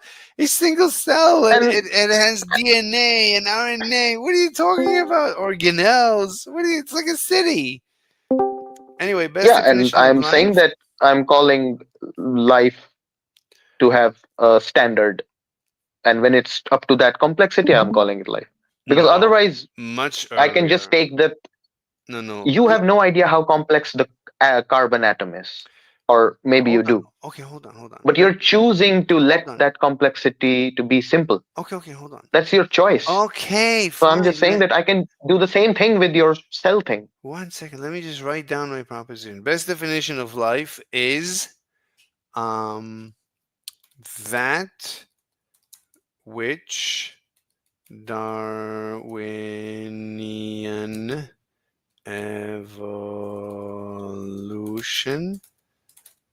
can kick into effect in that Darwinian. Something is one of Darwinian. Oh no! What? By that definition of life, fire isn't life. Damn it! Why would Because fire? by some definitions it is. That's a shame. Well, this is the best. The best definition of life is if the laws of Darwin affect it or explain it, then it's life. That which is explained by Darwinian evolution. I don't know if that's the best definition, but I would say best. First of all, Darwin's understanding of evolution itself is not the best understanding of evolution. That he started it, sure, but it's not the best understanding of evolution. Well, so on that same line of thought, I won't take this to be the best definition. It could be a definition. I definitely think this is actually an incorrect definition of life, because by this definition, certain kinds of artificial intelligence are alive. Yes, I agree. That scientific phenomenon, Yeah. which is best explained by Darwin's theory. Darwin's theory. Yeah, so because Again, I don't consider artificial intelligence to Darwin's be alive, theory. I disagree with this definition. Darwin's theory did not have any mutation concept about mutation. He had no idea about mutation. So what do you like? Again, he's like a Kickstarter of the field, not the all. Like he said maybe he said mutation, but I think he said variation, right? No, he had no idea about mutation. He just well, to be fair, did Darwinian very evolution is a theory. It's developed beyond the man himself. Exactly. No, I'm trying to say that Darwin did very good observation and saw that nature is having some kind of filter machine. Mm-hmm. Anyway, but the mechanism behind the trigger for any change, he had no idea, and for good reasons. Right. He didn't have the technology or whatever. It's like Newton, Einstein. Newton kickstarted it, then Einstein or other took it beyond. Anyway, I think this is like I've heard many definitions of life, and I like this one. You can't say anyway, like. What? And I don't like this definition because of, again, I don't consider artificial intelligence to be alive, and therefore the definition includes something that is not alive. Okay, so it's not a good. I would take a theological definition of life. Wait, let me say something. Some level of intelligence or complexity, that's still fine. Let me just say something. Okay, so think in a million years, right? The next generation of robots, right? Soon we're going to have robots, and right, robots will sooner or later they will look very similar to us until they become like perfectly like us, but internally they're going to be mechanical, and right. So and they're gonna procreate. They're gonna have children. No, are they? No, I don't think they're gonna have children. They're not, but maybe the mom, maybe they'll have male and female, and they'll have children, and the children will grow. No, I can't see that. But they're gonna, right, the factory. I mean, humans sooner or later are going to be produced in factories. I mean, we're not going to forever have. I fucking women. hope not. I mean, sooner or later, we're going to have artificial wombs. I mean, they are destroying the female. That's true. Right, the female doesn't want to deform. She wants to look pretty with a tucked tummy. And well, I don't think the artificial womb would still have, like, the child in the artificial womb would, in theory, still have a mother and a father, or at the very least a parent. But so think, okay, but so it's not like they're being produced in a factory. Yes, yeah. There's going to be a place where they're going to grow them, and then they're going to deliver them to you when they're ready to hatch out. I mean, you can go visit them it's called a hospital. That's already a woman. Like, we already have that. I mean, okay, I'm not. No, he's talking about an artificial womb. I did not. Yeah.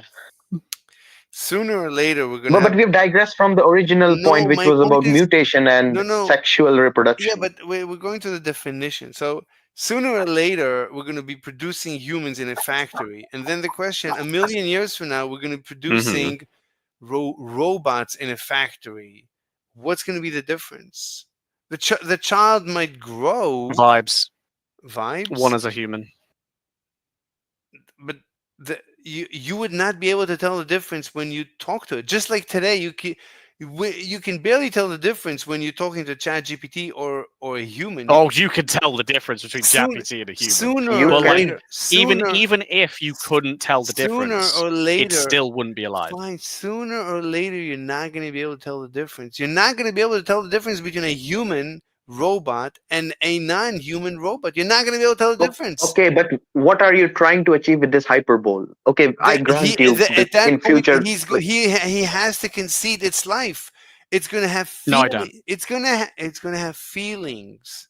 No, it's going to have pretend. It's going to express things that look like feelings, but it won't still have feelings. It won't have feelings. It will cry when you. I could program a robot. Well, I can't, but you could program a robot right now to Let cry. me say something. It will. I mean, I can grant it. Like, let me say something. If that thing can just totally mimic a human. Let me say something. It will cry when you'll tell it that it has no feelings, just like a human cries when you tell it. Right, because it analyzed that statement. It ran it through its logarithmic fucking programming, and it concluded you could say the same thing the about appropriate reaction is sadness. So it emulates sadness, but it's not sad. That's the difference. The robot is not sad. It is emulating And the sadness. same thing we said about us humans. Like, we are not sad. We're just doing a bunch because of. you were a person. You are sad. Okay, but you can say that. Now, will I be able to tell the difference? Okay, one No. at a time. But will there be a difference? Axiomized it. No, I'm just saying that I have a bunch of processes, physical processes, which end up me reflecting sadness. Exactly. But you're saying, oh, you are a person and you're sad. But that's like that's like you just built it in the definition, and that's precisely, I think, what Mr. Slave is critiquing. Exactly. If I leave you alone in a room, there's one consciousness in that room. Okay. If I leave a robot in a room, there is no consciousness in that room. Well, define consciousness. There is no interpretation going on. Wait. There is no sense of wait. self. The Hey, robot hey, might you continue to act galloping. like a person. You're There are No, no but in the extreme condition where both the robot and I can mimic identically all the processes down to the T with no exception, you are saying somehow one is inherently human and one is not? How? Yes. Why do you say that? How do you to be distinguish? clear, I can't justify that belief. What? But that is something that's very fundamental. It's intuition. It's intuition. It is intuition. Yes. No, that's called conceding. It's not a logical conclusion. That's called conceding the debate. No. Hang on. Do you think that all of human reason is based on logic? It's based on neural networks, which can. Do you think if you can't logic something out, it's not true? Look, whatever. I see. The brain is a machine. It's a molecular machine that could be imitated by silicone machine. Whatever your emotion is when you love a beautiful chick can be implemented in a robot for him to exactly the same love a hot chick, be it silicone or carbon. In theory. What do you mean in theory? That's only true in theory. I asked you, what do you mean by that? I don't know what you mean by that. I said whatever. That's only true. Practically, that'll never happen. No, practically, it hasn't happened. Who knows what the future holds? No, but I do. We I'm can make. amazing. But we have an assumption. So I'm assuming that the human is a biological machine. It's a molecular machine, and the robot is a molecular machine. There's no reason to believe that this machine and that the silicon machine cannot imitate everything that the biological machine can accomplish. Why do you love a woman? I mean, it's not important. I'm just saying. I mean, we can go into. No, it is. The function of love is attachment and sexual relations to produce a child. One of many functions. That's the primary function. The only machine that we know of that has an emergent property of self-propagation and self-replication is the carbon machine that we call life. We haven't come across a silicon machine that wants to replicate itself. So why would it have love? That's irrelevant. No, he's taking into a hyperbole. Like, grant him that, and then I'm talking about can you differentiate between such a can like all your actual human senses will end up calling you that thing a human, unless, like Gratok said, there's some intuition which just stops you there. Other than that, there is no such thing which can stop you from calling that a human. Otherwise, I can play this game exactly on you three. I mean, I know it's foolish, it's false, but a philosopher can pretend. How do you know that the other person is human? And I can go, oh well, I'm feeling this and logically, you don't.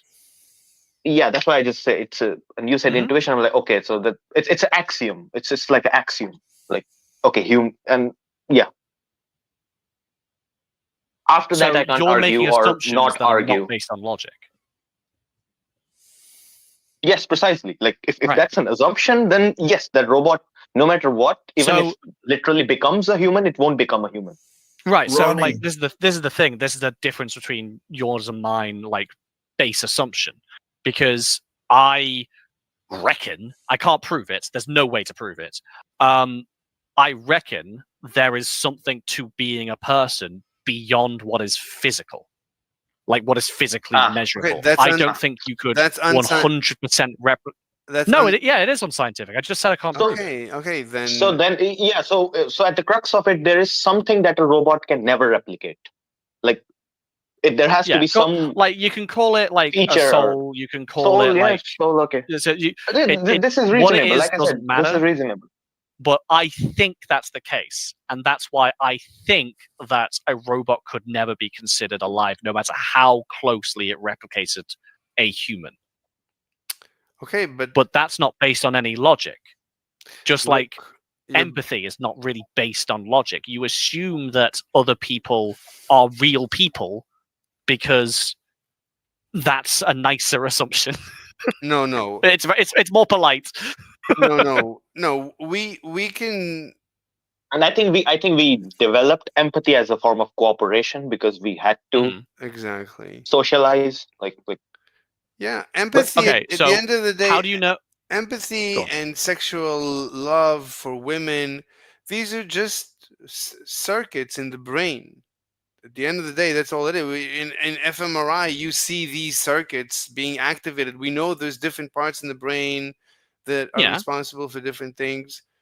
So, Mhm. like when you're hungry, this happens. When you Right. So it's just a machine. At the end of the day, we can explain this machine. Maybe not completely today, but we're moving forward every day, and ultimately, And that and so basically, okay, here's an analogy for you. Mm-hmm. So, do you know Star Trek? Yeah. So in Star Trek, there are my like. point is you Oh, sorry. you already conceded that you're unscientific. For me, that's I conceded that I can't prove my claim. No, he did not, because the scenario you presented is first of all unscientific. It's a Me? hyperbole. We Mine? gave you all of these ingredients. I'm being unscientific. How am I being unscientific? He said he's unscientific. How are you creating such a robot? I said How I are you can't creating I such a robot in the demonstrated to first you place? why a silicon-based life form, based on the evidence that we have so far, there is no indication that it will have the same emergent properties of self-propagation and self-replication that carbon-based life does.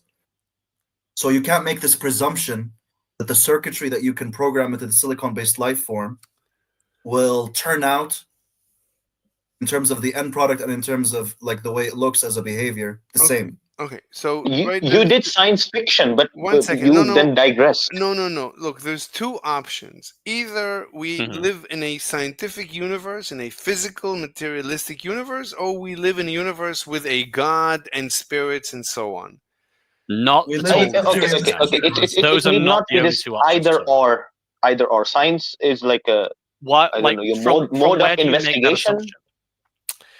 No, I'm saying either we live in a mechanical universe without. Why either? Slave, Okay, why either? How are you getting to this either? Let me finish the Listen. sentence. Let me just finish the sentence.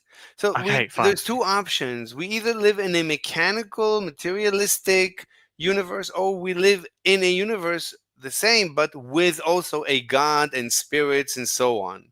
So I'm I assuming. completely disagree. Wait, what do you mean? There's more options, less options? No, I'll demonstrate to you an option. Okay. Do you think it's possible that there is an aspect within yourself that can't currently be measured? No, everything can be. If You not, don't think that. You think we know everything that is that No. could possibly exist within you. If not, We already know that. I was about to say, if not today, then in the future. But everything should be. So you think? Okay, go ahead. I'm saying Okay, I believe it. Can I interject for just a moment? Yeah. So in mathematics, there's this thing called the Gödel's theorem. Yeah. And very interestingly, they say that how'd you spell that real quick? just within mathematics. You spell it Gödel. Just within mathematics. G-O with no two dots. Gödel. Gödel. No, it's O with umlaut. It's Yeah. Gödel. Oh no, I got it. No, I found it's it. Deutsch. Sorry, thank you. It's Deutsch. It's Gödel. Gödel. The incompleteness theorem. Yeah. Incompleteness theorem. Yeah. So within a system of logic, there exist true statements which you cannot prove. And this itself has a proof. So, Mr. Slave, you should be careful in saying that there are all aspects which can be step by step deduced, like in a proof sense. He asked me, look, I believe in a universe where there is no God, there are no spirits. fine. Everything is mechanical. That's okay. Everything is materialistic. Sure, that's fine. You assuming, can believe that. So I'm assuming my brain is a mechanical machine. Therefore, I believe a silicone-based mechanical machine should be able to imitate everything that I am, indistinguishably. Fantastic. That is an illogical belief, but it is a belief. That's fine. What do you mean it's not logical? Because you just made a base assumption. That should be interesting. Oh, okay. If like, listen, it's okay. It's not scary to admit that a belief you hold is illogical. That's okay. What do you mean it's Something can be illogical and true. No, it's logical. Yes. Because there is a base assumption. Every system must have axioms. My Right. axiom is there's only what you see is what you get. There's nothing else. There are no spirits. And my axiom is that that may not be the case. Fine. Fine, but right. according to me, the axioms themselves. So we can't debate further than that, can we? Because neither of those axioms can be proven or disproven. Correct. No, the logic helps you what you follow from the axioms, not the axioms themselves. You first have to agree on or disagree on axioms. Then you can talk about the inconsistencies or consistencies within your system. We don't have to agree on the with logic. axioms. We don't have to agree on the axiom. We can agree that based on one set of axioms, you get one universe, that we can agree on everything about that. And based on a separate set of axioms, we can get a different universe and agree on that. We don't disagree on anything. That's taking a better set of axioms based on some, I don't know, utility, but for that you have to demonstrate. There's no better. But before that, axioms are on the all axioms can be on the table. I mean, I don't know if you can say better axioms. Axioms, there's nothing better or worse about axioms. They're just. I agree with that. Exactly. No, but in your discourse, it feels like you're saying that my axioms are kind of inherently true. No. And then hence the follow-ups are also true. Axioms because my axioms are just assumed to be true. There are lies that we just assume to be true. We don't. We can't prove an axiom. That's the definition. So it's not true, but we're going to assume it's true and build the universe. So why then, when I proceeded with a piece of logic from one of my axioms that cannot be proven or disproven, did you claim that I'd conceded the debate? I ignore what I said. I mean, all I meant is you. Sure, that's fine. I just said you conceded that it's unscientific. I'm not saying you conceded the debate. Right, I conceded that it's based on an assumption that I can't prove. That's what I. Yeah, I didn't concede that it was unscientific. We don't disagree on anything so far. Well, we do, to be fair. Really? Okay, so here. Like, I have a. Let me do my analogy because I really enjoy hearing people's opinions on it. So, you know Star Trek, right? Yeah. Like science fiction, whatever. In Star Trek, there's this transporter system. Sure. And the way it works is science fiction, wibble jibble, but in theory, what it does is it breaks you down particle by particle, atom by atom, transports that energy across space to somewhere else and rebuild you particle by particle, atom by atom. So the you that appears on one end of the transporter is physically the exact same as the you before you enter the transporter. My question to you is that you? It's a good question. It's an axiom. It's whatever you want it to be. You want it, yes, no. Exactly. Because my answer is that is not me. Because fine. There's every chance that I cannot prove or disprove that transporter cannot scan some fundamental part of me that's vital to my being. And if that's the case, I just died right there. And a new thing was born that thinks it's me. But okay, look, I don't see, like, everybody discusses this. I honestly I don't see the point in discussing it. Really? Wait, wait, I'm curious. Greysox, am I correct in saying that you only believe that there's nothing else other than the atoms that make up everything? There's no soul, there's no spirit. I think there is something more than that. I believe believe what you just said.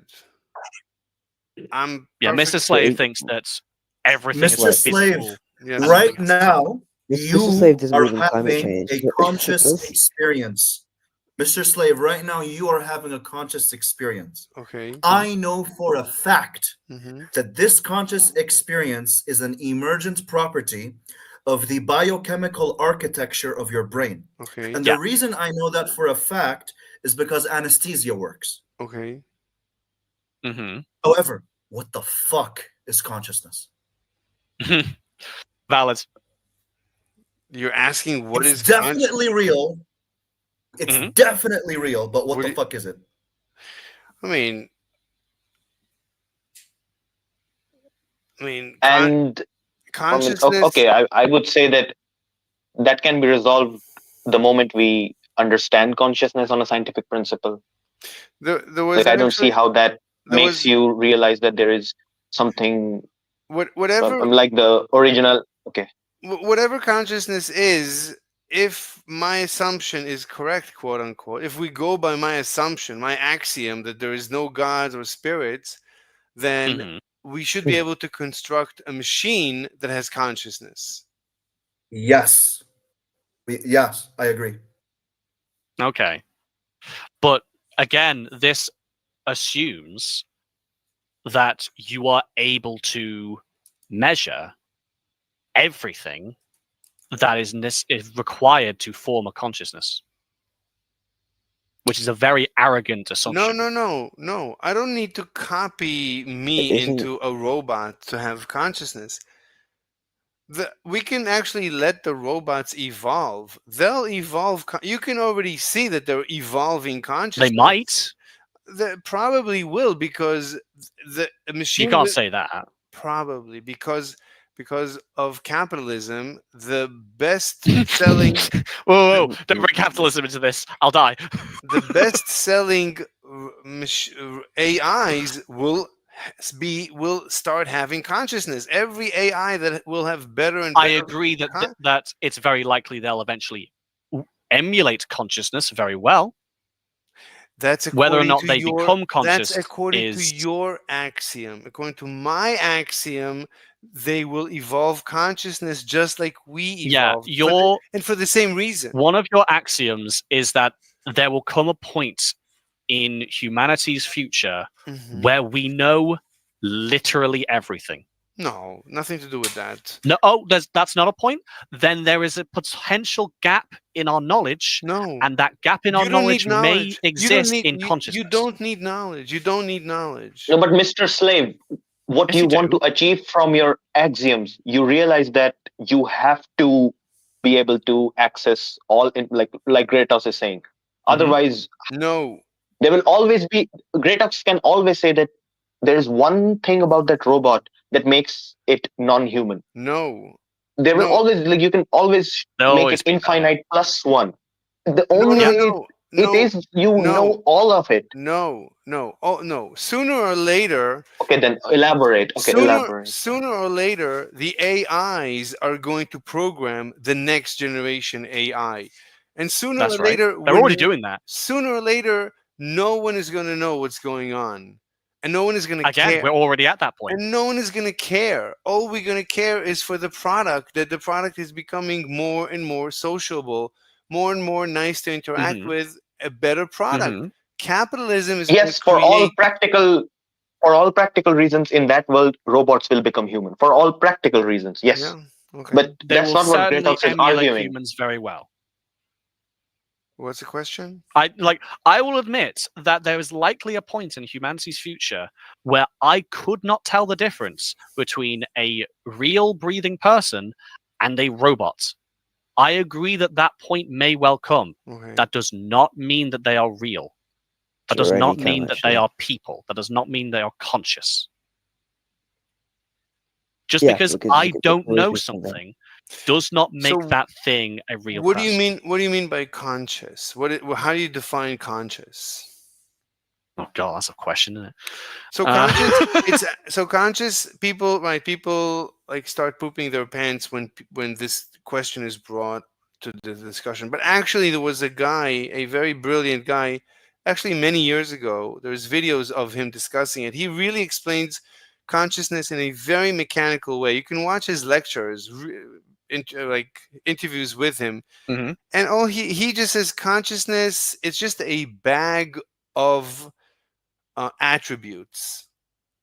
That's all it is. Okay. So maybe that's his opinion. No, when you sit and think, well, yes. What do I mean? Right? At the end of the day, consciousness is just a word. So what is it? What right? It's a word that has a definition. So You just need to sit and think of what do I mean? Why are people laughing? What's I'm I sorry. when I talk about consciousness, Wait, who's laughing? I'm basically. Oh, It wasn't me, don't Aviator, worry about you're it. laughing, Aviator. Oh no! Wait a minute. Yeah, I'm Aviator. sorry. It's just. I'm What? sorry. It's just consciousness is just a word. Well, yeah, but doesn't really help, does it? I mean, come on. Seriously, just. And you said this There are guy's. pages and pages and pages of essays that have been written about what the fuck consciousness is. Like, I don't have a snappy definition for you here. I'm sorry. Yeah, if it was that easy to just resolve, then we wouldn't be having this conversation in the first place, right? Mm. And again, that guy's It's a very, opinion very huge is open problem. Like it's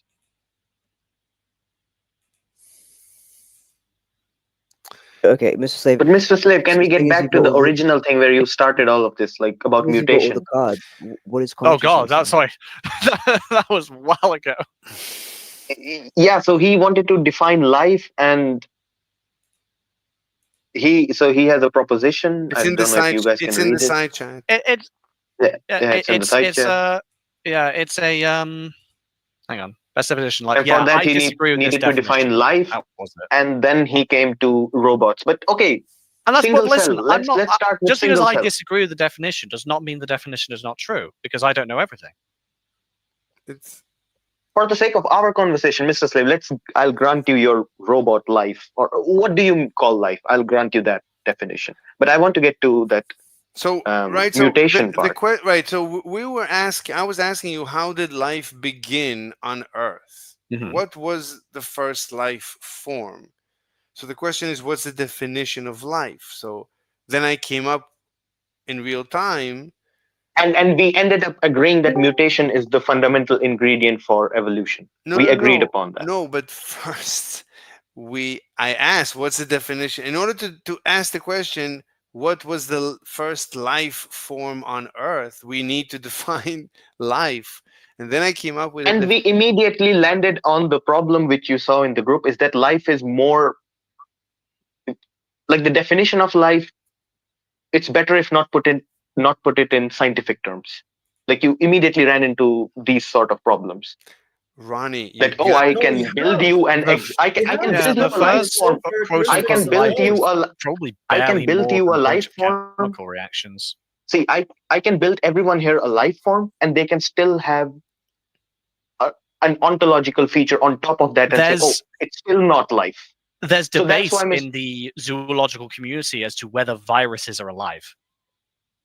Yes, and which is why do you not consider the carbon atom life? But because it has functioning, it exists in surrounding, it interacts, and it has limitations, and it mutates. Metaphoric, it in metaphoric sense, it dies as well. Like if you can, carbon doesn't mutate. You can get all. You can have isotopes of carbon. Yeah, you can make further molecules based on carbon. You just have to extend your definition of mutation. Like just bring those non-life things in. It can change into other things by combining with other carbons. It can do that. And it can totally take a brand new journey which it has never seen, and I can call that evolution. But again, the definition of life is not within the realm of science. Ultimately, the definition of life will change depending on what our purpose of that definition is. So for the purpose of what was the first living thing, what did first life look like? I mean, you're basically trying to determine the beginning of Darwinian evolution, aren't you? So it's probably something that looks barely more sophisticated than a bunch of chemical reactions. One can say consciousness, like when first conscious. Oh, let's not get into that, because then you start getting into whether animals are conscious. Yeah. Why are we calling this one? Yes. So again, Mr. Slave, I want to skip that part and just focus on that. We agreed that mutation is necessary for mutation. Mutation is necessary for evolution. But then you disagree that sexual reproduction does not cause mutation. Okay, Ronnie, I Wait, what? tried to complete a sentence multiple times. Each time you cut me off. Let me please finish a sentence. I'm sorry. Okay, I'm so okay. I was asking you, what's your theory of how life first began on Earth? Please don't interrupt me. And in order to ask this question, in order to ask it, we need to first define what is life. Please don't interrupt me. And then I came up with my impromptu definition of life. And at this point, you always interrupted me.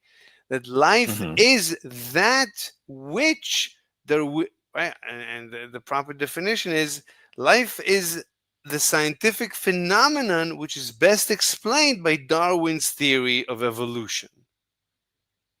I agree. I agree. Fantastic. Let's move on. Exactly. That means I want, right, since we both agree that everybody says that life began with RNA, then we just need to get the RNA to self-replicate. Once No. the minimum, I'm specifically saying I agree. I don't let me care. finish. For the sake of moving on, I can agree. So assuming life began with RNA, what was the minimal RNA strand that first experienced self-replication? Once that happened, poof, we're here. So I'll ask you again. How did life begin on Earth? What's your answer? I told you that the scientific body does not know that. It's a current going investigation. The hypotheses are What's your theory? Tell me the story. How do you what get? Do you reckon? No, but I don't want to do this. Okay. Some magic wand.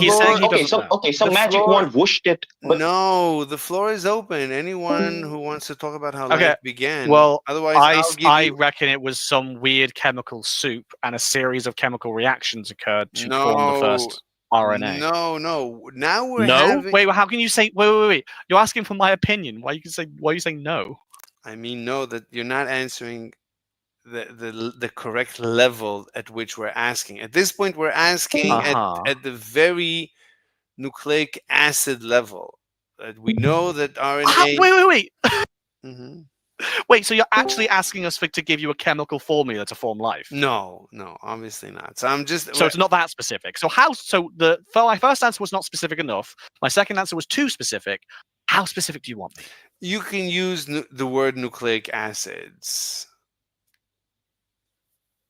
Like because we know that nucleic acids, we see them in space. Literally, they're falling right now from outer space onto Earth. There's nucleic acids everywhere in the actual universe.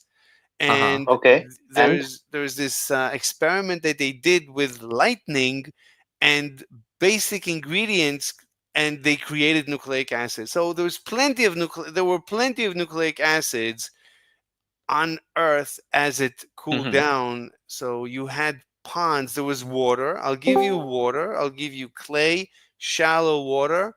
I'll give you the wet and dry cycle, which everybody mentions when they talk about the beginning of life. And now tell me, how did the first RNA self-replicate? How did it happen? Tell me. We don't know. Fine, then I'll tell you. Again, for the sake of the argument, the first RNA appeared exactly the way you said it. But I want to go to something specific. The first RNA formed exactly like you said it. I will give you that as like we know it. It's common knowledge. What do you mean? Now that's how the first life formed. How? On dry wet cycle, we got our first RNA. What do you mean? Explain. I want to get to mutation. What do you mean explain? I don't understand what you're asking us to do. How do you get self-replication? Okay, Mr. Slave, this might help. Why don't you put yourselves in our shoes and give yourself an answer as though you were being asked this question? I said as an example. I said if nobody gives an answer, I'll gladly try and come up with an answer. You can help me. By all means, please. Okay, so you first have a single nucleic acid, right? A bunch of nucleic acids attached in a certain way gives you the RNA strand. And all we need to do is for this. So let's assume we have an RNA strand. How does an RNA strand self-replicate? So as far as I know, an RNA strand creates an inverse or a copy. Like, does RNA simply self-replicate in a wet dry cycle? Like in a wet cycle, it creates the completion, like the opposite strand, like a double helix, and then during, like in one part of the cycle, it completes. Like, when does RNA, like does RNA, no, RNA doesn't, it's not like DNA. How, right? DNA. Are you asking us or telling us? No, I'm thinking through it. I never thought through this. I know as much as you know. If you don't want to think together, then fine. If you want to think together, also fine. Wait. So, because what you're trying to do right now is something that scientists have been thinking through and discussing about for decades, if not centuries, at this point. You're not going to solve it in the next hour of a Discord chat. So, I don't know. What are we doing here? I don't know if what you said is correct. I don't know if Okay, my dude, do me a favor. If you want to think through this yourself, write a paper, a scientific paper, and submit it. If you think you found the answer that has plagued biologists for, like I say, decades, if not centuries, I beg you to send that to the scientific community at large. You'd be surprised. This guy, last year, he tried to challenge Einstein's theory of relativity, and he made his own theory of gravity up. Like, I don't know what he said anymore. He described it as like this sea of gravity. So everything, the model somehow worked exactly the same as we did, as it did today, but obviously explained string theory and everything. Everything correlated perfectly somehow. But it was he slaved others quite often. Yeah. And the point I was contending was that tell me if I'm wrong, you believe that sexual reproduction does not promote mutation, but asexual reproduction does. No, I said evolution is regardless of sexual versus asexual. Evolution only depends on mutation. Yes, I agree, but sexual reproduction does not help adaptation. Evolution is forget fake. Adaptation. Does it cause mutation or not? That's it. Like, does sexual reproduction cause mutation? I don't see how. Mutation is caused by cosmic rays. Huh? Why does mutation is also caused by cosmic rays? Sure. How but else do you why get is mutation? it only cosmic rays? How else do you get mutation? What do you think mutation is? Via what do you think mutation is? duplication. What do you think mutation is? Most it's an error in information. It's an error in copying. Yeah. It's a copying error. That's all a mutation is. If it's caused by cosmic rays, sure. If it's caused by other processes, then that's causing the mutation. And sexual reproduction is another process. You know, Mr. Slope, you know what you just described, how RNA replicates and it makes a duplicate. That was sex. You literally described sex there. During that process, a mistake can be made, and I can't remember what they're called. It's been ages since I did fucking biology class, but like one of the little sections could accidentally be replaced by another of the little sections. That's mutation, and that can happen during any duplication process, asexual, sexual, or anything. Even in the lab, we've observed it happening in the lab. Reproduction turned into sexual one in the first place. Exactly like this.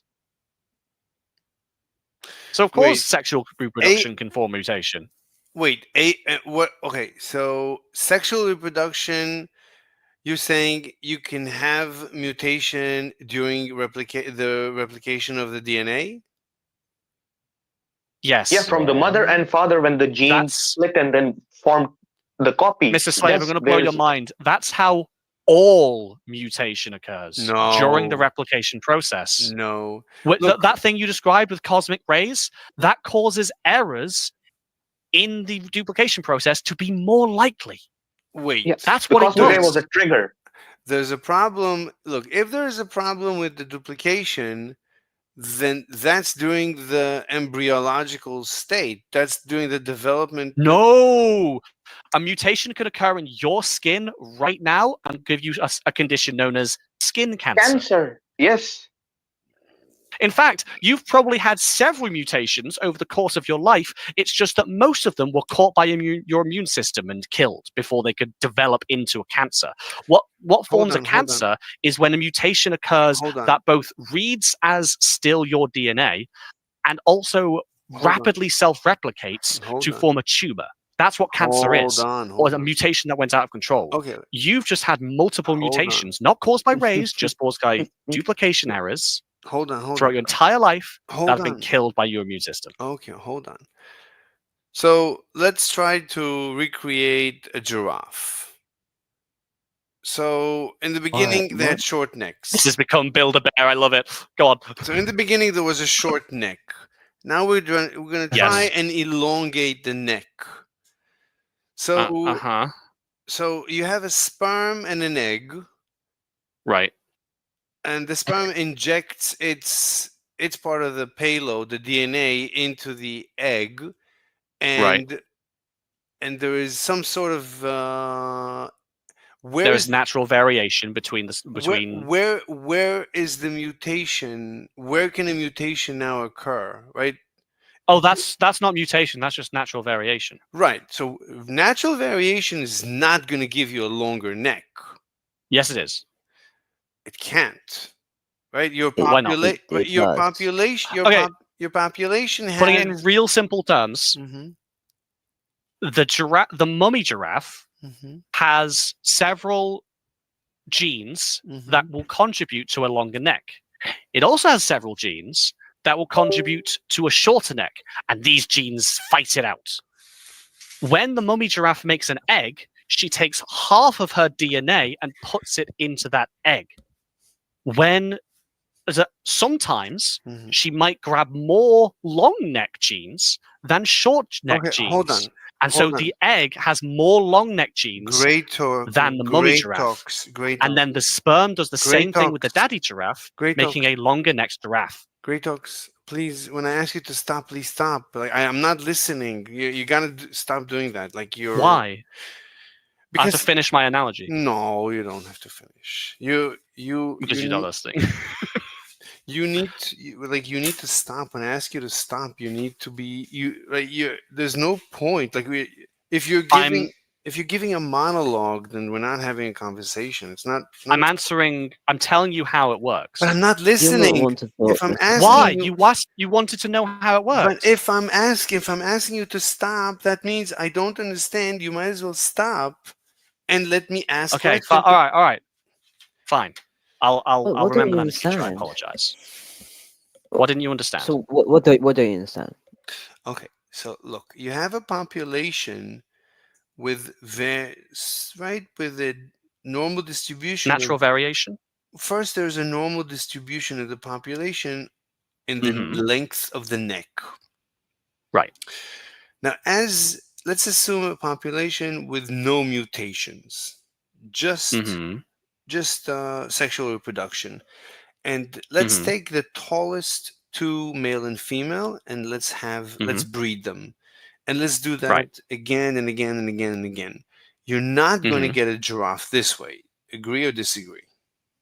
Disagree. Okay. But I said no mutation. So explain how you're going to get a longer neck. Because what you're doing is selecting for a longer neck. And so when you're doing that, natural variation will ensure that later generations of giraffe will have longer necks than earlier generations. However, what I will concede is that without mutation, there will be a limit on how long that neck will get. Right, it's asymptotic. That's what I'll concede. See, right, so that's my point. You're not going to get a giraffe. Isn't that? Without mutations, there's no giraffe. Without mutations, there's no evolution. Like from a deer, Well, I perhaps, guess.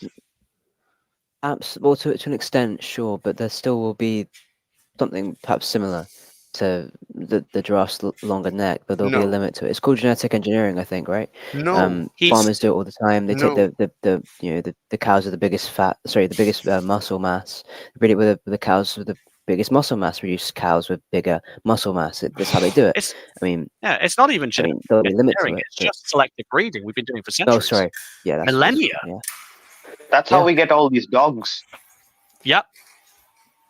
But we precisely did that giraffe example of yours with wolves and got all kinds of dogs. I agree that without mutation you don't get a giraffe, but what you've done is you cut out a fundamental part of Darwinian evolution. So, like, I don't know what point you're trying to make. My point is that's my point. Without mutation, you don't get evolution. Evolution depends. Okay. So I'm That we agree. Yeah, fine. I just want to make sure we Well, agree. we get limited evolution, sure, but like, no, you don't have evolution. Absolutely not. no, you do, because there's a cap to how in far my it can example, change. in that selective breeding, the later generation of giraffes, it's entirely possible that those later generation giraffes would not have been able to breed with the earlier generation giraffes, which is known as speciation, which is evolution.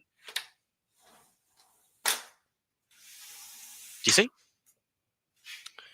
Look, you have a mom and a dad that are, let's say, they're the tallest, and you cannot have children that are taller than whatever whatever is the genes say. So let's say the grandfather or the grandmother, the grandfather was super tall, whatever it is, sooner or later it's gonna reach an asymptote, and through the generations they're not going to grow their necks any further. You're gonna reach an asymptote.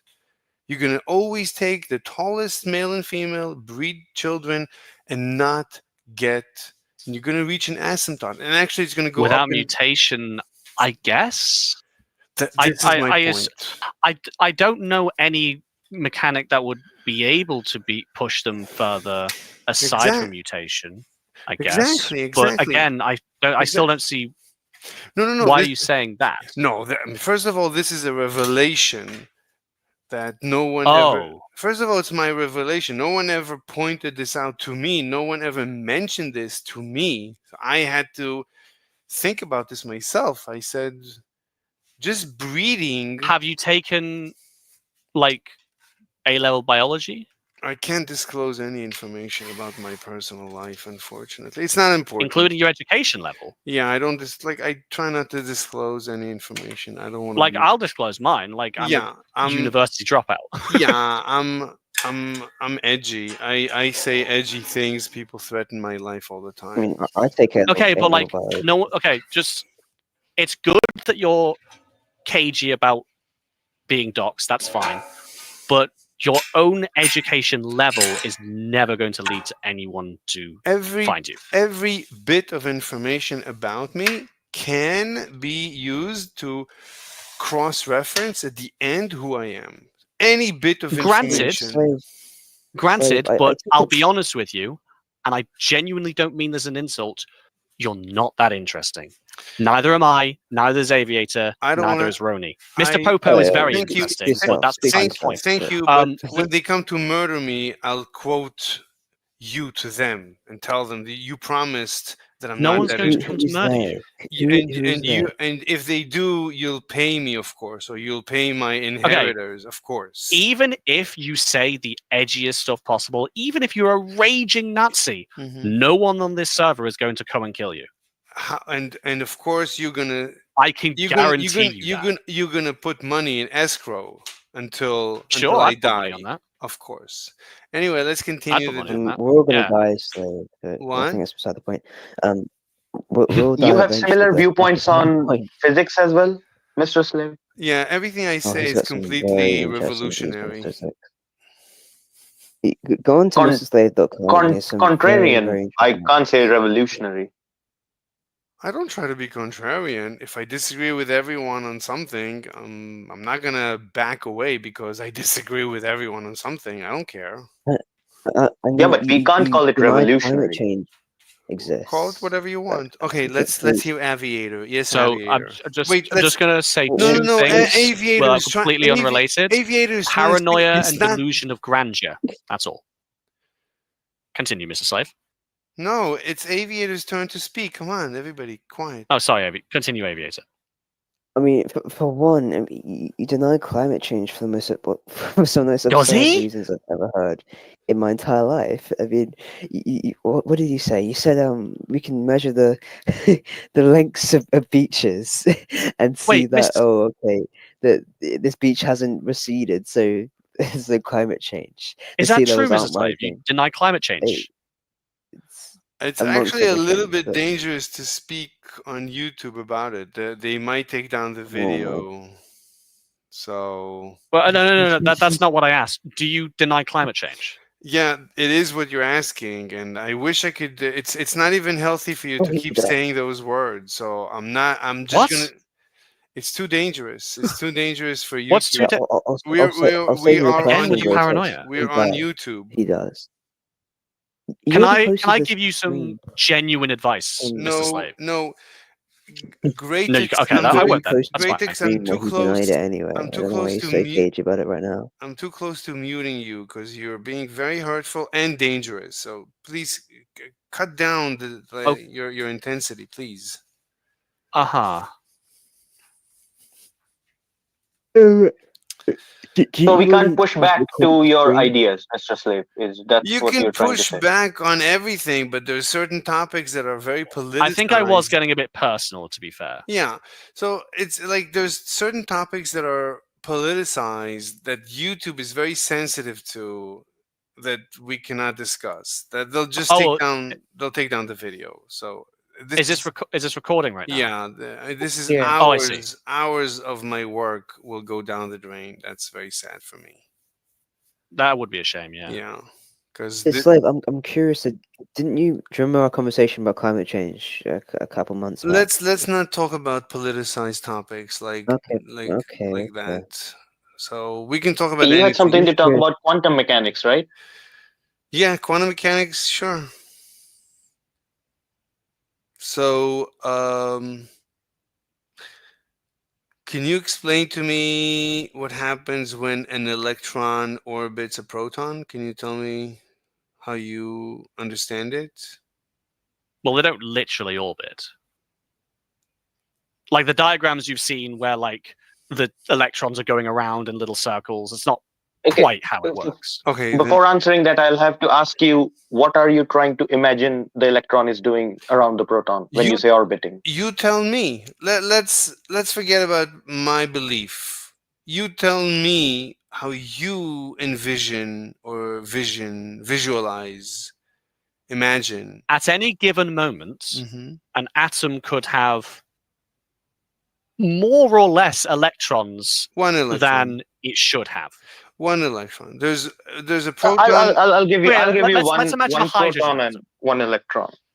Give me just So 1 a second. hydrogen atom. Give me just 1 second. I just have to take off my headphones for 10 seconds. 1 second. Sure thing. Okay, I'm done. Yes. So tell me what you imagine. Well, so my imagination would be that the electron and proton are interacting via the electromagnetic force.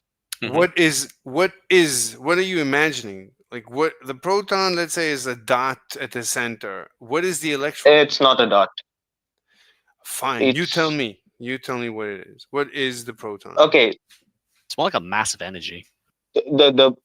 A more condensed energy, which you have a very good probability of saying where it is and a very good probability of saying where it is not. I want to imagine a video in my head. I wanna have sorry if it is beyond the classical human imagination limits. It's okay because this is fine. For the purposes of understanding how atoms work, it is perfectly normal to simplify the diagrams, like scientists do. Yes. No, no, So, no. like, assuming no, tau is a no, sphere. no, Yes. no. Tell so me. you wait. You want to imagine it in reality?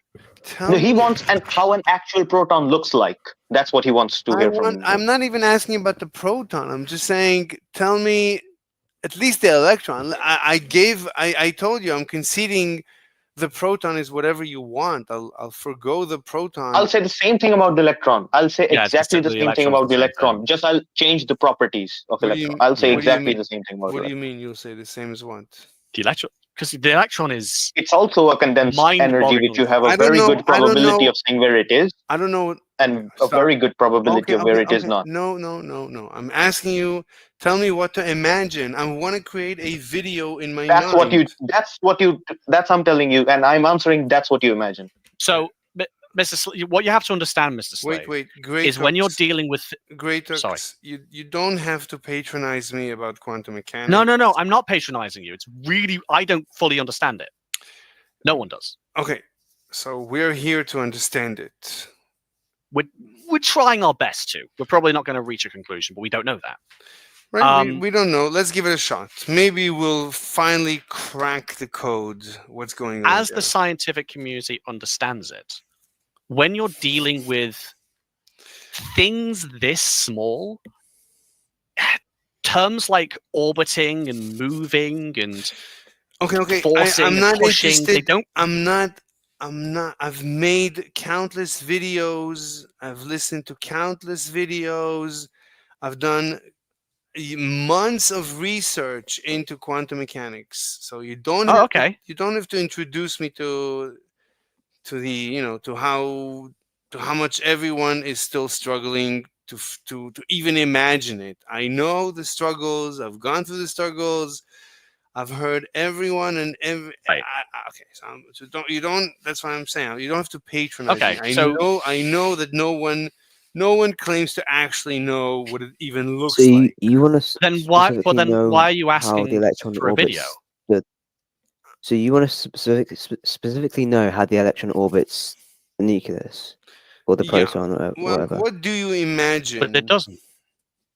Oh, fine. Well, it doesn't. Fine, But whatever, I'm just saying whatever I mean, it does. to my understanding, it just exists in subshells, SP, F, G, whatever subshells around the nucleus, which has a decent probability of being there. Okay, hold on. Or a small possibility it's not there. Like.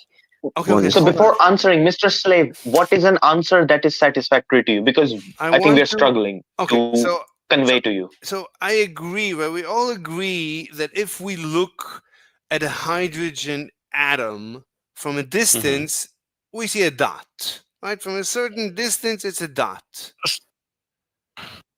Right? And now we're going to come closer and closer to it. Right? As we come closer to it, we're beginning to see maybe a cloud maybe, and at the center there's a dot.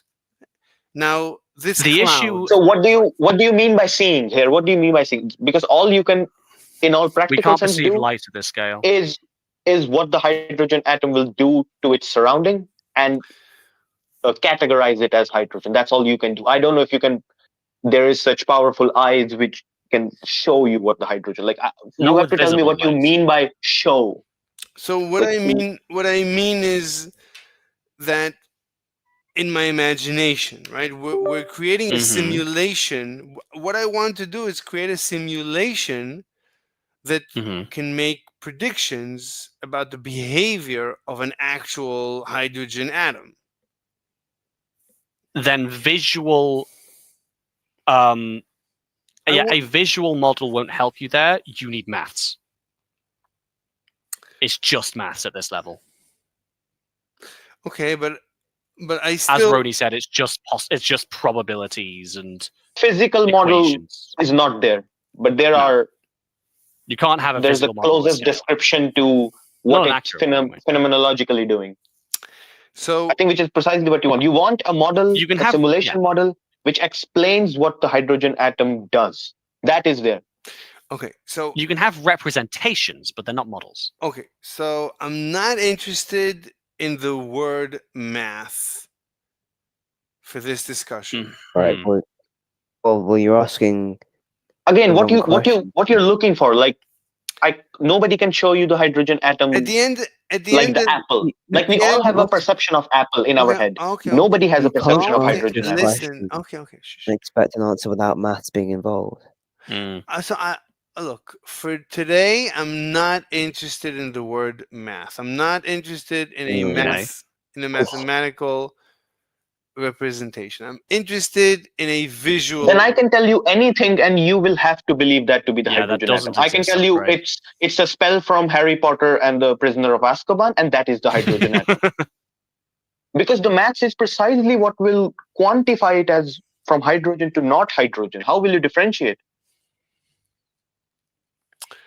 Okay. How will you tell the hydrogen spectra or anything about hydrogen if you say that I don't want to talk about maths?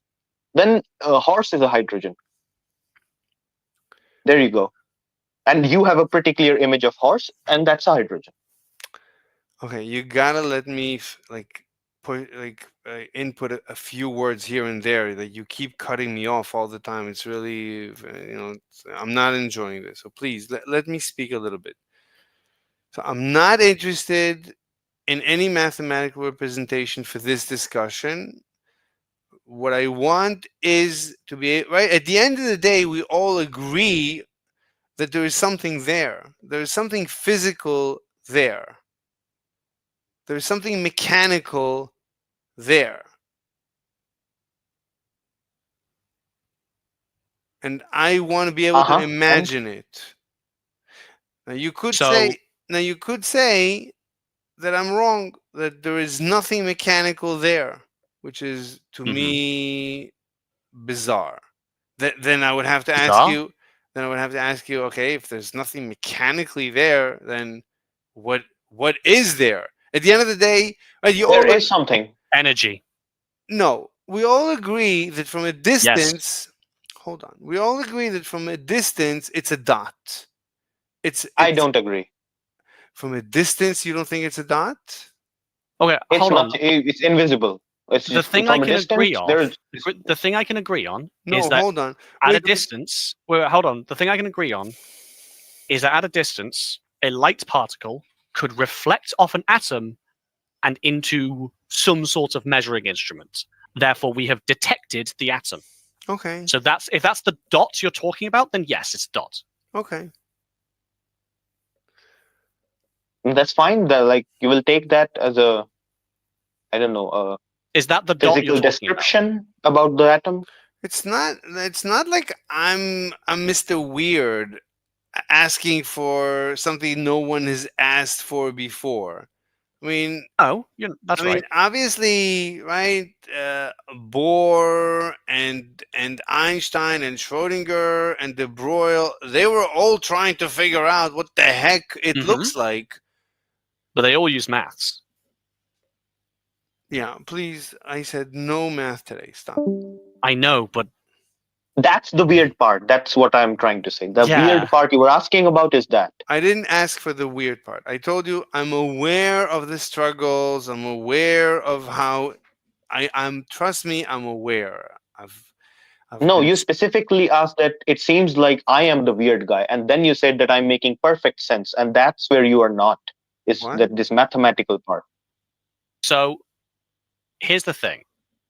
When we talk about the dot that is the atom, and we zoom in, what we discover is that what we thought was a dot is actually just a space of electromagnetism. And when that light proton... No, that's not true. No. Electromagnetism... According to whom? Okay, so electromagnetism is a photon. That's not an electron. Yeah, but the electron interacts with it. And photon is also not itself the electromagnetism. It is a quantized entity of that. Could you... Like, it's a quanta of that. It's not itself the magnetism. What we saw was the proton being repelled by this space and into our instrument.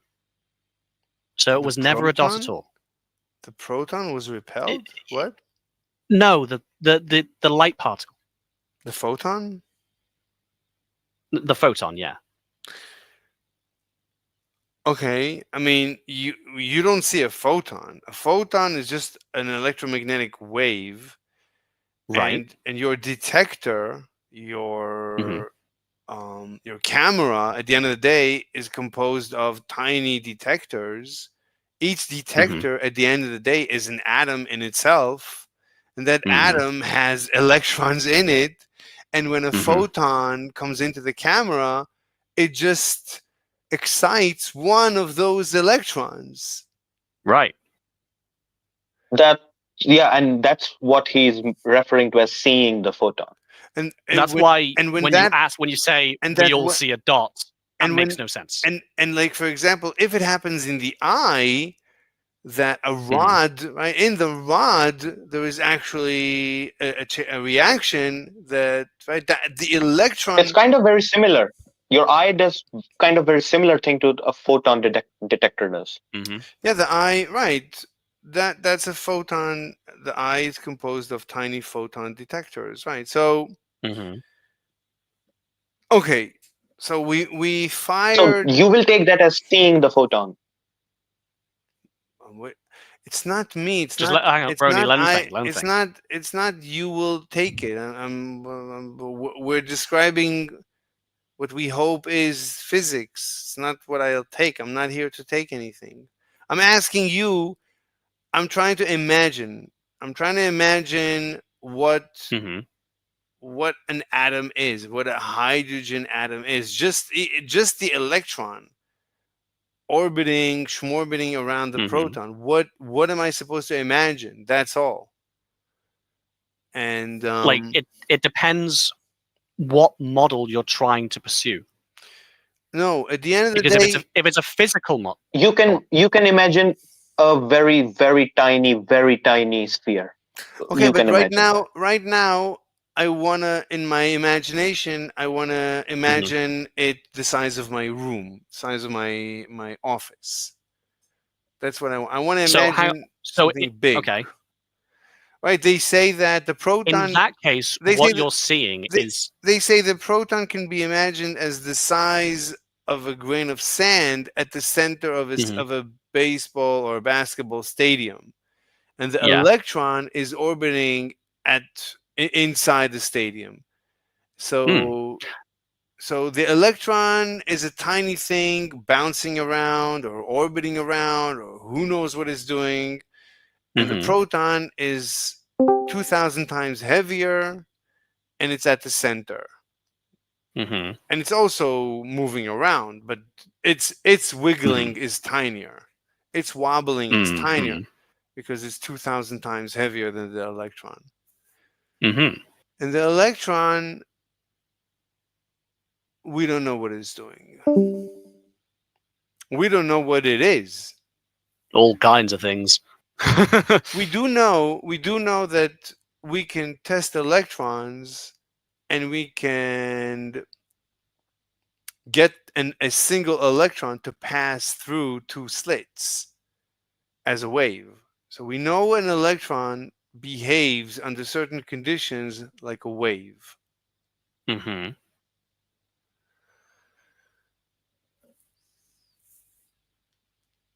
So I would say an electron is a wave. We know a photon is an electromagnetic. That's one interpretation, yeah. We know a photon is an electromagnetic wave. So a photon is a wave. And now if you're trying to imagine, you're imagining a wave? Like in your head, what's happening when you say that the question an is, electron is a wave? The question is, so yes, if it's a free electron zooming about, yes, it's a wave. And if you ask me a wave of what, that's the same question as what is electromagnetism a wave in? It's a wave of what? The answer is electric and magnetic field. So my answer is it's the ether. I actually go back to the Ether? original ether. Yeah. What do you mean by ether? That's the It's original. this Max. omnipresent, luminous ether. Like So the what original. precisely Einstein disproved. He is saying that that exists. Oh. I actually haven't heard of that one. Einstein. To say that So before Einstein. Einstein, the way people were trying to reconcile the universality of the speed of light was that there is this thing called ether, Mm-hmm. and this ether is cunning enough to play a trick with your clock so that you're not measuring the exact time. There is such thing as universal time. It's just that this ether is always cunning enough to not let you measure that exact thing, which is, Right, let's and say, so. the theory of But you relativity disproved that. and that's how you are fooled to believe the observation, which are like the time is relative and space is relative. This was precisely Poincaré and Lorentz.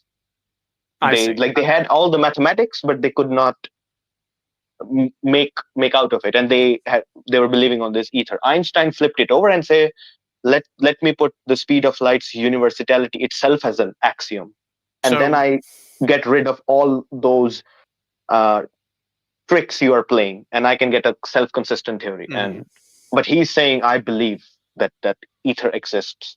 So based on that, are you saying you disagree with Einstein, Mr. Slave? No, everything Ronnie says is incorrect, but it's irrelevant. Okay. It's irrelevant for now. Then? It's, sorry, just for my sake, incorrect or it's irrelevant. Wait, because I will have to push back on that. It's incorrect or irrelevant. It's both incorrect and irrelevant. Where is it? Okay, then you have to elaborate where it is incorrect. You can't just go past it. Ronnie, I'll gladly have a discussion when the time comes to discuss relativity, because I've already written the papers. I fit all of physics. I've been able to fit into the ether model, everything. So the ether model works. I wrote all the papers, so we can. How come you are the only person that? Like, why is it not credible? Like, what's stopping the main body of science to reject this ether? Like, what's happening? What did we get wrong? There is what? What did you say? What did we get wrong that you are able to get right? I mean, the modern physics rejects the ether, and that's wrong. That's like the ether. And I'm asking, what did you got right? You gotta let me finish sentences, Ronnie. Please stop. So I would say the ether is to physics what Darwinism is to biology. So Darwinism is a very efficient theory. It's a very concise theory that explains everything in the universe. Any self-reproducing system. Excuse me? I disagree. It's very limited. We've since expanded on what Darwin came up with. It doesn't explain everything about the very thing it started. Ronnie, please stop disagreeing with everything I say. Then you also have to stop behaving this way. You can't just stop, Ronnie. Checking others' behavior and not be self-aware about yourself. Come on, Mr. Slave. I can also do Mr. Slave. I thought you said we were allowed to push back. We are allowed to push back, right? Or we have to just say yes to what you say. You can do whatever you want, but you're gonna disagree But then with you it. do say Ronnie. You start saying Ronnie and Ronnie. If I keep doing whatever I want. Okay. Stop being self-contradicting at every third step. Okay. Hang on, Ronnie, 1 second. Mr. Slave, I've never heard of this ether thing. So I've heard Ronnie's explanation of it, and that's apparently wrong. I never heard of the ether thing. I never heard of it. Right, okay. So could you explain to me, who's a complete layman, what the ether is? Sure. So explain to me. So I never heard of the ether, and then one day I was sitting in my office and I was thinking, so why does the apple fall towards the earth? And I was thinking and thinking, and you tell me. So why does the apple fall towards the earth? But I mean, my understanding was that Newton gave us the theory of gravity, and then Einstein expanded on that to explain to us the concept of space-time. So let's forget about Newton and Einstein, and you tell me, why do you think the apple is compelled to move towards the earth? What's compelling? So hang on. So you want me to forget my current assumptions based on my scientific knowledge? Yeah. For this explanation. You for the following. Yeah. You don't need. We can go back to the last ice age. We don't need to know anything. We can ask the question. Why does the apple the apple falls because everything falls. All things go down. Yeah, but let's talk about specifically the apple. Why is the apple? Why is it accelerating towards the earth? I let it go and it moves faster and faster. Why? Well, all things do that. Why? I like everything. Why? I don't know. But now your life depends on it. You have to give an answer. You can't just so I have to give any answer. That makes Probably sense. because everything loves the earth so much that we all just want to be as close to her as possible. But that's fine if the earth and the apple had arms that they could reach and grab and hug each other, that would be fine. And they would probably do that, but since they don't, they just want to touch and cuddle into each other. So how does the apple approach the earth with no strings attached? That's the trick. So I have to come up with an answer for that. Probably there's something we can't see that's pulling them together. Fantastic. Go on. Well, that's it. I can't perceive it. You have okay. So for some peculiar reason, I just imagined that there's a fluid that fills the universe and is flowing into every massive object like the earth. So there's a fluid. There's a fluid that's. I didn't call it the ether in the beginning because I never knew about the ether. Sure. So I just imagined a fluid that is flowing into the earth right now, and when I let go of the apple, this fluid it gets caught in the current. Exactly, and it accelerates. Excuse me. Sorry, my bad. I should have been muted. Okay, and this fluid is dragging and is accelerating me towards the earth, the table, my desk, the air. Everything is being dragged towards the earth from every direction, and that's the ether. So now the ancients, they invented the ether not for gravity. They actually invented the ether. Maxwell invented Maxwell. And they invented it. Do you mean they invented the ether or they discovered the ether? No, they invented. So in the beginning, they invented it. I mean, so before the ancients, there wasn't gravity. No. The theory. No. The ether was called the luminiferous ether. It's short for luminiferous ether, which means it just explains light. So in the beginning, there was a guy called Young. And Young did a famous experiment called the double slit experiment. So this is the original. There's two versions of double slit. So in the original, banana bread too. So in the original double slit, you gotta take it out the oven. Oh, sorry. Yeah. So in the original double slit, Young was wondering what is light. So Newton said light is made out of particles. And Young set to discover what is light. So I don't know why, but he sent a beam of light through two tiny slits. And what he got, can you imagine what he got? Like if you send a beam of light through two slits and you see the pattern that forms on the... I believe this was the experiment that proved that light was both a particle and a wave. No, that's the second experiment. That's I don't remember who did that. That's not Young. That's somebody else. That's the second double slit Okay, experiment. then I have no familiarity with this. Tell me what happened. They just saw the pattern was of bands of light. Many Okay. bands of light that extend from left to right. Let's Can I say, interject, Mr. Slave? of course. No, I don't know. Maybe you'll. Okay. I mean, the timeline was that Newton and Descartes proposed this corpuscular theory of light, that light are this tiny particles, beads kind of things, and they bounce off surfaces. And they were Newton was able to put forth his theory of optics based on that. And then, I mean, since Newton has this reputation of being Newton, nobody challenged it. I mean, even during Newton, there was this Dutch guy, Christian Huygens, who proposed a counter mathematical model purely on mathematical grounds, that let's assume light to be wave. What can I explain? And he did explain reflection and refraction just the way Newton did with his abstract model of particle.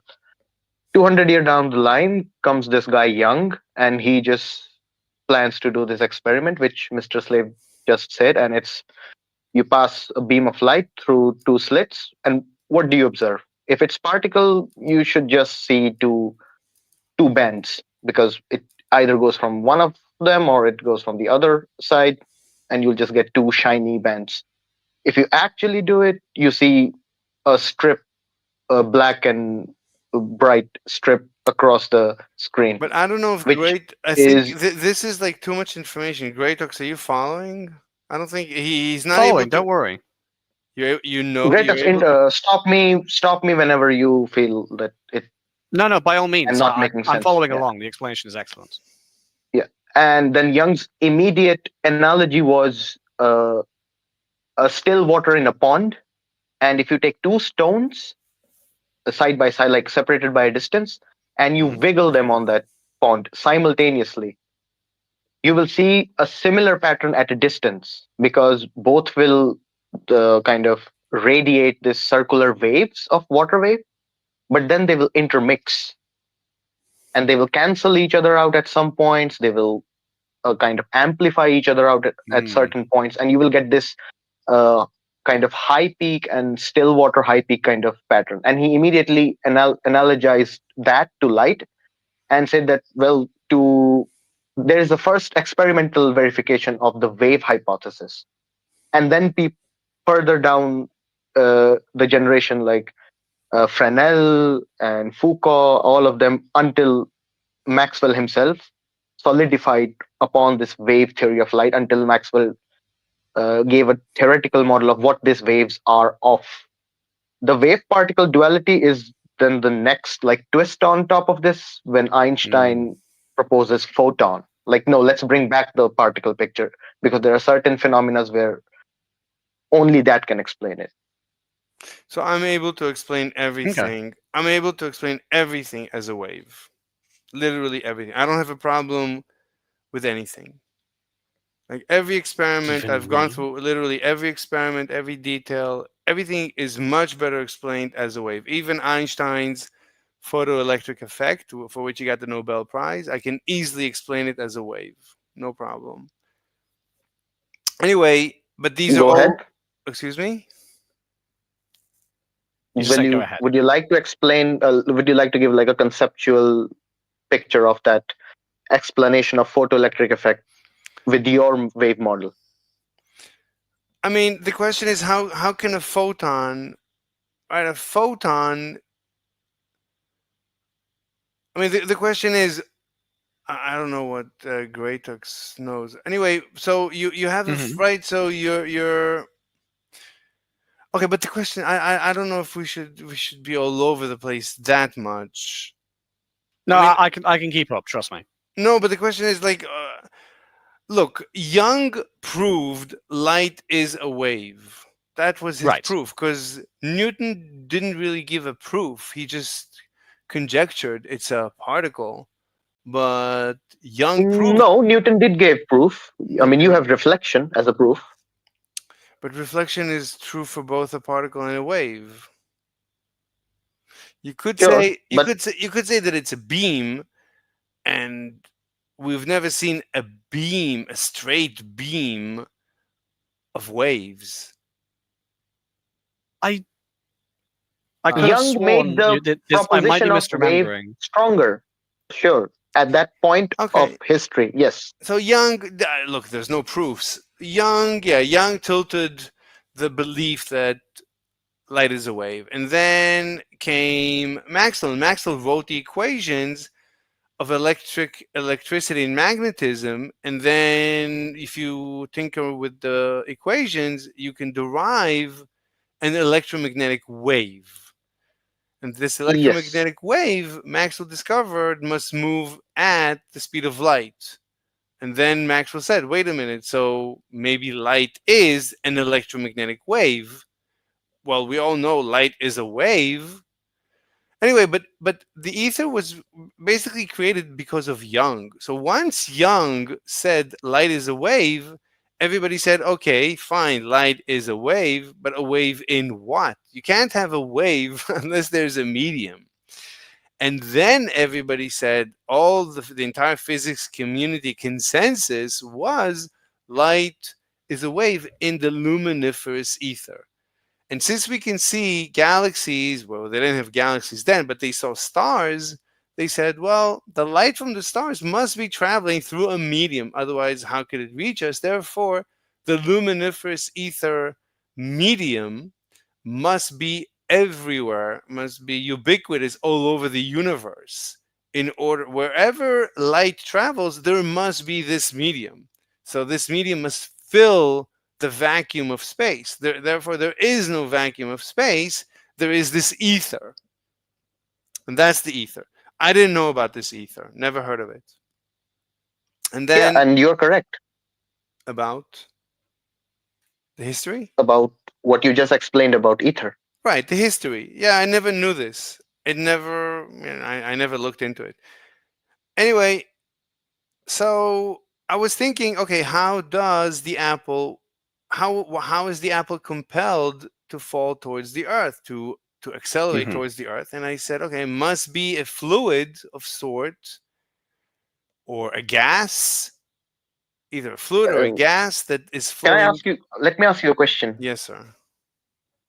When you drop things through fluid, they don't accelerate. They, on the contrary, face a drag. So how are you explaining dynamics within this fluid? Well, there's a current essentially flowing towards each object, is what he said.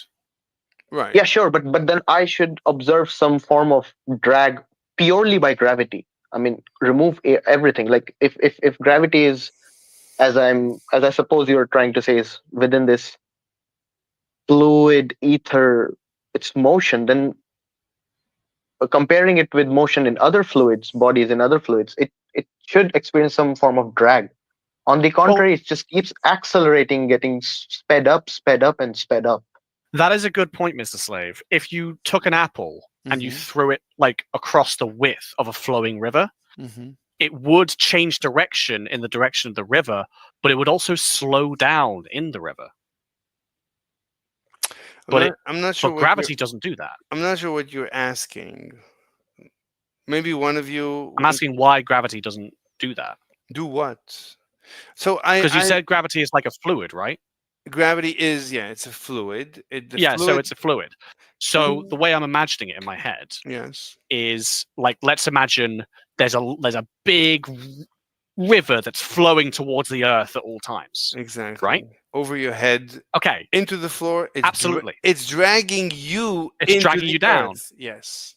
Right. Absolutely. So we can compare that to a flowing river that's flowing by really, really fast. If I took an apple and threw it across the surface of that river, it would be dragged downstream, wouldn't it? But it also would be slowed down with waves. It would never reach the other side of the river. I don't know what you mean by. I'm not imagining what you're imagining. Apparently, look, we It's a can river, right? It's like a flowing let's water. look. So the Earth, you can imagine it as a dot in the universe, and Right. there is this fluid flowing into the Earth from all directions, from the universe. The universe is filled with this ether, which is no longer the luminiferous ether, because the luminiferous ether is just for light. Luminiferous just means light. My ether is for everything, so it's just the ether. So this ether, it's a fluid. It can't be a gas. I worked that out because anyway, we'll come back to the proof. Anyway, so it must be a fluid that is flowing from all directions into the Earth. The question is, why is it flowing into the Earth? We'll come back to this later. So it's flowing into every object that we call massive. Every object that has a mass seems to draw this fluid into it. This fluid seems to be drawn into it for some bizarre reason. We'll come back to it. I worked it all out. So so as the fluid is dragged into the Earth as a dot, well, it passes through the moon and it's dragging the moon into the Earth. But since the moon is moving in a tangential velocity relative to the Earth, it goes into a orbit around the Earth. And this explains Well, Go ahead. I agree that explains the orbit, but my question is, why doesn't the moon slow down? Because if it's in a liquid, it should surely be like Crony said, experiencing drag. That's fantastic. So I was thinking exactly. So I was thinking right away, why am I not feeling this fluid flowing over me? I can feel it dragging me down, but I'm not. When I'm raising my hand, I can't feel the fluid. But actually, I am feeling the fluid because it's dragging my arm down. So I am feeling it. Okay, but when I move my arm side to side, where is the friction? There's no friction side to side. Exactly. And then I said, I went to sleep. I couldn't figure it out, went to sleep, woke up in the morning, picked up the phone, called my friend, told him about this thing that I discovered. And as I was talking to my friend, I said, the only explanation I have for this issue now that I can't feel it, there's no drag, the only explanation is that I am not an object. I must be a wave. And there are no particles, there are only waves. Since there are no, right? If there was a particle, any particle would experience drag side to side.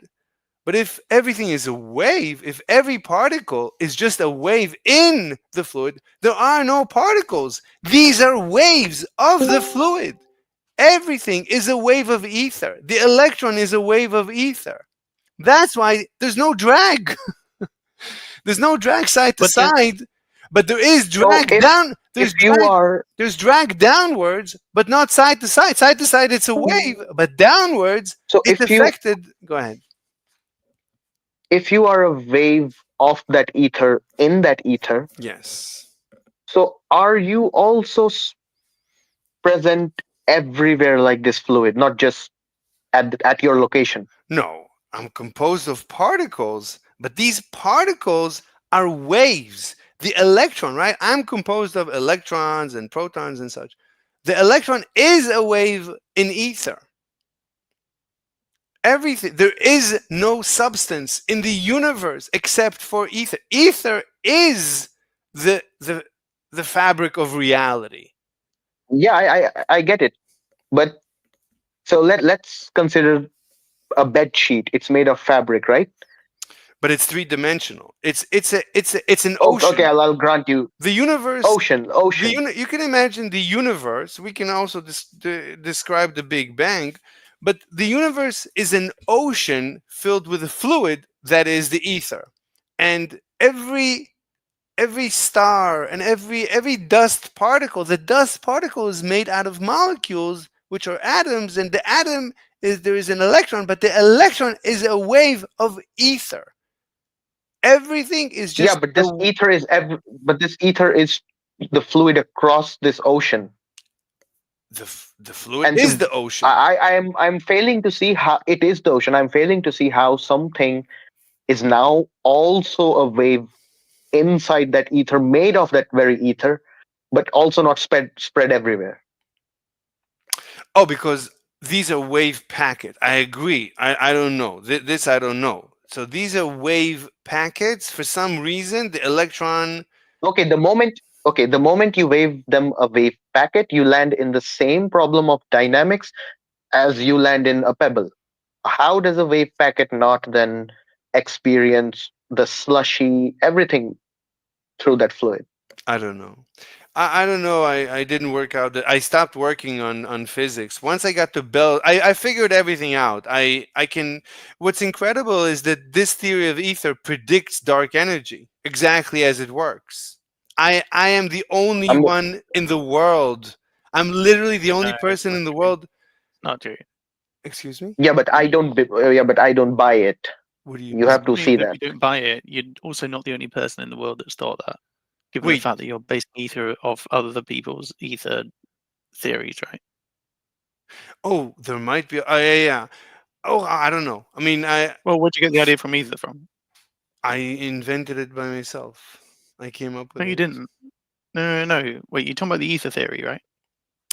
But I came up with it by myself. Then, in the beginning, I didn't call it ether. I gave it. I went through. Right. Sorry. I might be misunderstanding then. I might be misunderstanding. Okay. Sorry. Go on. He basically came up with it on his own without calling it ether, and then called it ether. And then called it ether. Okay. Right. Yeah. Okay. But it oddly matches with the historic description of ether. My ether is the luminiferous ether, but it's also gravitational ether, and it's also the quantum ether, because my ether is also the quantum foam, or not the quantum foam, but the quantum field in which all the elementary particles are waving. So quantum mechanics fits my ether model. Gravity fits my ether model. The light is, again, quantum mechanics. And also relativity immediately comes out of the ether model. The ether model gives me relativity, where Einstein postulated a constant speed of light.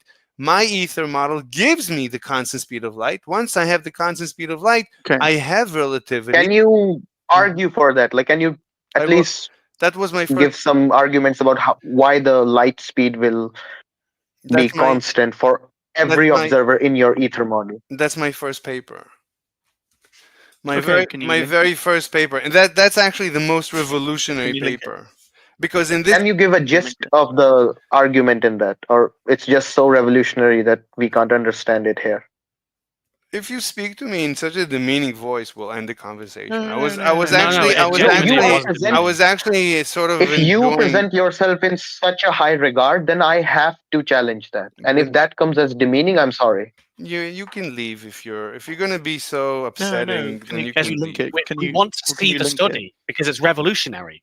We Look, want to see these if ideas. you're gonna be so patronizing, then we'll end. No, the conversation. genuinely, I promise you, I'm not being patronizing. I'm interested. Could you link me to your paper, please? Yeah, you can have the link to the paper. Okay, thank you. Awesome. And can you tell me the argument in that paper now? Let me get. Does the paper have an abstract? Wait, don't worry about that. Just let him find the link first. The problem is, let me just stop the streaming for a second. Yeah, no problem. Yeah, sure.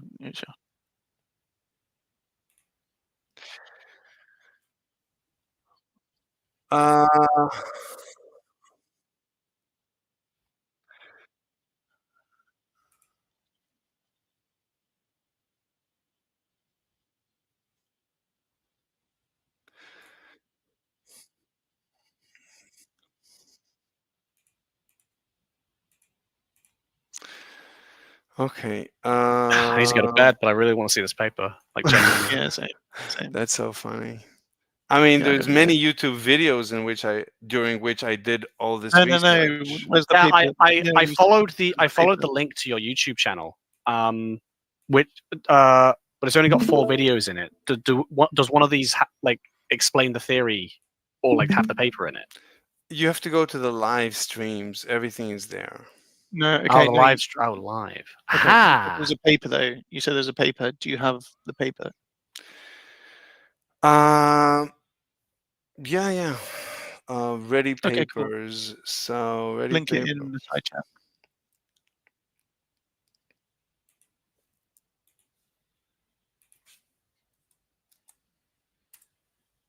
All the papers are there. Now, if you want where? me to review, No, wait, no, link it. No. Link. Can you link the paper? Yeah, Like in the yeah. side Yeah, chat? it's in the Oh, sorry, it chat is. thing, Sorry. yeah.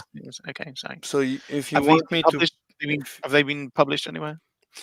that, yeah, I mean, this is the Google Where? Drive. It's public. No. Published. I said. It's in. In any journal? I presented It means them in like a scientific I journal. presented them in the YouTube videos. That's it. No. Okay. So the answer is no. That's fine. That's fine. I just want to. I mean, this is not if the you can untested- give me No, access, I'm if you can asking. give me access to any magazine, that would be great. Oh, you can. You do have access to all the magazines, but they will verify it. Yeah. How? Peer Like, review. give me a link. so many- Who should I send this to? You could send it to physics. Go to physical review letters. Try there. Can you give me? and if- Can you give me a But link? also Physics is a big. Just type is a physical journal. review letters. It will do it. Or like If you Google will like, do it. can you text me a link in the private? Okay. I'll No. pull up the paper.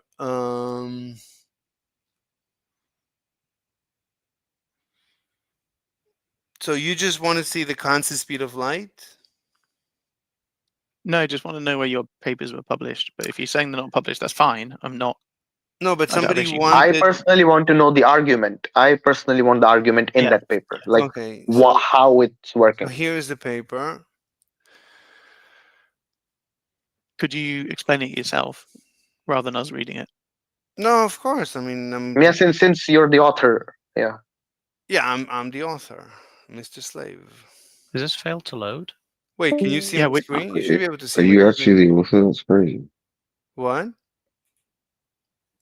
Are you actually the author? That's mad. Yeah. Anyway, so let's go through the proof how we get a constant speed of light. So we just need to. We're going to be using a bathtub. So this is the water in the bathtub. This is a top view. The top view of a bathtub. That's figure 1. Figure 2. We're going to introduce this green thing. This is what I call a rubber ducky. Top view of a rubber ducky. Okay. Now this is, let me just get rid of this. Can you see my screen? Yeah, sure. Okay. So this is an advanced rubber ducky. So this rubber ducky has these two things that soon it's a clock. This is a clock. We'll explain how. Oh, is it a quantum clock? No. This is a rubber.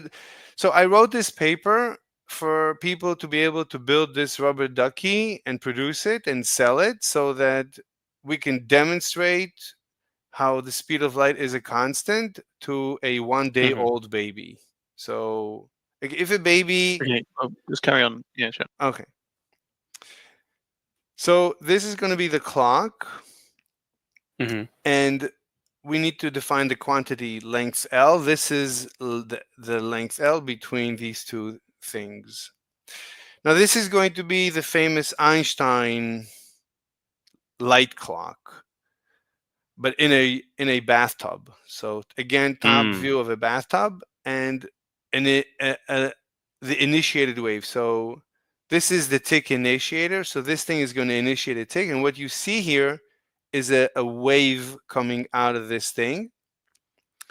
And as time passes, this wave is going to expand. T equals 1, T equals 2, T equals 3, T equals 4, T equals 5. I'm not saying what T is. You could say it's 1 second. Yeah. It doesn't matter. This is a clock. This is we're defining a clock. Yeah, it's some period. Okay, but at one point, this wave, it's a single wavefront. At one point, this wave at t equals 5 hits the detector. When it hits the detector is going to do a talk. So this was a tick, and now the detector becomes the wave initiator of the talk. So they're going to switch places, and this is the clock. So this will initiate a tick, this will detect a tick and will initiate a talk, and now a talk is again a wavefront that's going to travel upwards, and at t equals 5, and it's going to repeat forever. So this is a clock. Very nice. Okay.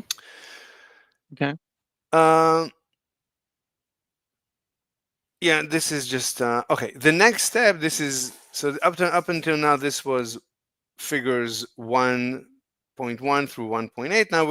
Now we're moving to figures 2. The 2 is a moving rubber ducky.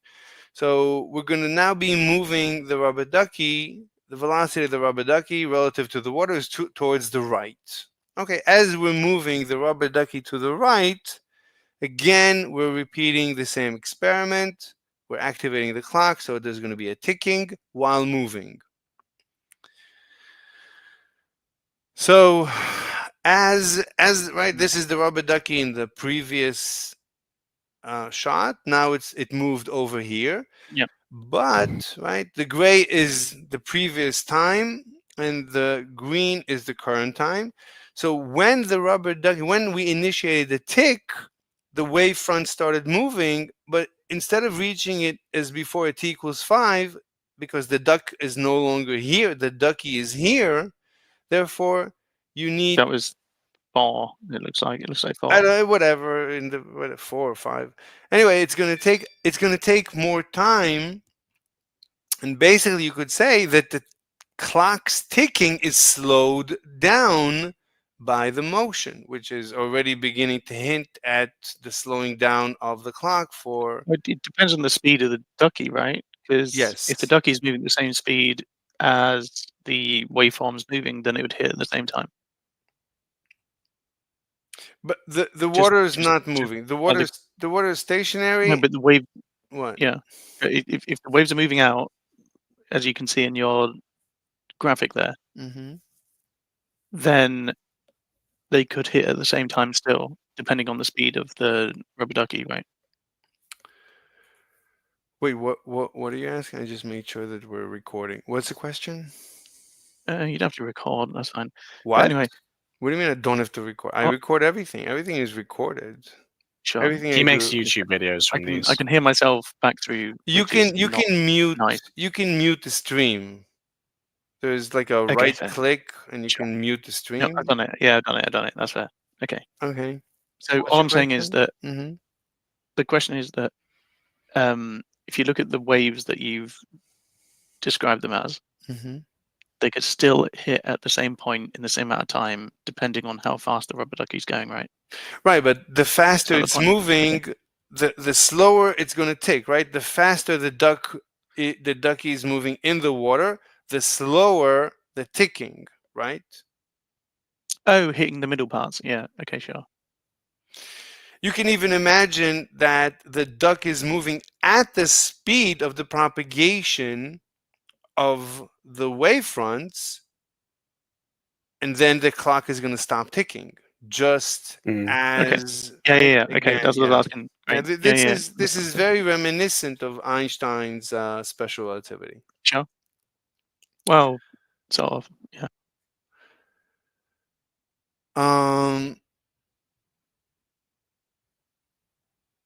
Okay, so I disagree with this. Whatever you just showed in this moving duck. In the one above. So you disagree with you just what? proved that if the duck is now moving, Yeah. they experience their own clock to be slowed with respect to themselves. But the duck, you have to think that this clock is the duck's experience. is the internal brain of the duck. Yes. The brain, So, the duck's biology has slowed down. The duck is aging slower. well, let's not It's go to interpreting that far. it's Let's not go interpreting that far. time Why not? slower. What do you mean? What do you mean? Let's So, not. This so is earlier, when the duck was not moving, let's say it measured 5 seconds. okay. You're saying now it will measure more than 5 seconds. Look, to me, but I'm like a stationary observer relative to the duck. So I am No, but observing is this the time measured by the duck or by you? Because you're saying the clock duck. of the duck. Listen, the duck. This is the nice thing. Duck is the The same. duck always measures the same thing, right? This is the clock. Yeah, but it's measuring more than 5 seconds in your own model. But in the frame of reference of the duck, nothing is changing. As the duck is moving faster or slower, the duck doesn't measure time ticking in any different rate because No, everything does. everything in the start time duck is different. let me just finish. Everything in the duck's frame of reference is ticking slower. The duck's biology, which is also this clock, is the duck's electron orbiting the proton. The electron is orbiting slower. Everything, every photon, everything It's in not the though. duck's everything in the duck's frame of reference is ticking slower. The duck is aging slower. As seen by someone from outside, Yeah. Yeah. not But the duck himself. But the duck itself is as far picking as this the new amount. right, as far as the duck is concerned, nothing has changed. The duck cannot detect that it's moving. The duck cannot detect that time is slowed down or sped up.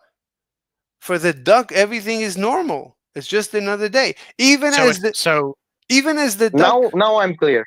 Now it's clear. Even as the I was thinking that this was what the duck, because you were showing this clock on the duck, so I thought this was what the duck is measuring. No, the duck hasn't detected time dilation. We have. Exactly.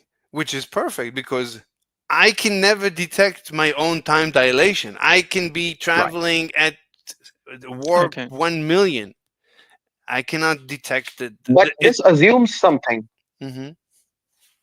This assumes that those purple rings which are released once the duck is moving themselves don't change their speed with respect to the duck as it is moving through that water. Oh, true. What do you mean? And you said that you can prove. Okay, maybe you'll come to the proof. Well, let's go to that.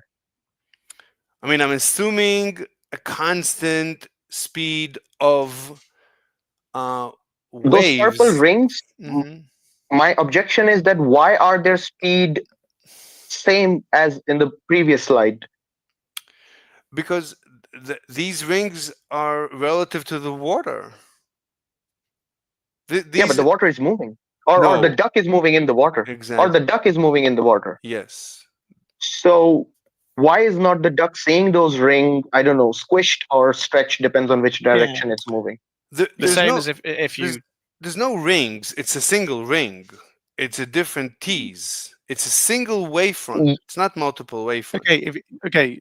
If it's the same though, it should be contracted more if the duck's moving there, right? Because it's moving away from it. That ring will hit the duck later than if it was stationary. Look, the duck's clock has slowed down relative to us, but the duck cannot detect it. No, you can't just carry on. You have to respond or not. Okay. What? What's the question? Right. No, the duck's clock will only slow down, assuming that the signal that has been released has the same speed when the duck started or moving on the water. I'm not sure I understand. Are you assuming that or not? I'm assuming a constant speed of waves in the water. But the duck is moving on the water. So it should not see those ripples go at the same speed as it was seeing when it was at rest. It doesn't see the ripples. It doesn't care. There's just an emitter. Let's use the word detect. There's just there's just an emitter and a detector. Can I try for a Go second? ahead. So is it okay? So I think the issue here is that we're a third observer, right? No, why third? You're second. No, You're third party. No. In terms of the way that you've drawn it, we are the third observer looking above. Why third? And seeing the ripples. Who's the second? Because this first is the ripple. We're in the frame of reference of the water. We're the same as the water. Yes. Okay, but not in the way you've drawn it. We Why are above not? the water. Yeah, we're sure. We're above the water. Sure. Okay, so I'm not trying to go against anything that either of you are saying. I'm just saying. So that might be the issue. Is that the way that is it Ronnie or Roni? Sorry. Ronnie. Ronnie. So the way that Ronnie's saying it is that from the point of view of the duck, these waves or that one wave should have got closer or further away depending on how fast the duck's going, right? What do you mean? This is geometry. No. I was asking Ronnie, but anyway. But from yes. this view, yeah, okay. But Maybe I can give an analogy. Yeah, I'm just saying, but real quick, but from this view, we're seeing it from a third view where we're watching both things happen from a top-down view, and is that slave what you're working on, that there's like this third observer that's not like we're outside of the problem. If you have a question, I'll gladly answer. I'm not sure if you're asking or not. Okay, don't matter. Okay, Ronnie, sorry, go. Is everybody happy? I'm gonna leave in a sec. Somebody's drawing something? I'm still. What's going on? Because let's assume that I am inside this green cubicle. You broke up. I don't know what you said. I only heard because. Like. Okay, let me repeat. Let's assume I'm in this green cubicle. The rubber ducky, okay. Rubber ducky, okay. And I release this signal from the top to the bottom. Okay. The person who's outside, they will not agree on the same speed of this drop as I do. What do you mean? I don't know what you mean by outside. So there is an observer outside. I mean, the water. Who's standing on the water? Okay, we are stationary relative to the water. Yes. I mean, you are. I'm in that green thing. Okay, you're inside the green thing.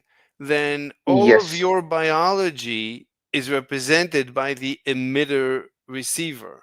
That's your biology. So your consciousness, your brain activity has slowed down. No, that's a conclusion. Wait.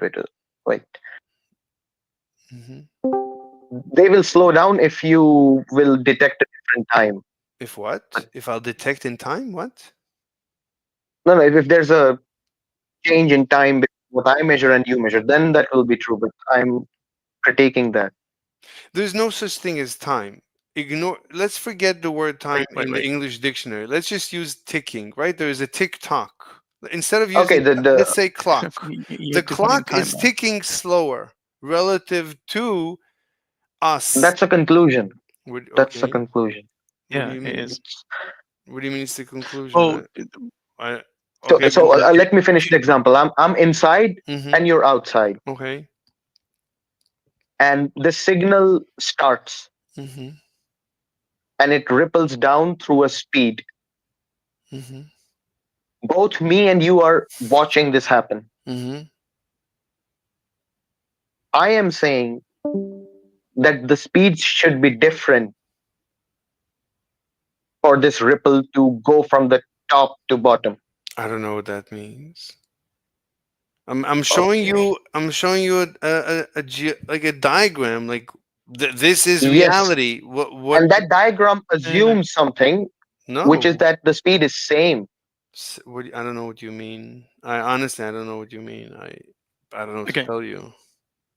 Like, do you want to ask? If somebody can rephrase it, paraphrase it, I don't know. Same. Yeah. Okay, Ronnie, try again, quick. If that's the game.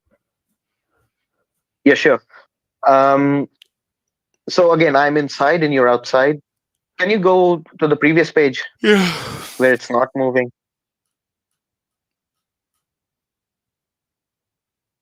No, where you send the signal. Yeah. Yep, here. This is the signal going upwards. Do you want Yep. downwards? So you have these 5 times, right? T1 to T5. Yeah. Hmm. This means that this ripple has some speed. Otherwise, it will not progress forward with time. This is similar to the speed of light in a vacuum. This is the I speed. get it. I get that. You're trying. This rings are representing speed of light. Yeah, it's the speed of water waves in water, which is the same as the speed of Sure, electric. here it's speed Yeah, of it water doesn't really waves. matter. The same as, but I'm saying that it has a speed. It's a constant speed. Yeah. It's a speed. Yeah, it's a constant Yeah. speed. And when I switched it on, I saw this ripple travel through this 5 times. Okay. You're not supposed Wouldn't to the see wouldn't the ripple. person? Okay, seeing means detecting. I'm not okay. I'll have a click at my detector. Yeah, you and just it have will. you see a clock, and your clock is always ticking at a constant rate. Yes, and by that I can determine the speed of this thing. No, you can never detect Why your not? own. You can never detect your own speed, because No, not my own speed, but I can detect this ripple speed. The relative speed. But you can't. If I switch it on at t, if I switch it on at t equals to 1, and it reaches me at t equals to 5, Right. and I know how far they are, Yes. then I know the speed of whatever reached me. Right. So this is exactly where we got. This is the calculation. So calculation velocity is Yeah, equal but to, that's way you. I still want to stick to that slide. okay. I mean, the calculation is true whether we're moving or not. Sure, but with this I can tell the speed of this thing. Well, the speed is defined as distance divided by time. The distance never changes. Yeah, so I get and the speed. Let So me just, I get the speed of let this me just say ripple. something. Let me just say something. So the distance is never changing. It's the distance between the detector, the emitter, and the receiver. And the time, as far as the rubber ducky is concerned, never changes. It's the very tick-tock. Therefore, you can already see that the speed of light is a constant. For the duck, yes. Not for the other guy. Unless you're assuming it. No, we're going to prove that the speed of the speed of waves in a medium is a constant relative to all moving observers, as long as the apparatus used to measure the speed or the time is based on those waves. And that's not true. That's not true. Because light is an exception, sure, but you have to conclude that. But sound won't do that. Yes, it will. Or even water wave Here, won't do that. let's go here. Here is the calculus. Yeah, because you're assuming the speed to be same for both of them, and then of course you will end up showing the speed is same because the times are different for both of them. But that's precisely what I'm challenging. Vegan, not even. I'm not sure what you Or mean. that. I'm not sure what you mean, Ronnie. I'm not sure what you mean, Randy. Mambo, come on, dude. No, Sorry. he's being funny. What Actually, what I'm trying to say is that the time either the time should not be the same. Sorry, the time should be the same. Look at those ripples when the duck is moving in the water. Ronnie, let me just go through this I slide. have problem with those ripples. Ronnie, let me just go through this slide. I'll just let me spell it out. Yeah, let me just. But I disagree. Okay, then I disagree till this point. Then you can go ahead. Okay. I disagree too. Yeah. I don't know what you guys are referring to, so That- let me. well, But the okay, speed you is- can go ahead. Okay, so so let's prove, right, the velocity of waves is measured. Okay, so the calculation is the velocity is equal to distance divided by time. time is the ticking and talking of the measurement apparatus, aka the clock. The distance is the span between the two detectors, which is a constant. So the distance is a constant, and the tick-tocking, it never changed. As far as the ducky is concerned, this is the clock. It doesn't have another clock by which to measure this clock. This is the clock. So no, because okay, sorry. So let's just read. Sorry, So the distance is a constant, and the tick-tocking is a constant as well. In the experience of the rubber ducky, is wondering, what is the speed of the wave? Answer: constant distance divided by constant tick-tocking. The rubber ducky's scientific conclusion: the velocity of the waves is always a constant c, regardless of the rubber ducky's motion.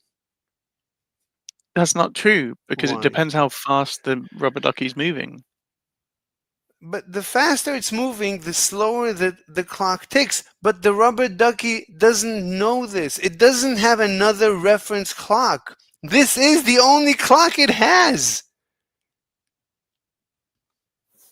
Sure, but Sorry, go on, Ronnie. he can compare that speed to somebody outside, or the person sitting outside can have their own clock. Fine. Okay, I didn't think about that, but you agree. And you agree that if the rubber ducky is sitting in his own office and he doesn't know if Yes. he's moving or not moving this way, that way, he has a clock. The clock seems to be ticking always at a constant rate.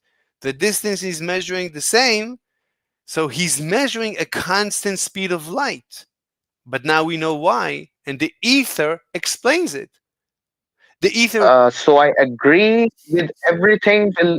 So the beauty. Let me just finish something. So the beauty of the ether model is that it's not that Einstein disproved the ether model.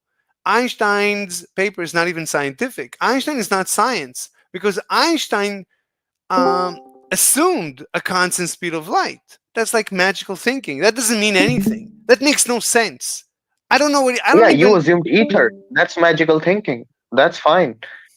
You have to assume something. It's what you can demonstrate how things work. Ronnie, I don't interrupt you. Please stop interrupting me and stop patronizing me. I'm sorry, I didn't. If you can patronize Einstein, then come on. Well, to be honest, I didn't think either of you were interrupting each other as a. He just admitted that he thinks he's defending Einstein's honor. Come on. That's not. No. I don't think. Wait. Come on. Let's not go there. Okay. Anyway, let me, Ronnie. Please don't interrupt. No, Ronnie, let me finish. I'm doing my presentation. Come on. I thought you had. No, you're not doing your presentation. We asked you to show this. This is What? not your presentation. What do you We think, literally sir? asked you. You are doing a dictation. You're telling us accept it. Oh my god! Now I remember why I stopped doing. Mr. Slave. My god! No, dude, it's fine. I had no clue that anyone was interrupting anyone else up until when you said it. He's being patronizing. He's been patronizing. I don't think he is. I don't think he is. admitted he I don't think is. you are. I don't He think you are. I admitted. don't think you are either. I don't think you are. You are. When did I admit? Wait. You tell me. Were you patronizing or not? I mean, I thought you. No, I you just were not? said that if you can take the liberty to, when I can speak and when I cannot speak, then why cannot I? That was all it was. How many times have you interrupted me when I was in between something? Yeah. I don't think it's just a question of interruption. I don't think. I'm ready to play a fair game. Is what I'm trying to say. I'm ready to play a fair game. I try to never interrupt anyone. Okay. Yeah. Sometimes it happens. Neither did I. Okay. Yeah. We both got lag. In the VC, so sometimes it happens. Okay. It happens. Okay. Right. All right. Anyway, so this explains why. So Einstein's paper about relativity, the way I see it, it's not scientific, because Einstein postulated. It's very much. Can I interject? No. Well, no. We You just talked about interruption. You see this. You keep doing Mr. this. Slave. Mr. Slave, finish your point, All and right. then Ronnie will. Einstein, with all due respect, I have a lot of respect for Einstein, but with all due respect, his paper on relativity is not scientific. The paper postulates a constant speed of light, which is utter nonsense. I don't even know what it means. So, but my paper assumes ether, and immediately I get a constant speed of light. And now the constancy, and now relativity, Einstein's special relativity, which is based on the postulate of a constant speed of light. Now Einstein's relativity, I can use it and I get special relativity that is scientific. It's mechanical. My special relativity is mechanical. Einstein's special relativity is magical. It doesn't make any sense. What do you mean the speed of light is a constant? It's such nonsense. You listen to the greatest physicists introduce the constant speed of light. They all admit it makes no sense. Everyone I've listened to many people. Everyone presents the constant speed of light. They all poop their pants. They all introduce it as literal magic. Literal magic. They don't. They don't. They do. They don't. I used to have. Okay. Stop. Did you go through each and every course of the greatest physicist? I went through each and every one. I I listened. don't know what you mean by that. I don't know what you mean by that. Okay. No. Anyway, So- they all. This is the failing of modern physics. One of the failings is exactly this: that as much as I love Einstein, in many things he's amazing, Sure. but in this he took a misstep. In this, instead of using Which is what? the ether to give him a mechanical constant speed of light, The ether- and then there was so many once you issues have, with let me ether. finish. Once you have a constant speed of light, the rest of special relativity falls into place. But it's mechanical. It's not magical. There's no. I don't have a postulate. Einstein has a postulate. You know the difference between a postulate and not a postulate? I have complete logical chain. Einstein doesn't have a logical chain. He starts on the 10th floor above Earth with no foundation. I am giving this paper, the name of this paper, appropriately, is Proof of Einstein's Special Relativity's Second Postulate. I actually prove using the ether. Okay, but that's not true. Okay, first of What's all, not true? What's not true? First of all, okay. Can I say, or I don't want to interrupt you? Of course, I'm listening. I never accused you of stopping me, of not letting me. No, speak. but I just wanted to make sure. No, I'm not doing this to be a dick. I just want to make sure that You're not. talking over each other. Ronnie is a meanie. He's patronizing. No, I don't think Ronnie is either. He admitted I think he what is. happened. No, I Never think what mind. happened Fine. was. Okay, let's go on. People just talked over each other without realizing. Okay, go That's on. okay, right? Yeah. So I just wanted to make sure I wasn't talking over you because there's lag in VCs. So yeah. Okay, I'm listening. Okay.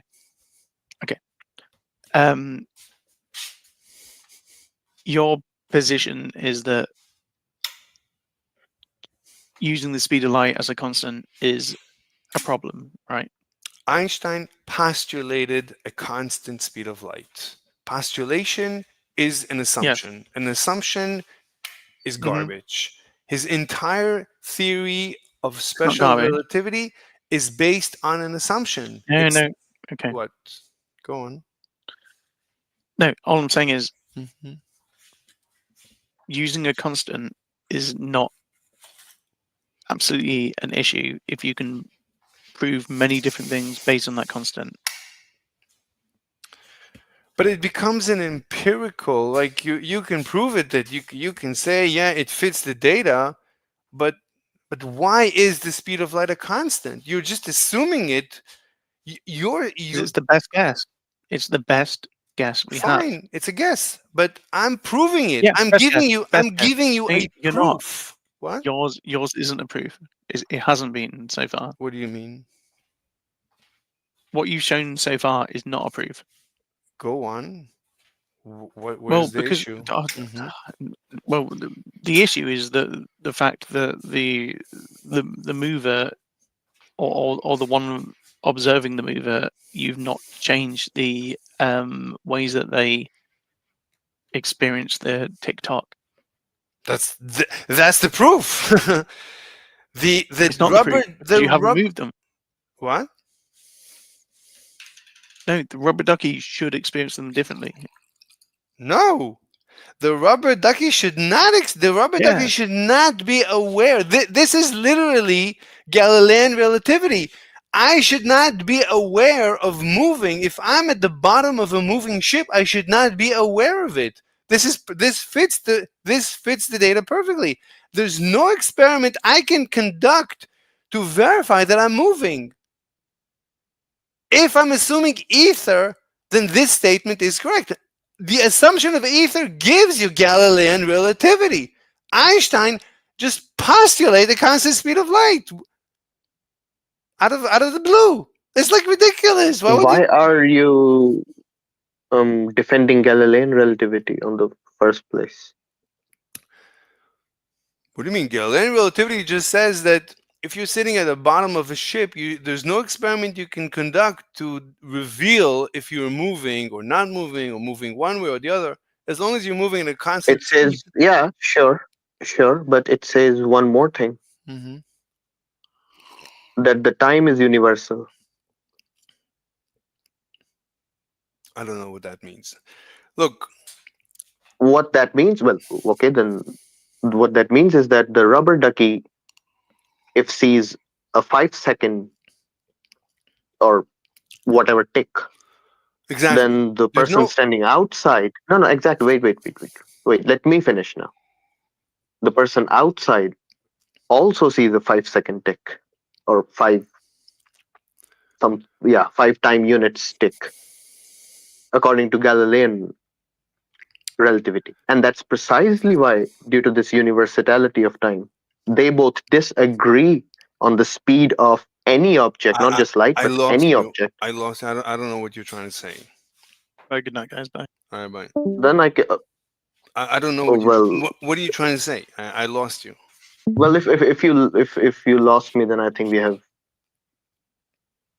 No. Let me then give you an example. No, just look. My point. Look, you don't have to go through any example. I mean, I disagree from the very thesis of here. Like from the very start, it's problematic. It's not that at the end. It's right at its inception. It's problematic. It's what I'm. Tell me the problem. No, precisely the problem is that you are at the same time assuming. It's a circular argumentation. You're at the same time assuming that the speed is constant.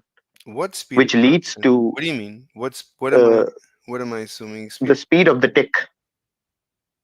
No, I'm not assuming the speed. And at this, and then you're showcasing that the time is delayed. No, look. When I say no, there's no like point. The time has slowed down. Why are you continuing? Of course you said no. It's of course you no because I have to continue. Why would I not? What do you mean you have to? You're talking to me. Because it's my point. Yeah, it's my point. But it doesn't work like that. But you're talking to me. What's the point of talking? But you have to understand that I cannot grant you all the grounds. You can't call me to stop and then start whenever you want. It can't work like that. Because after a few moments, you will say, Ronnie, stop. And then I have to stop. And now you want me to stop. So I'll have to stop. Decide some basic standards on which we both agree. Then there has to be a discourse. Come on. No, when you're speaking, when you're saying something and I don't understand what you're saying and I say no, please stop. What's the point of continuing? Like what's the point of you continuing the sentence if in the beginning I asked you to stop and clarify? Because I am getting to somewhere and but I need the entirety of it will make coherent point. If you just cut me in between, then it makes no sense. But what if at the beginning of a sentence I disagree or don't understand or I need a clarification? Then please stop and let's have a discussion about the first word. What's the point of you continuing when I can't understand anything that you're saying because I never understood the first word? Okay, then let me repeat. Sure. What do you? I'll ask. I'm saying that Go ahead. Yeah. when the duck is not moving, the signal takes some time.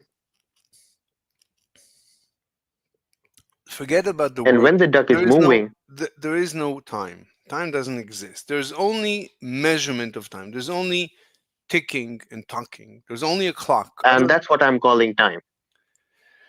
Well, it's a word. It's a word of English I'm using to. It's not healthy. It's not healthy.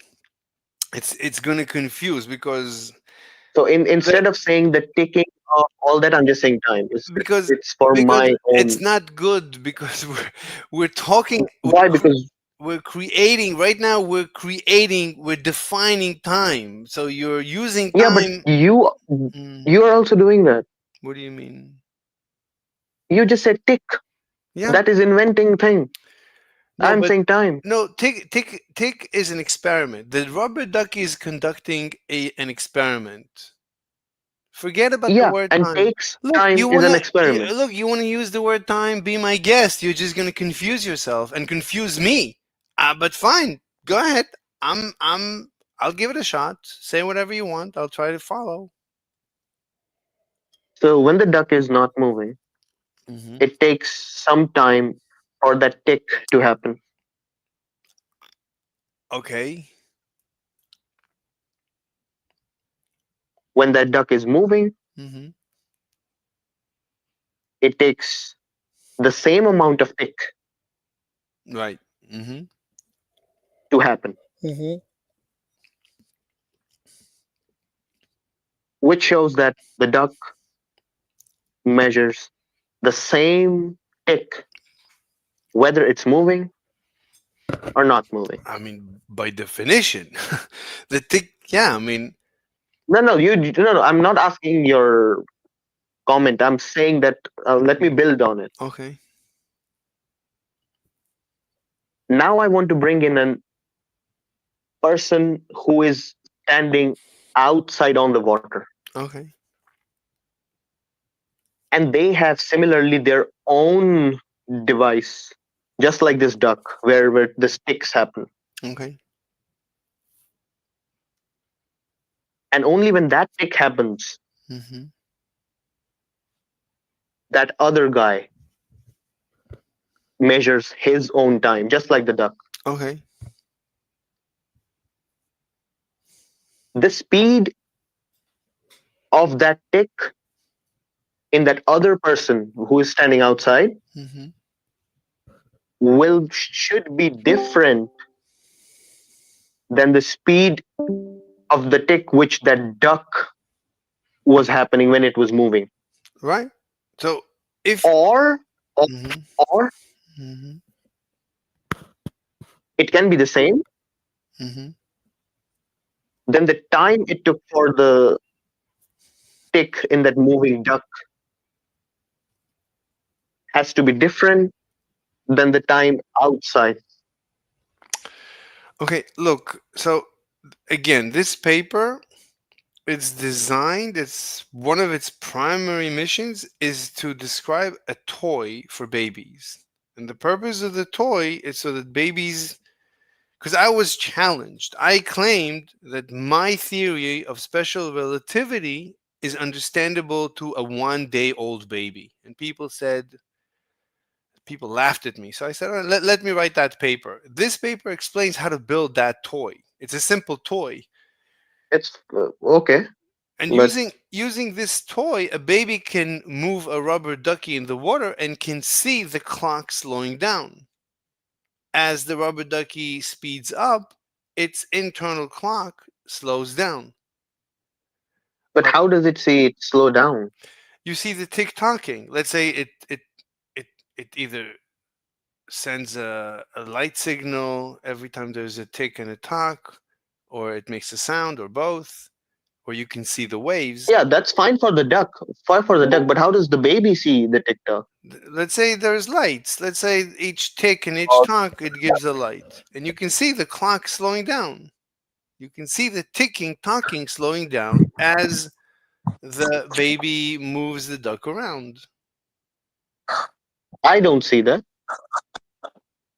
You okay? I ask me questions. What don't you see? We just like talk about political and economic state of the world right now. Psychopath. I mean, we are discussing relativity. So if you want to chime in, Yeah. Sure, I'll chime in. So you can Okay. look at my stream. Yes. So Mr. Slave is proposing a revolutionary model which explains that why the speed of light is constant for all the observers based on ether. Are you in academia? What? Are you in academia? It doesn't matter. Well, I was just asking. 'Cause I was curious to see Einstein what- wasn't in academia when he came up with special relativity either. So he I wouldn't don't be the disagree. first. I'm not. He I wouldn't be wasn't the. trying to say anything, man. And no, I don't. I'm not. I'm just saying it just it happenstance. I'm not judging him. He's not judging me. Me and Einstein don't judge each other. Well, yeah. I mean, he's dead, so. I mean, I mean, he's dead, so. And obviously, I'm nobody compared to him. So, but in this Well, the reason I asked was but like, do you just want to present this let me idea just to say someone, or? let me just say in this case, I improved on his theory of special relativity. I give his theory a solid foundation. His theory, Einstein's theory of special relativity, doesn't have a solid foundation. It's based on a postulate, and I give a proof to this postulate. Wait, hold on. What is a postulate? It's just You assume something as a given. Yeah. Oh, okay. Einstein just assumed, he literally says, let's assume the speed of light is a constant, which makes no sense. How can you assume the speed of light is a constant? It doesn't make any sense. But I give a mechanical explanation to how this phenomenon is created. So, time is ticking and talking of the measurement apparatus. Exactly. What, you're looking at my screen? Yeah. Right. I mean, you have to. The most important thing is, I mean, it starts with this. So this is the rubber ducky. This is a emitter and a detector, or in this case, is the opposite. This is the emitter. This is the detector. This is the when in the beginning, the top guy sends a tick. This is the top guy. It sends a tick. The bottom guy detects it, and then the bottom guy sends a talk, and the top guy detects it. Are you looking at my screen? How? Yes, I am. Okay. So this is a non-moving rubber ducky in a in the bathtub. Fine. Okay. But then the rubber ducky the baby is moving the rubber ducky as the rubber ducky is tick-tocking. And the baby Well, what is notices a rubber ducky? it's just a rubber ducky with a tick-tock, that's all. A rubber ducky is just a toy.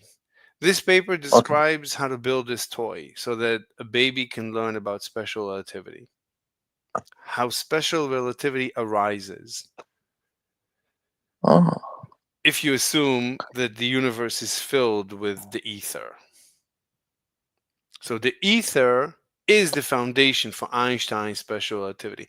Everybody says Einstein disposed of the ether. Yeah, that's because he basically assumed the ether. That's how he disposed of it. He implicitly assumed the ether.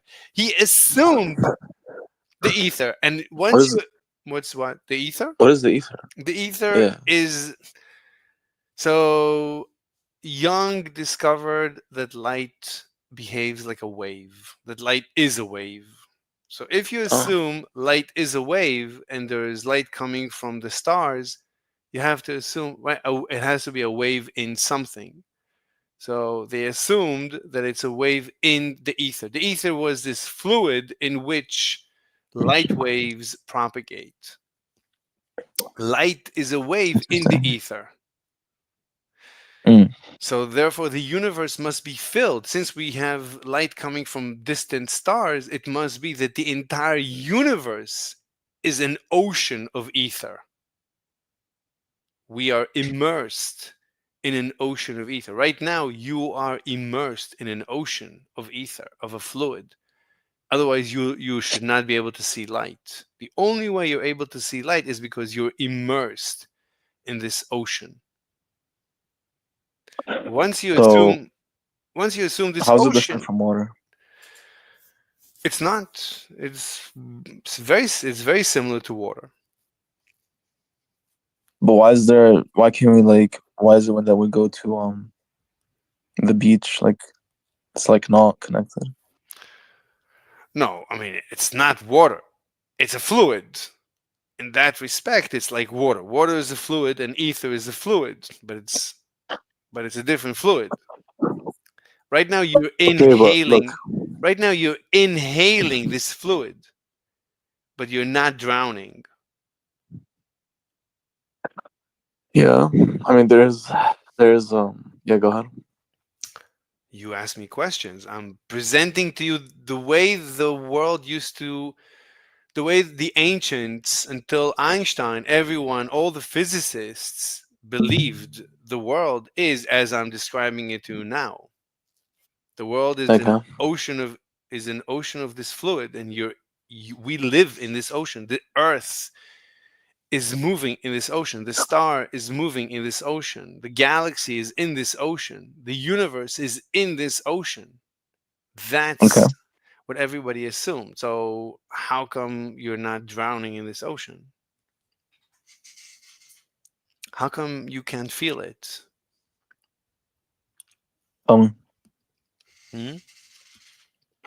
You're asking me? Yeah. So no one had an answer until I came along. I mean, everybody abandoned the ether until I came along. Okay. Ronnie, are you here? Why is he silent? Yeah. You. I am. I need No, you. I was just waiting for you to finish. I need you to push back. I mean, yeah, my point is that in the duck, so the baby thing, the baby who's uh, so inside the duck, this signal is triggered, Mm-hmm. but this duck is moving. Mm-hmm. So how come the baby is seeing the same signal triggered at the previous point? Look, so with the same speed. So the rubber ducky, right? The baby is moving it through the water, and as the emitter emits a wave of water, it also shines a light. It gives off a signal of light. And as the detector detects the incoming water wave, it emits a signal of light. So the baby sees the tick tock as two signals of light. And then the tock detector. But that's where my problem is. Mm-hmm. My problem is that how is the baby seeing that tick and tock at a different time than the duck is seeing that tick and tock? Well, as far as we're concerned, the duck is just a toy. It's just tick-tocking. It's just Okay, I can sit inside the duck to make seeing happen in reality. Let's So now I'm inside the duck. Let's ignore the duck. Let's use the duck as just as a toy. You agree that as we move the duck, the tick-tocking slows down, right? No.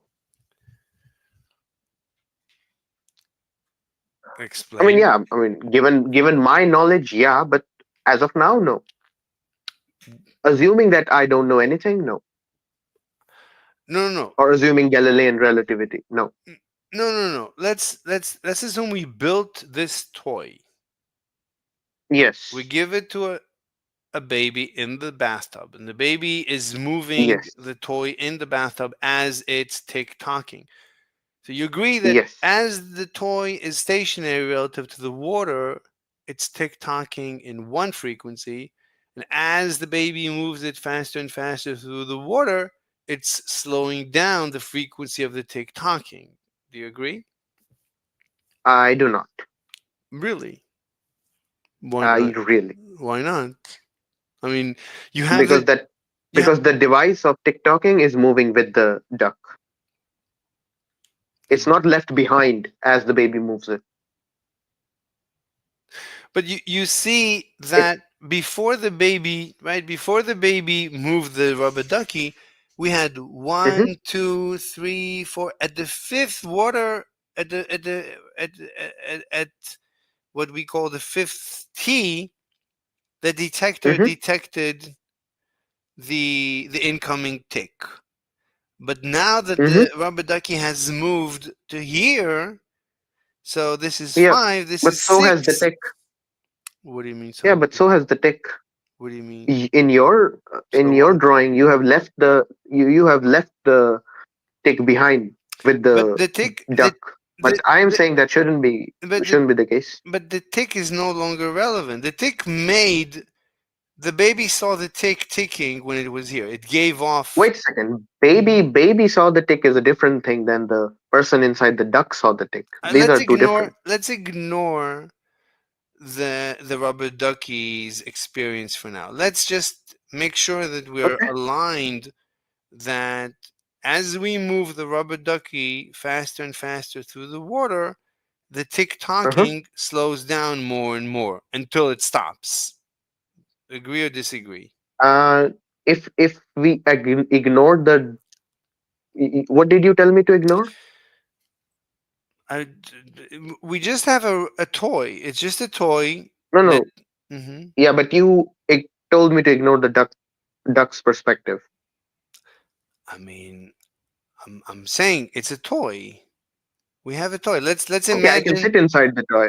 Sure, But I'm not first, saying that the toy wait. has Let's go feelings. step. Let's go step by step. The first step is let's decide on what we agree. Let's get through our agreement. Let's go step by step. So we agree that if we built this rubber ducky toy that ticks and talks, then as we move this, as the baby moves this rubber ducky faster and faster through the water, the tick tocking slows down. Do you agree or disagree? I disagree. Fine. Why do you disagree?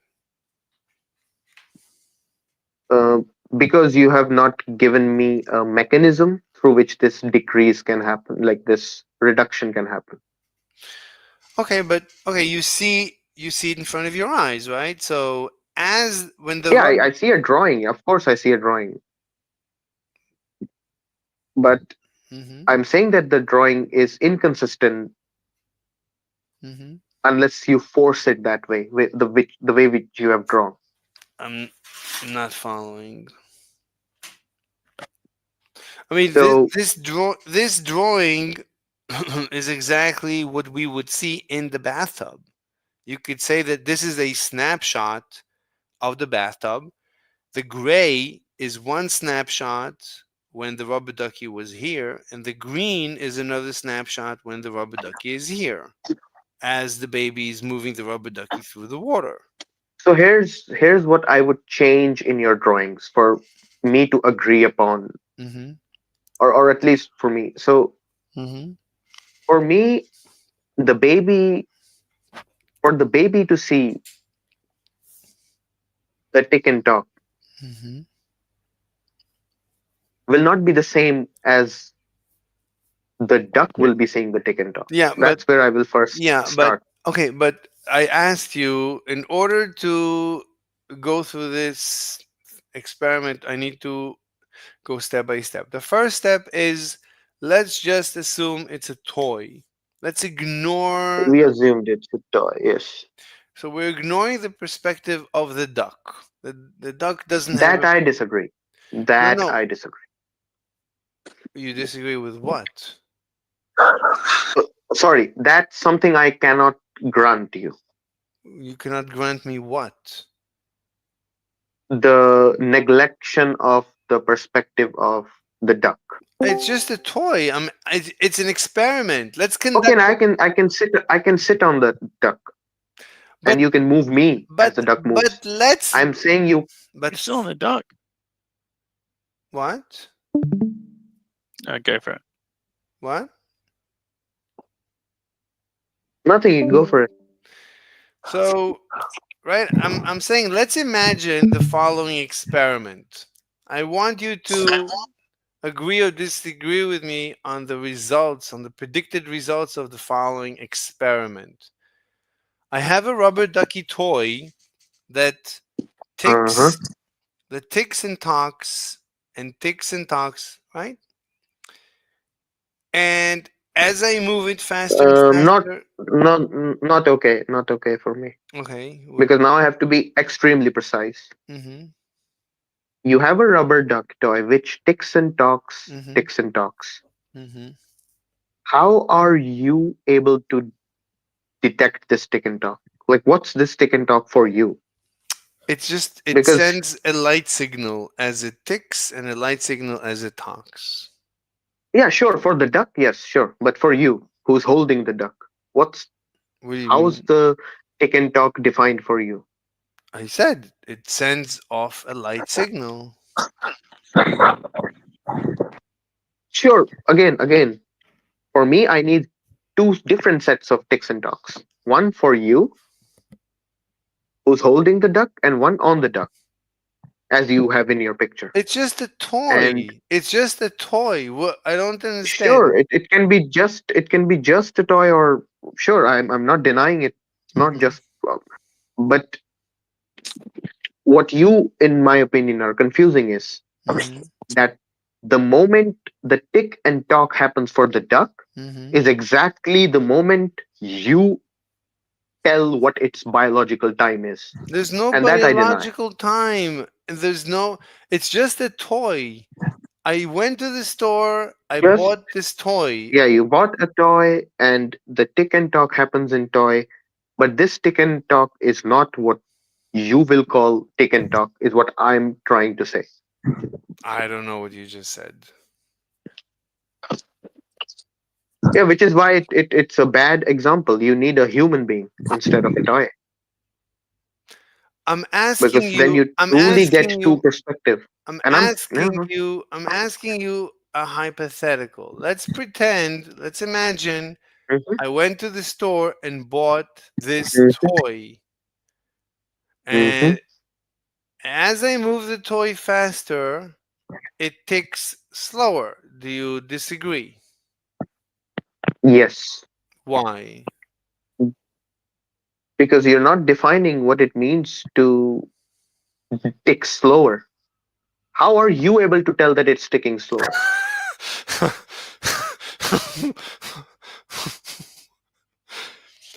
What do you mean? When it's stationary, I can tell. What do you mean? What are you talking about? I'm talking about how can you, who's moving the duck, can tell that the tick on the duck got slower. How can you tell that? I don't know what it means. Tick on the duck. The rubber ducky tick talks. I'm at a certain. Yeah, and it's attached on the duck. It's attached on the duck, right? It is.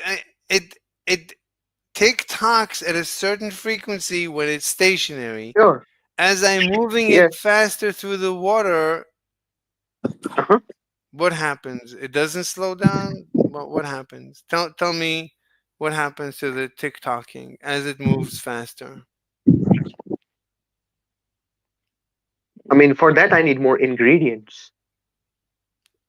Oh. I mean, your story is an incomplete one. I need more things for it to make sense to me. Okay, what do you need? Well, I need a wristwatch on my own hand which ticks and talks. Not on the duck, but on my hand, which does not move. Granted. Okay. And when tick and talk happens in that, that's what I will call time, or whatever I will call slowing down or fasting up for me. Okay. I require that element for this to buy into this. Do you grant me that? Yes, you granted your own wristwatch. Yes. And now this ticks and talks. Fine. You have to grant me another thing. Mm-hmm. This tick and talk is identical to the tick and talk one attached on the duck when both of them are not moving. Like there is no Okay, granted. No device fault. Like it's yeah, Granted. you get my point. Yes. Mm-hmm. Okay. Now you bought this duck from the store, Mm-hmm. and the moment it started moving, the Mm-hmm. exact moment, Mm-hmm. both the ticks happened together. One on the duck and one on my wristwatch. Okay. Mm-hmm. And this duck is cruising through. Mm-hmm. My proposal is Mm-hmm. it will be the same T1, T2, T3, T4, T5 passing of wavefronts for the duck, and the same T1, T2, T3, T4, T5 passing of the wavefronts in my clock. And then I will conclude the time on the moving duck did not slow down. It remained the same. Mm-hmm. No, not on the move. Sorry. The time passed for that process as measured by me on the duck did not slow down. Okay. Because I can never measure duck's time. Only duck can measure its time. I can measure my time, sure. Okay. And so for me, I do not see the slowing down. Okay.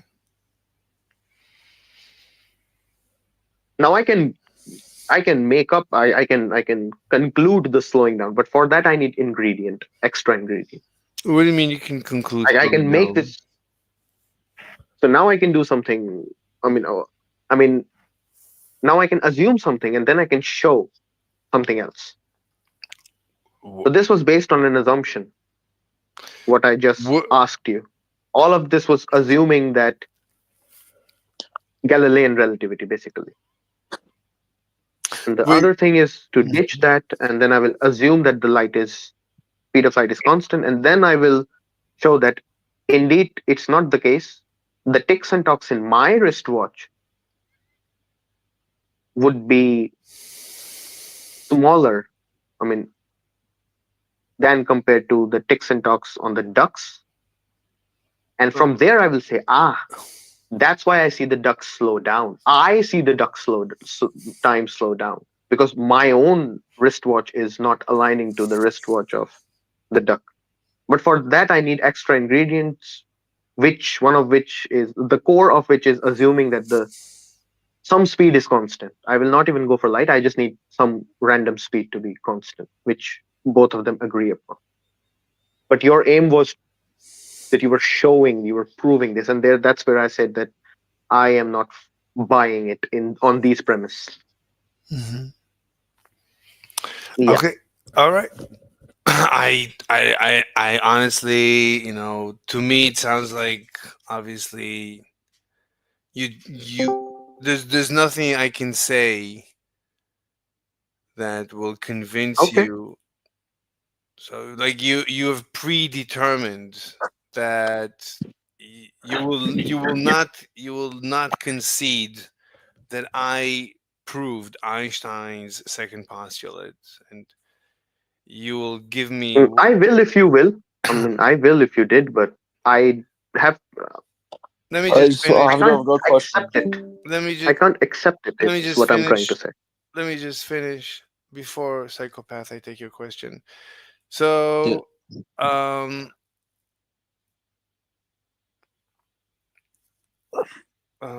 forgot what I wanted to say. Yes, psychopath. What's your question? Do you understand the discussion? It's very difficult for. It's not I'm difficult. not really. It's not difficult. It's just that you didn't start. I can bring you up to speed if you care.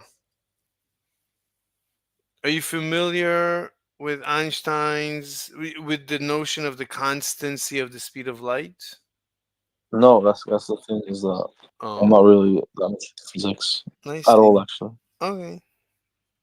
Yeah, I would like to be, but I've never really done it. Do you know what I mean? Okay. Do you want me to prove to you why the speed of light is a constant? Yeah, I'd love to hear what you have to say, but can I ask a question before you do? Yes, go ahead. So, is there a way for electricity to travel through the ether without wire safely?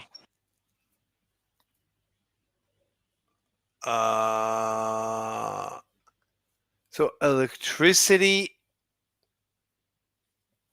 is basically a wave of electrons, whereas so you want electricity to travel with wirelessly.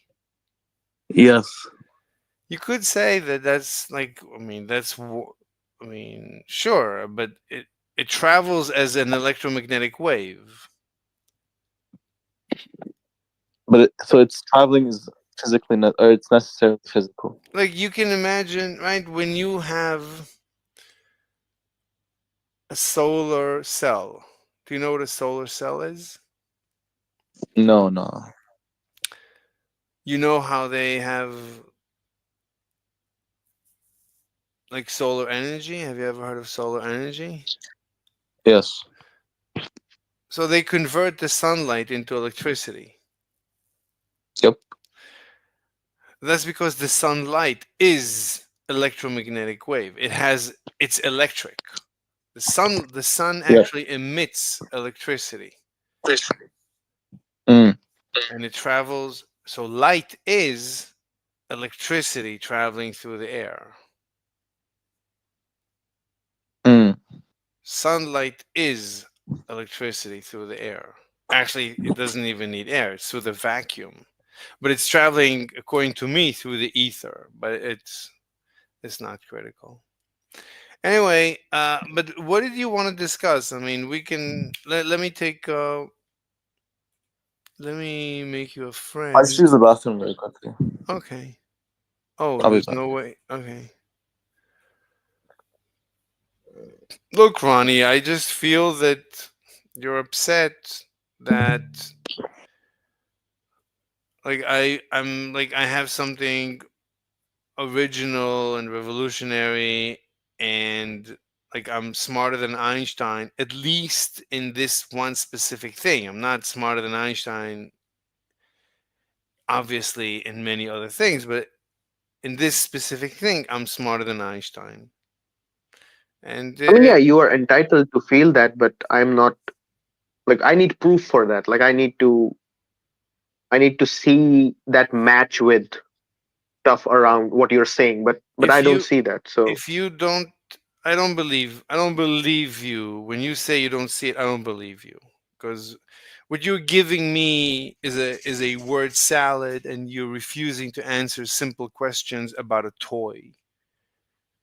but I So did answer the question about toy. I went into details which were missing in the representation, okay, and I asked for that, okay, and look, only then it could make sense. fine, And that's what I Ron, did. So I don't know Ron. why it became word salad.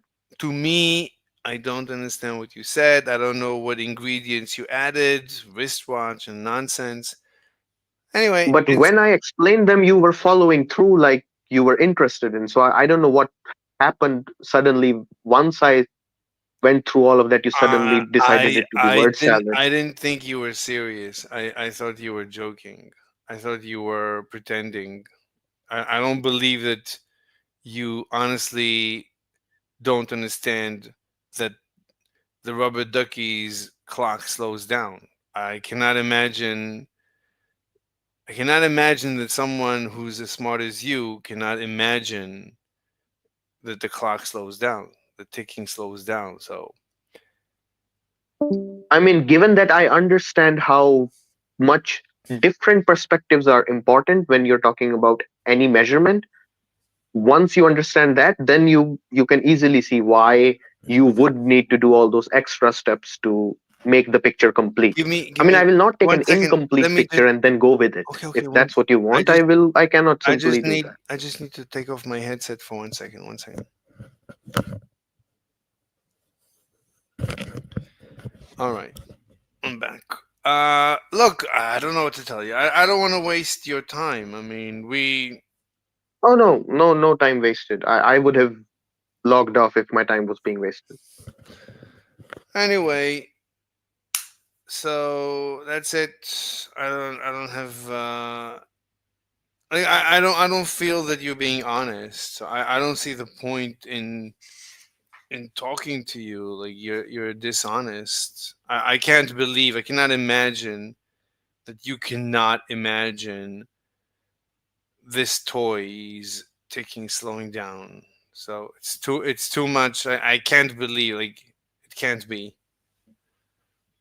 I don't know what to I tell. mean, then I have nothing to say, I guess, because if you can't believe me, then whatever I will say will be nothing to you, and you will end up considering yourself to be true. No, I'm not. I mean, I'm I'm I mean, that's waiting. what you're doing from the beginning. I can see that from the very beginning. But now you kind of admittedly like let yourself out like, you're dishonest. You could have said that in the very beginning, and we could have saved a lot of I told you. energy. I told you in the beginning. You're being you're No, you patronizing. literally told me, okay, go ahead, give me the detail that you listen through. You have no counter argument present. You just say, it's dishonest. I'm like, okay. We could have done that at the very beginning. You can just say, hey guys, I produced something revolutionary. You Okay, guys are I don't want dishonest. to waste. Look, It's revolutionary. Ronnie. Okay, I don't want to. So I don't it know. could have been. Okay, I don't know what to do. Like I honestly I don't know what to do. I mean, That's cool. That's cool. That's cool. if you really cannot imagine this toy working and you cannot make a prediction, then okay, Yeah, I can't buy your model to be coherent. I can't. all right. And I cannot imagine that you cannot imagine this toy. I so No, of I don't course I know. can. Of course I can imagine exactly the way you imagined it. But that's the Okay. whole point of questioning. That what's the drawback or what's the loopholes inside it? If I exactly imagine it like that and exactly do all the steps like that, then what's the point?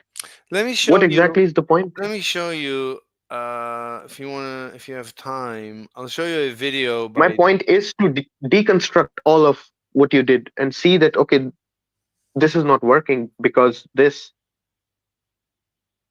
Hold on. Let me find. There's a video by Dialect Clock. No, but now suddenly you want to have a discourse. Are you still considering I'm being dishonest? Because you have to be precise here. You can't go back and forth like, oh, at this moment you're dishonest, at that moment you're honest, I at mean, that moment you're I don't dishonest. know. I mean, you like. I honestly don't know. Like I can't. I mean, I can agree with you if you want. If that's how you operate, I can agree because I can do that because I have no intention of insulting or like go in and if I don't even know you, so it's very simple for me if you say that, okay, agree, and I will say okay. No, I don't want you to agree. I want you to agree because you believe it. Then you also don't want me to disagree. Then In I can't do neither. 1905, If I disagree, that makes you upset. If I agree, then that will also make you upset. Here, can you see my screen? I do. Of time lies at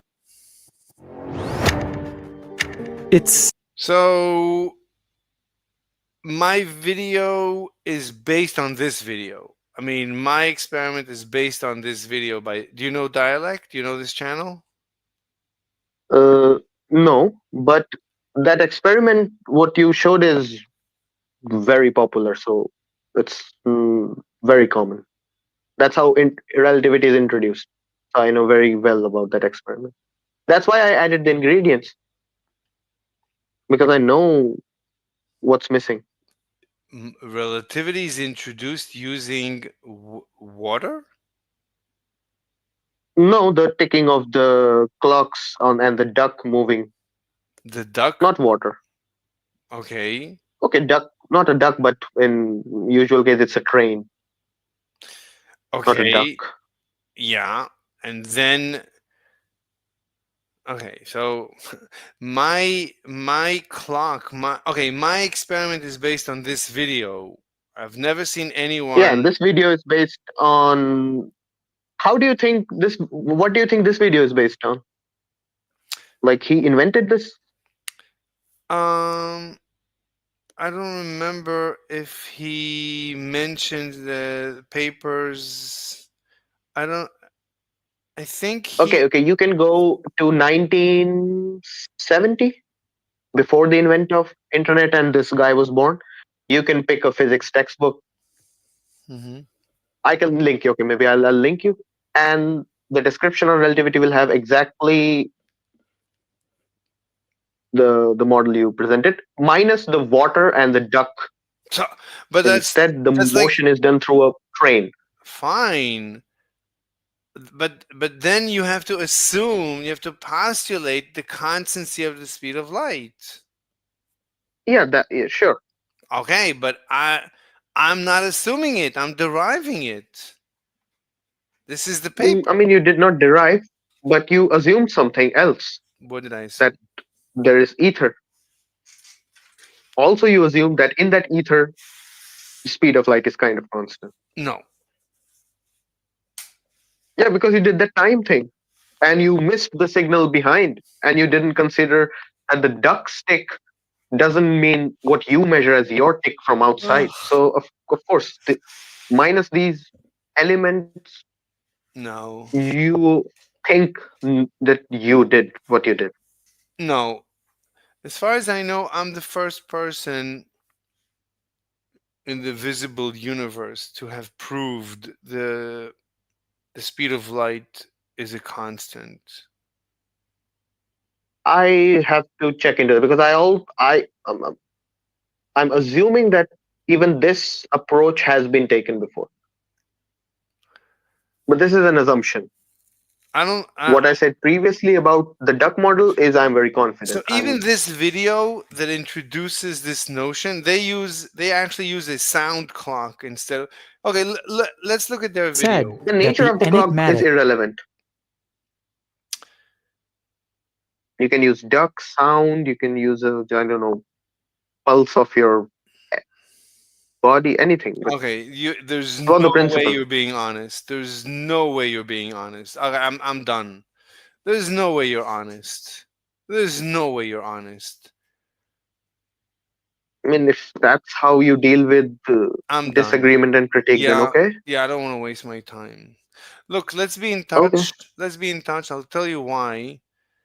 I mean, it's up to you. I don't care. If you don't want to be touched, you don't be. If you want to be, you're most welcome. I'll tell you, I appreciate your knowledge. You have amazing knowledge, but for some bizarre reason, you're not following or pretending not to follow my paper. I don't know if you're honestly not understanding it or dishonestly pretending to not. No, I'm understand. following through it. I'm just not agreeing to it at the very beginning, and I'm deconstructing it. I can't follow through it. Okay, look. Like you want me to agree through it.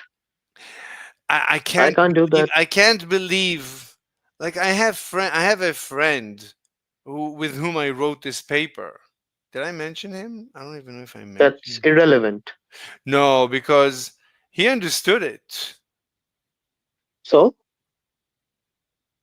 Yeah. That doesn't mean I have a friend. His name correct. is Chinas. So if you have 100 friends who agree on this model, does that mean the model is correct? No, I mean. Is that what you're trying to argue? Look. I'm honestly sorry. If you really don't understand the paper, then I'm sorry that I'm distrusting you.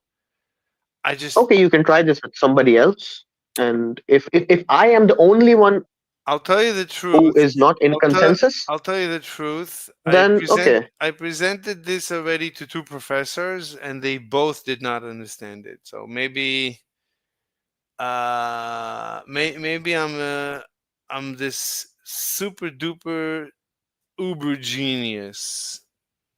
I'm even a greater genius that I could imagine, which I cannot believe, but That's the I only mean, that's a bit explanation. pompous, but okay. No, there are other explanations. You are ruling them out, but that's a bit pompous Look, to suddenly yeah, conclude that I am the genius. it's So possible. okay, It's possible that I'm losing my mind. It is possible. yeah, that's also a possibility. There are other possibilities. Fine. You're straight up wrong.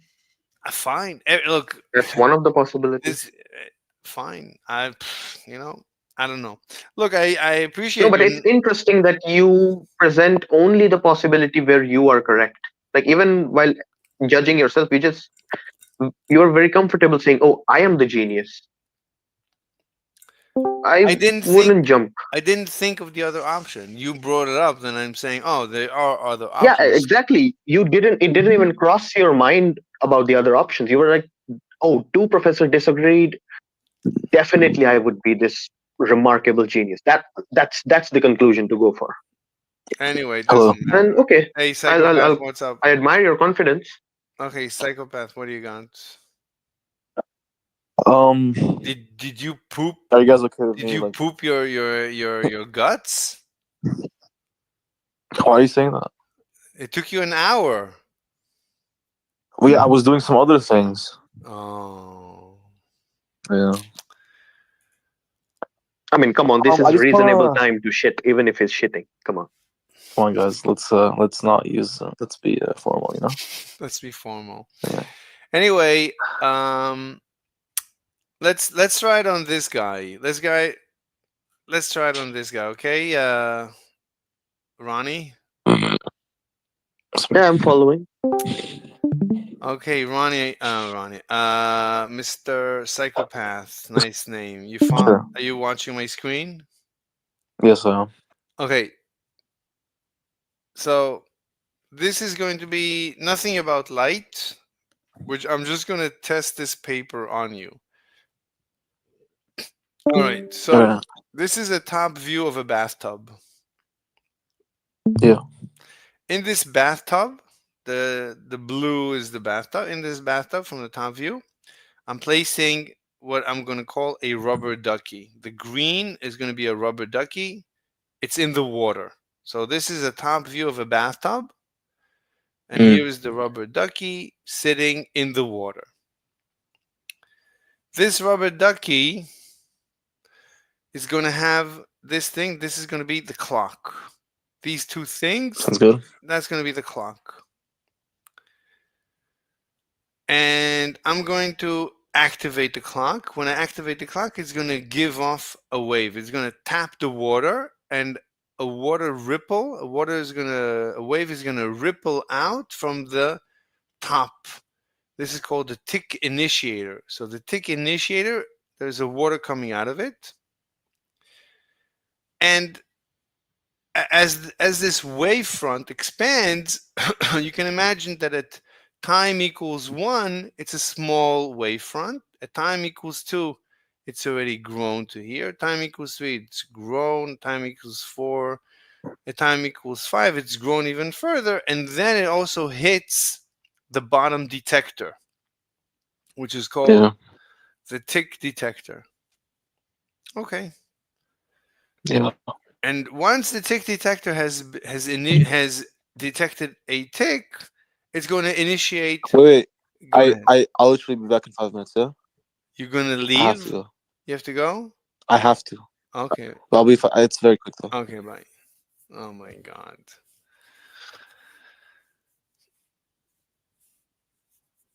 Mm.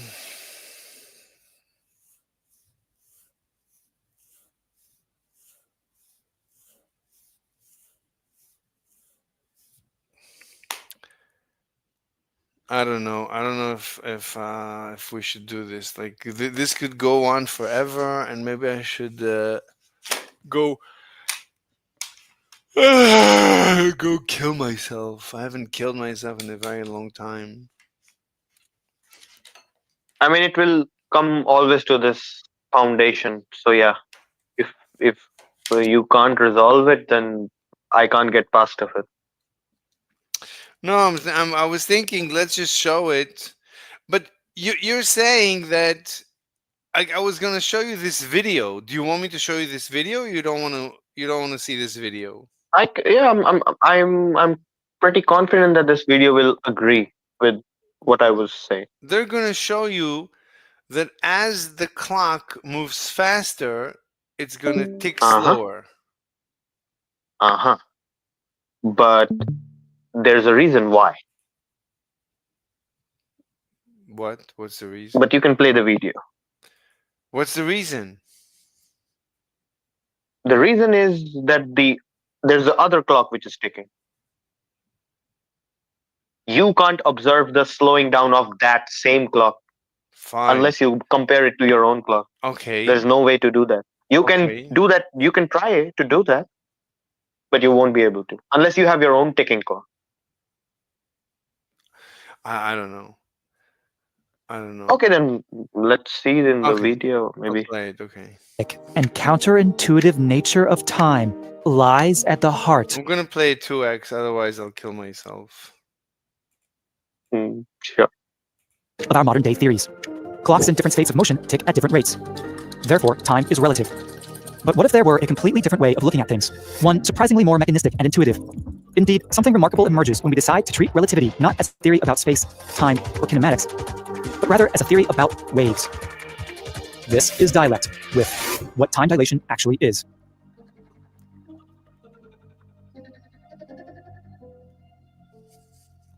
Imagine that you're going to build yourself a pair of clocks.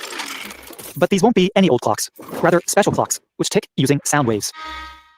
The concept is simple. At one end of the clock, you have a detector waiting to receive a particular sound wave, which, upon its arrival, would cause that detector to register a tick of its clock.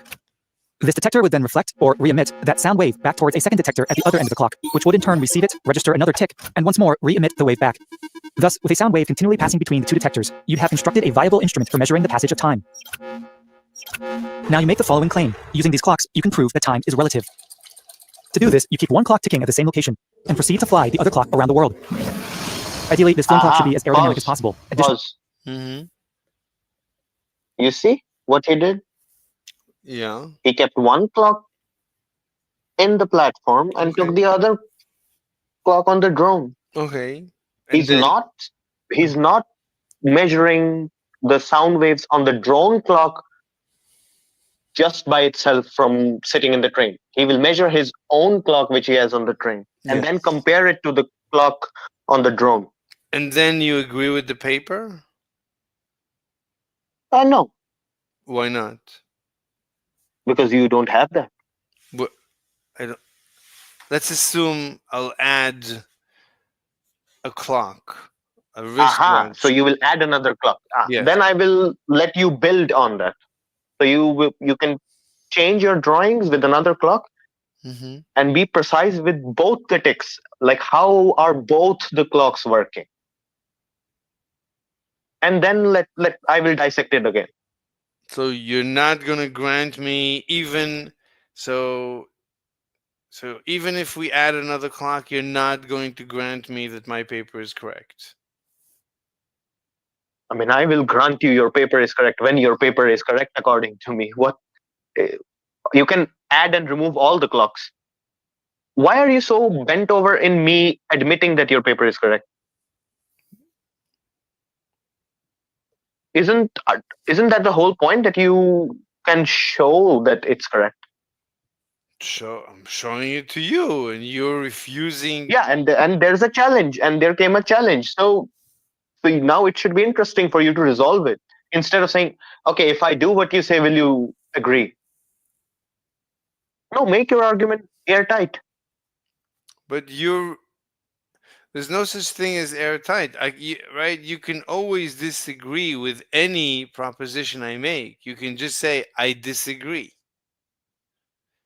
And there's nothing I can do to And I never said I will disagree. I never said I disagree. I said once you add another clock, I will dissect the arguments you base upon that.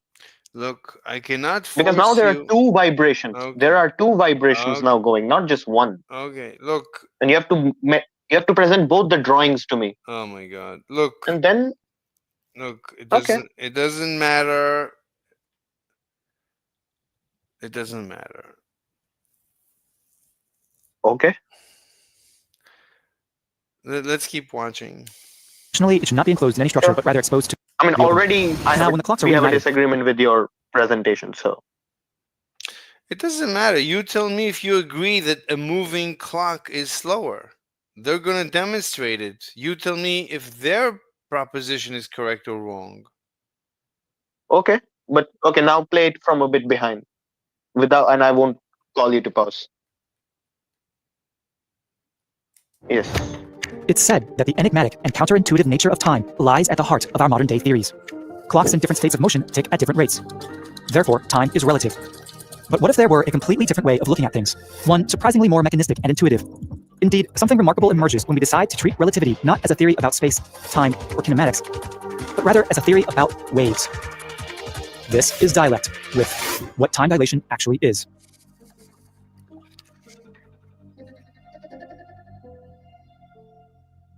Imagine that you're going to build yourself a pair of clocks. But these won't be any old clocks, rather special clocks, which tick using sound waves. The concept is simple. At one end of the clock, you have a detector waiting to receive a particular sound wave, which, upon its arrival, would cause that detector to register a tick of its clock. This detector would then reflect, or re-emit, that sound wave back towards a second detector at the other end of the clock, which would in turn receive it, register another tick, and once more re-emit the wave back. Thus, with a sound wave continually passing between the two detectors, you'd have constructed a viable instrument for measuring the passage of time. Now you make the following claim. Using these clocks, you can prove that time is relative. To do this, you keep one clock ticking at the same location, and proceed to fly the other clock around the world. Ideally, this flown clock should be as aerodynamic as possible. Additionally, it should not be enclosed in any structure, but rather exposed to the open. Now, when the clocks are reunited, you find that less time has elapsed on the traveling clock than on the stationary one. What caused this discrepancy? Well, the answer is simple. Sound waves travel through the medium of air, and do so always at the same speed, the speed of sound, regardless of the speed of the source which emitted them. This means a sound clock in motion will function essentially differently from a sound clock which is at rest. To see this, let's label the speed of sound as c, and observe how the ticking of a sound clock at rest compares to one in motion. If the distance between the detectors is d, then for a clock at rest with respect to the air, the time it takes a sound wave to travel that distance will be d over c. But if the clock is in motion, the distance that the sound wave has to travel between detectors now becomes greater than d, meaning it takes a longer amount of time for the wave to travel that. Wait, are you following? Of course. Okay. Distance, and thus a longer time for the moving clock to tick. This relationship between ticks on the two clocks can be easily quantified via some simple trigonometry. First, for a clock moving at velocity v, let's label the distance which the sound wave has to travel between detectors as d prime. Now, the at-rest clock ticks once every d over c seconds, while the moving clock ticks once every d prime over c seconds. The ratio between ticks of the clocks is thus d prime over d. We next note that in the time d prime over c that it takes the moving clock to tick, the clock itself will have traversed a distance v times d prime over c. We can now see that d, d prime, and v times d prime over c all form a right triangle. And thus, via the Pythagorean relation, we can express d in terms of d prime. That is, d equals the square root of d prime squared minus v times d prime over c squared. Plugging this expression into our ratio, we can factor out the d prime in the denominator and cancel it with the d prime in the numerator to leave the expression 1 divided by the square root of 1 minus v squared over c squared. Look familiar? Well, it should, because it turns out that a sound clock in motion with respect to the air will experience an effect exactly analogous to that which we understand in relativity to be the phenomenon of time dilation. That is, the sound clock's rate of ticking will be slowed down by a factor determined via the relativistic expression for gamma, but with c here standing in for the speed of sound instead of the speed of light. An awful coincidence, right? Well, the similarities don't end there. For instance, let's consider what happens to two sound clocks that are separated and then later rejoined. In the earlier example, when we flew a sound clock around the world, the clock which remained stationary with respect to the air wound up showing more elapsed time. But now, let's say we don't know which clock is stationary with respect to the air and which is in motion. Let's consider two cases. First, the case in... Do you see how their clock, the moving clock, is ticking slower? Yeah. Okay, then... I agree. Then do you agree that the rubber ducky's clock is moving slower? Yes, but not because of the reasons you present. Here, the reason is obvious. One second. I mean, in the video. But go back. Go back. Little bit more. Yes, where this is. Yeah. Okay. Right. Yep, This is basically. Let me just go a little bit back more. See this, let's label the speed of sound as c, and observe how the ticking of a sound clock at rest compares to one in motion. If the distance between the detectors is d, then for a clock at rest with respect to the air, the time it takes a sound wave to travel that distance will be d over c. But if the clock is in motion, the distance that the sound wave has to travel between detectors... This is... So he wrote the distance d would be t over c. Right. I just want to make that a point. Now you can play. Now becomes greater than d, meaning it takes a longer amount of time for the wave to travel that distance. That's it. So you agree that the moving? No, just play for. I'll pause. Tell you to And thus pause a one longer more time. No, but I mean, time for the moving clock. they already. This is the very demonstration that a moving clock is ticking slower. Tick. Yes, but because of a reason. Yeah. Play just a little bit more. This relationship between ticks on the two clocks can be easily quantified via some simple trigonometry. First, for a clock moving at velocity v, let's label the distance. You don't need to go through the math. I'm not going. I mean, they derive the equations of relativity. I need it for my purpose of argument. It's nothing to If do. you will just reject it, then the derivation of the actual speed has nothing to do with my proof of the second postulate. But according to me, it does. So let me show you that. What do you mean? Let you show my proof? I don't have numbers in my proof. I don't have equations. Except for minimal, like just the definition of velocity. Sure, but this one does, and I'm going to show how this one is different to yours. Then you should tell me now already. How is it different? Yeah, but for that, I need to see that symbol. I just need the symbol. I don't even need the Which mathematics. the sound wave has to travel between detectors as d prime. Now, the at-rest clock ticks once every d. You mean gamma? Oh, d over c seconds. No. Gamma, I don't care. So T is D over C, right? Okay. Yeah. Now play again. While the moving clock ticks once every d prime over c seconds. Now wait. The ratio pause. between. Perfect. Now T prime is D prime over C. Mm-hmm. You see how in both of them the speed is taken to be C?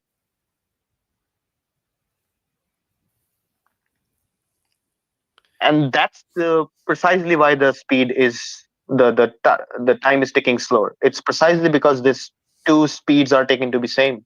But this is sees the speed of sound, light or sound. Well, in this case, it's sound. It's the speed of sound in air. Okay. Yeah, sure. Mm-hmm. But why is it same for both of them? What do you mean? I mean, the speed of sound in air is a constant. Yeah, for the guy who's sitting still. But the guy who's moving through the air, no. This is not. There's no guy. There's two toys. There's two toy clocks. There's no guy. No one is moving through the air. There's two. No, one of the clock is. Yeah, but not okay, guy. If that's what you mean by guy, fine. There's two. Yeah, that's what I mean by guy. Yeah. Okay, so we're just trying to calculate by how much is this moving clock going to slow down. Yes, and for that, the speed is taken to be same for both of them.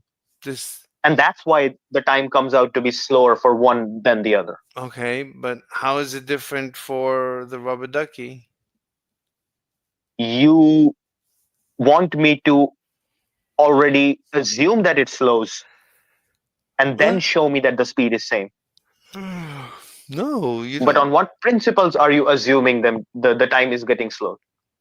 Here they prove that the time is getting slowed based that the speed is same. You are not doing that. Me and them are identical. I'm following. No. What? No, not at all. Okay, what's the difference? I mean, first of all, you are thinking that tick in one means the time for the other. Wait, what? That's why you keep saying, "Oh, the baby just moves the duck and the tick happens and the time slows down." But okay, you agree that a moving clock that they're demonstrating is slowing down, right? To me, that statement means nothing. What this video shows is a moving duck's clock. I when cannot, compared to someone who is not moving. Okay, look. It has okay. Two are totally different scenarios. A moving duck's clock slows down. What does that mean? Okay, Compared to what? It's too much. With respect to what? It's impossible. Impossible. There's no way Yep. I cannot imagine that you're being honest. Okay, just I mean, you showed me the video. guys, So one sec. Let's go back to what you were. Yeah, just give me a minute. I need to. Now that you're back, I need to go for something. But I don't leave my computer. I can continue talking. Anyway, I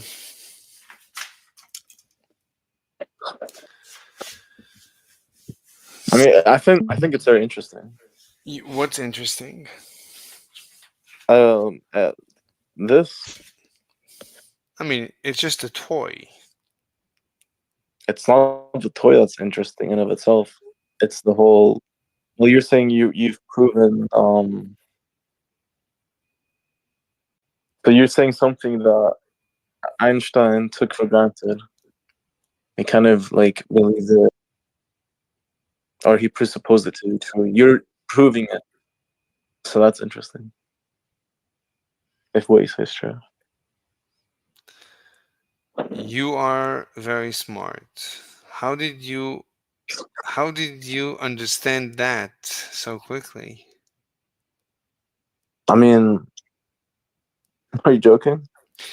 No, I'm not joking. I mean, you heard me saying this once and it made an impression on you. But you said that you've never heard that the speed of light is even a constant. Yeah, to be honest, I don't know what a constant is. I think maybe I don't know. Unbelievable. I've never heard. But I've never heard anyone who knows so little, who understands so much so quickly with such little background knowledge. This is like. maybe you guys can make a movie about me, like Good I Will know. Hunting. It's like everybody on Discord. There's so many geniuses on. It's like Discord is like it's like a honeypot for geniuses. Like all the biggest geniuses ever end up somehow on Discord. How Really? many geniuses do you meet a month?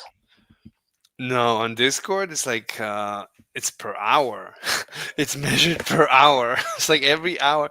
Like this guy in our room, Ronnie. I mean, he's like one of the biggest geniuses I've met in my life.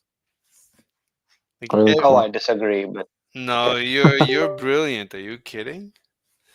I mean, Nah. I think he's pretending to disagree with my paper. I think he realizes just how incredible my paper is. So I think he's either refusing subconsciously or refusing consciously to understand it. I don't know. I don't have an explanation.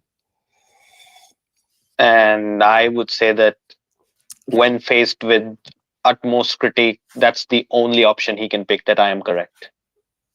That's the only obvious choice for him left. That I am correct. The other options, they don't make much sense, but I am correct. Yeah, that one makes sense. So that's my I don't have proposal. another explanation. I honestly don't have another. Yeah, which is why you can. Yeah, I mean, yeah, you can conclude that you just it's wrong, and you need to study the fundamentals, It's and then impossible try to for it to be disprove. wrong. That's like you're telling me that my understanding. So again, back to it's impossible that I'm wrong. So fine. I mean, it's too simple. Like if this was like some complex derivation, I can believe that I got it wrong. This is so trivial. Honestly, I don't Yeah, know how. the matter under consideration is not that trivial. It has details in it which shall not be missed. Honestly, it took me months to figure out this proof. So I mean, that's irrelevant. okay. I don't know why you say it's irrelevant. Like I always had an intuition that I can prove. It should be. It was always like at the tip of my tongue. Like I said, this is. Again, that's irrelevant. Why is it irrelevant? How is that relevant to it being correct? You can have intuition. You can spend more than 5 or less than 5 months. I'm not saying that it's correct because it took me months. I'm telling you the story because I don't know. Like I'm saying, maybe I am a genius, or maybe it is, or something else. Maybe it is difficult to comprehend my proof. Or maybe it's just dead wrong. Maybe. Let's test it. Okay. Let's test it on Psychopath. All right, Psychopath. Yeah, let's go back to. So so we showed that the tick emanates from the top tick emitter, and there's a tick detector at the bottom. It senses it. Once it senses it, it responds with its own talk, and it sends a talk towards the tick Emitter. A tick emitter, and the tick emitter starts over. And this is a clock, and it tick tocks, tick tock, tick tock. That's how it works. It's a simple clock. Okay, now we're gonna run the same experiment, but we're gonna move the rubber ducky through the water. So what do you think is gonna happen to the tick tock as we move the rubber ducky through the water? What do you think? What's gonna happen to the frequency of the ticking and the talking? Is it going to tick tock faster or slower, or it's not going to change? What do you think? I have no idea too. Oh, okay. Anyway, so let's. If you would take a guess, what the guess would be? No, what's the point? What's the point of a guess?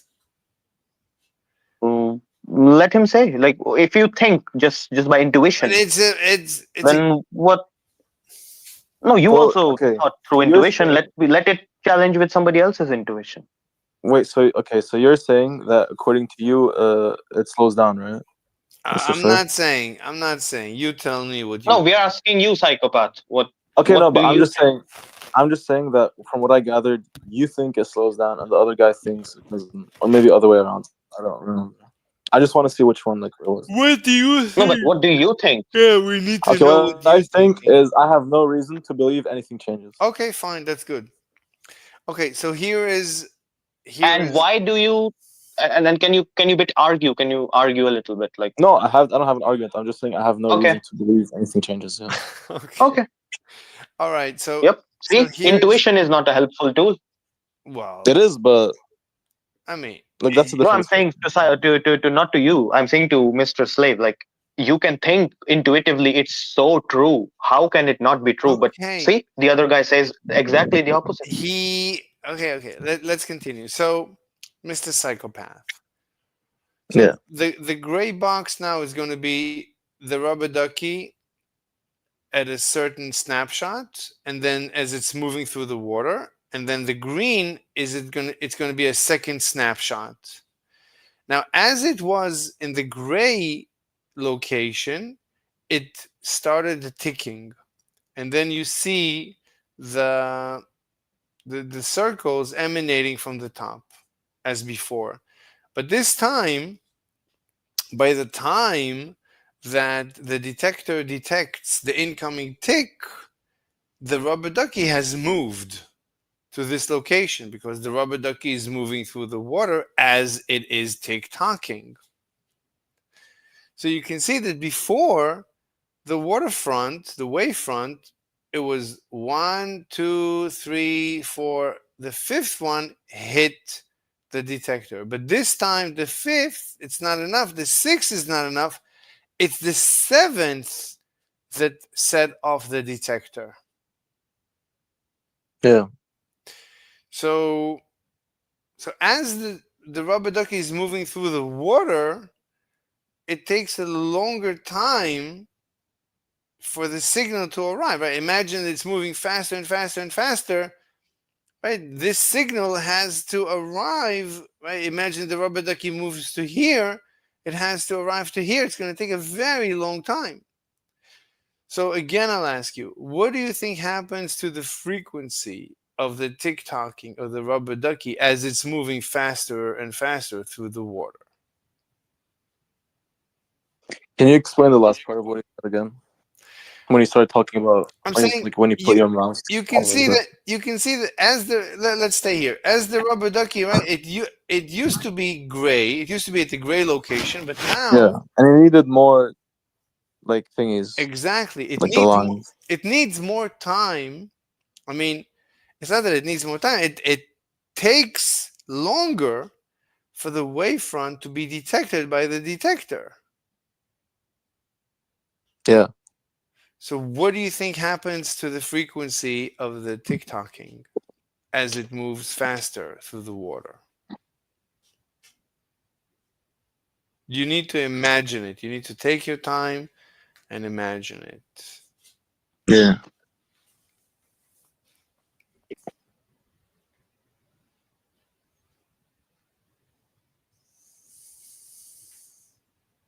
Wait, I'm gonna think about it because it's like it's like I need to be alone. You know? Is that fine? You don't want to think about it now? No, I do. I am, but like I don't. I can't think about it when others are waiting. Okay. I'll tell you what I think. So what I think is that as the Wait, rubber so ask ducky the question one more time. as What the I ru- think happened. as the rubber Yeah. ducky is moving faster and faster through the water, right? This it takes longer and longer for the tick-tocking to occur, right? In the beginning, it's just moving up and down. As the rubber ducky is moving, you can see the zigzag with one angle. But as it's moving faster, it's going to be the angle is going to change. You can imagine at one point the angle is going to be so shallow that it's basically going to stop tick-tocking. As So, Mhm. but so I think I don't know. Wait, what's his name? Ronnie might have like said something about the tick-tocking like being left behind. Look, we don't want you to be biased because me and Ronnie, we invited you to be the judge. Okay. So we need you to give so us your first opinion. TikTok- okay, I'll tell you. So the first His TikTok judgment occurs, also is right? irrelevant. Just one second. So the first TikToking occurs, right? Mm-hmm. And it emits that wave, whatever. Mm-hmm. Then it moves. It makes another TikTok. So it's not like the TikToking will always happen in the same place. So this is why I'm confused about your theories. This is a specific tick, and it's detected. That was a very interesting point. So yeah, go Because ahead. What you're saying? Go. okay, Sorry. You know what? I'm sorry. Anyone who wants to talk, just talk. What happened? the ticks shifting their position will change the fact that they are not moving at. I mean, they are moving at same time because the tick is happening at the bottom, then it's left behind, and by the time the duck has moved, then your tick is arriving again. But that all is happening with compared to the outside observer, because only he sees the tick leave at that position. The duck has moved ahead from that point. Mr. Psychopath, are you following Ronnie? The whole thing about the observer kind of confuses me. Yeah, I also I don't understand Ronnie, so I have to admit. So me and Ronnie, we seem to not be able to understand each other. So only you can bring peace to this negotiation. All right, tell me about the observer thing again. I never mentioned the word observer, so I was asking Ronnie. Ronnie, tell him what you said. I mean, can you play that video again? It's way easier. Okay, for so me to because there's visual. Psychopath, yeah, there is a video. It's a very similar scenario.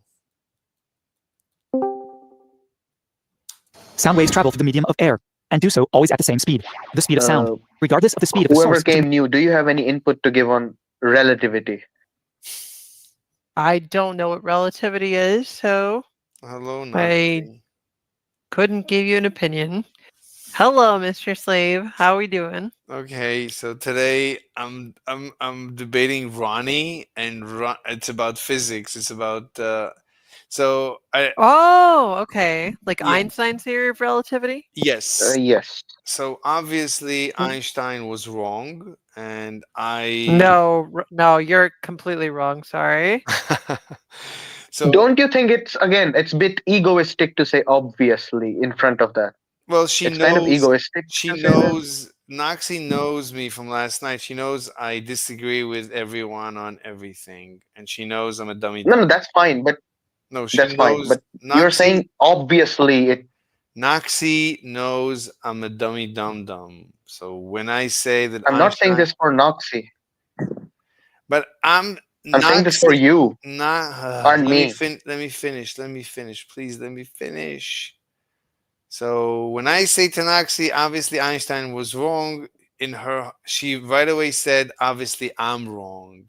So it's not like Noxie's gonna believe me that I believe me.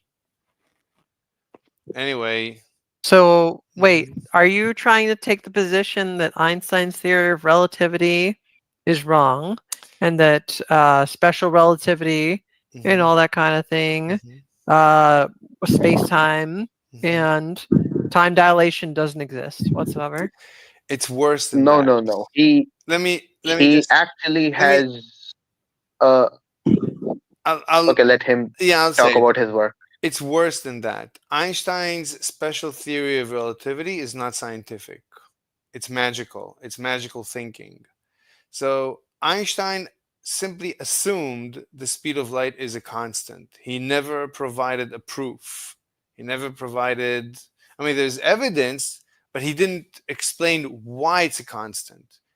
And how does that happen? Wait, sorry, I have to interrupt you.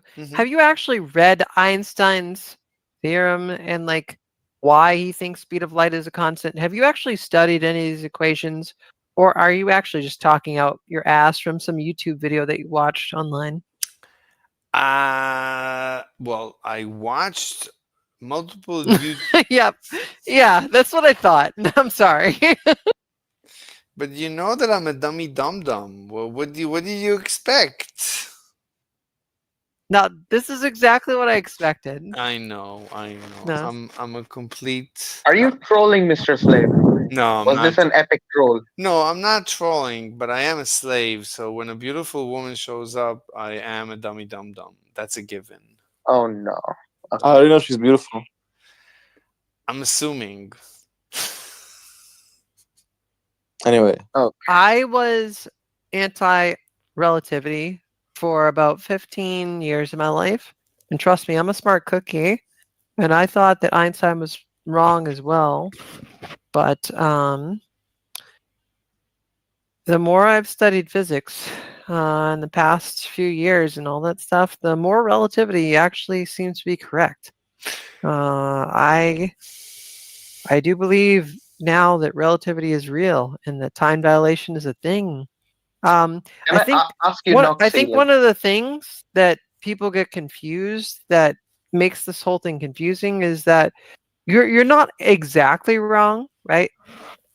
Like there is still a thing called a cosmic time scale where things that happen right now are happening on another planet at the same exact time, right? And whatnot.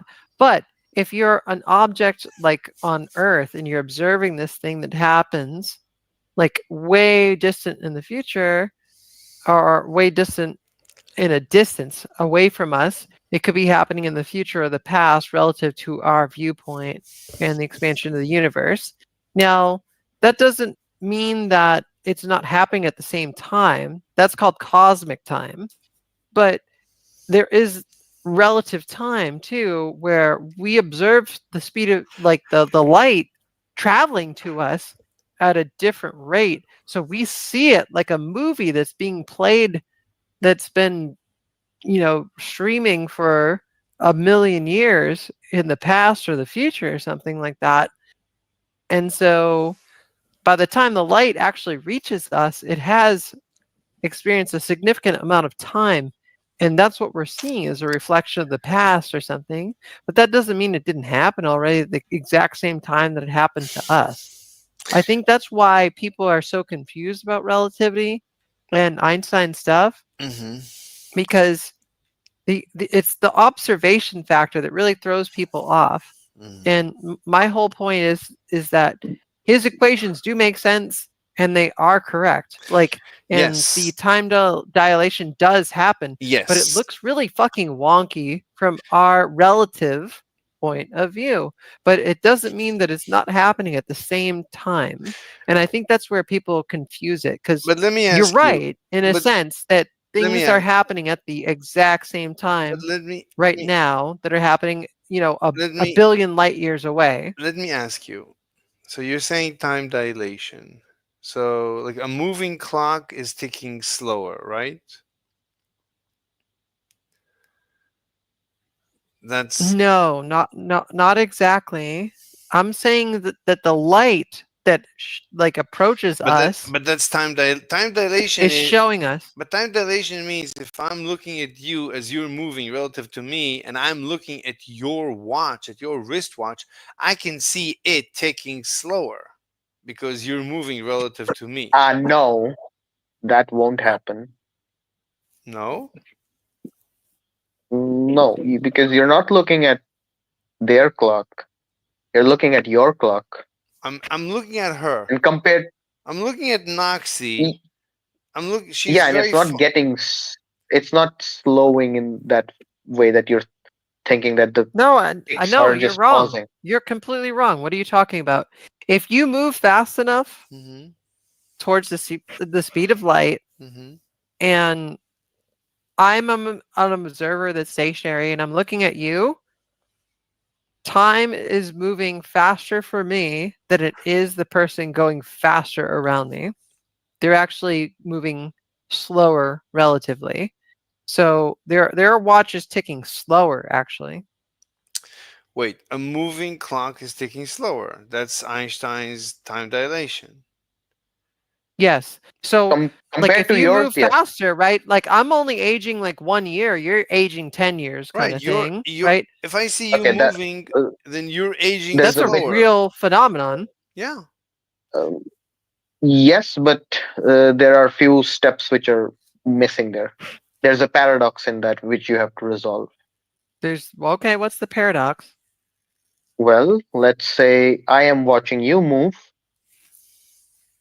then let's say it passed 1 year in your spaceship, and it might have passed 100 years for me. Okay. But at the same time, when all of this happened, you saw me moving, and you were just stationary because you can't tell that you are moving yourself. You just saw that you are just sitting there, and it's me who is moving in the opposite direction with the same speed. So shouldn't it be the case that it's my time, which was 1 year, and your time, which should have been 100 years? So who grew older, me or you?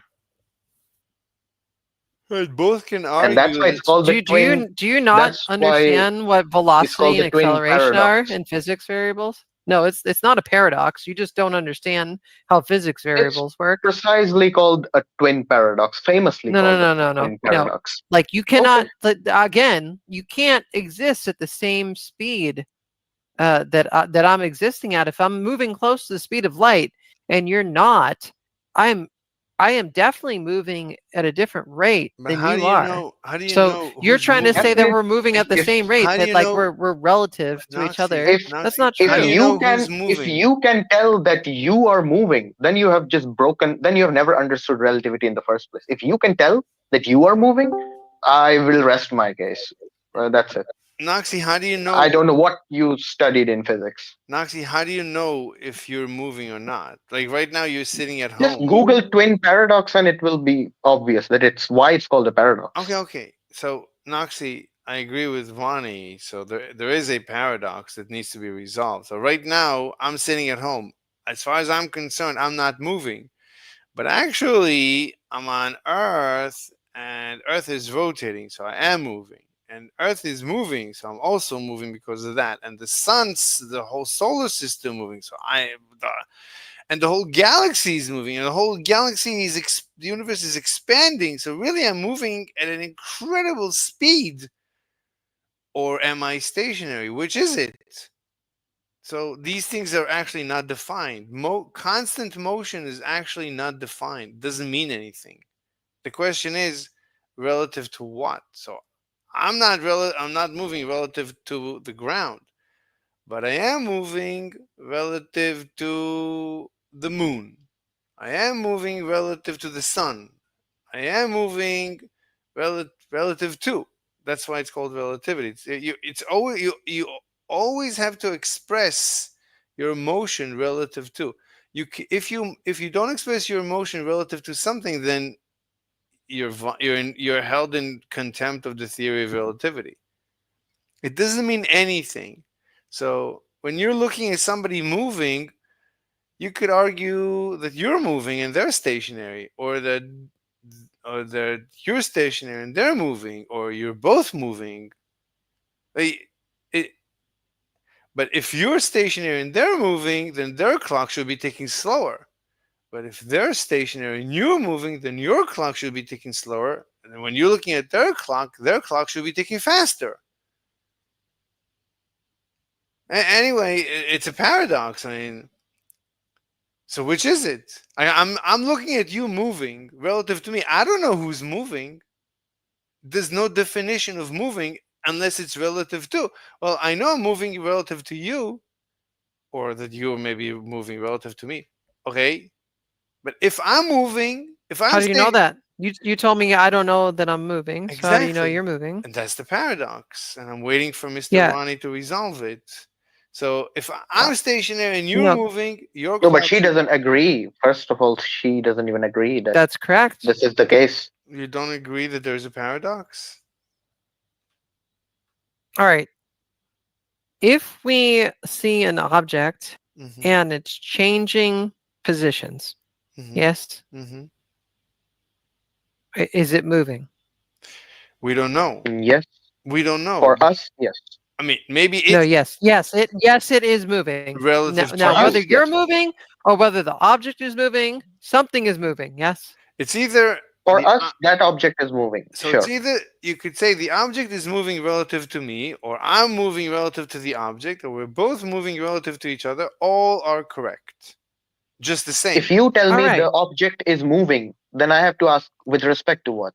I can't just end it there. The object is moving, that's meaningless. Let's say there's only me and Noxie in the universe. That's it. So I can only measure my velocity relative to Noxie. And I see Noxie moving. What am I going to see her wristwatch doing? Ticking faster or slower than my wristwatch? I don't know the answer to this. Slower. Why? If I'm moving faster, than you, it's my wristwatch is ticking slower. But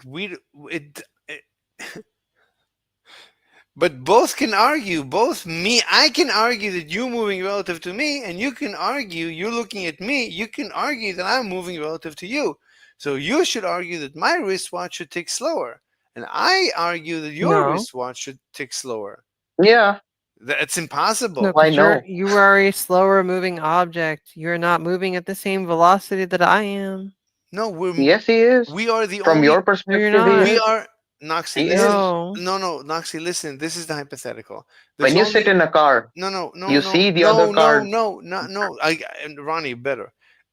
Noxie, it's only me and you in the universe. I'm wearing a spacesuit. I'm in the middle of space. You're wearing a spacesuit. There's no planets, no stars, nothing, no Earth. We're floating in the middle of space. I see you a mile away. You're moving to the right really fast. I'm looking at your wristwatch. I can see it with my telescope, and you're doing the same. You're seeing me moving really fast to your right. Gentlemen, Yes, I know. Have you ever been jogging down the road and you see a car go by you? Yes. Mm-hmm. Now, does that car look like it's going very fast relative to you jogging? It depends on the direction of the car. Is it moving towards me or away from me? It really doesn't matter. Like It let's just does. say it's am I moving with running? you. Am Let's I just running? say it's moving with you. All right. So I compensate. You're running with traffic. Then it's slower. Then it doesn't seem I can even move faster than traffic. No, it definitely seems like it's moving faster. Now, if you're in the car, do you seem like you're running faster in the car or slower? You look like you're running slower. Like it's that simple. It really is that simple. Okay. Like it's the same thing with relativity. Like no, you just totally we're all over the place with the car example. Yeah. If I'm jogging on the road, I'm really trying to simplify this for you. Relativity is if time I'm on the road there jogging, has to be time dilation. and there a car passes by me, then I would see that car slower as compared to if I was not jogging. Okay, Ronnie, like, what Noxie with the hypothetical with the car, there's no. It's your constant speed relative to my constant speed, as to the distance that we are apart from each other. Sure, but from you are not moving. It's me who is moving. If I take an example where I am outside and you are inside the car, and the car just whooshes past me, I gotta go. I'm like, my brain is melted thoroughly. then sure. Then I will see you inside the car whoosh past me at the same. Oh my god. Too much. 8 hours of streaming. Jesus Christ. All right, I give up. I cannot believe that he doesn't understand this paper, but maybe he honestly doesn't. I don't know. Really bizarre. Anyway, see you tomorrow.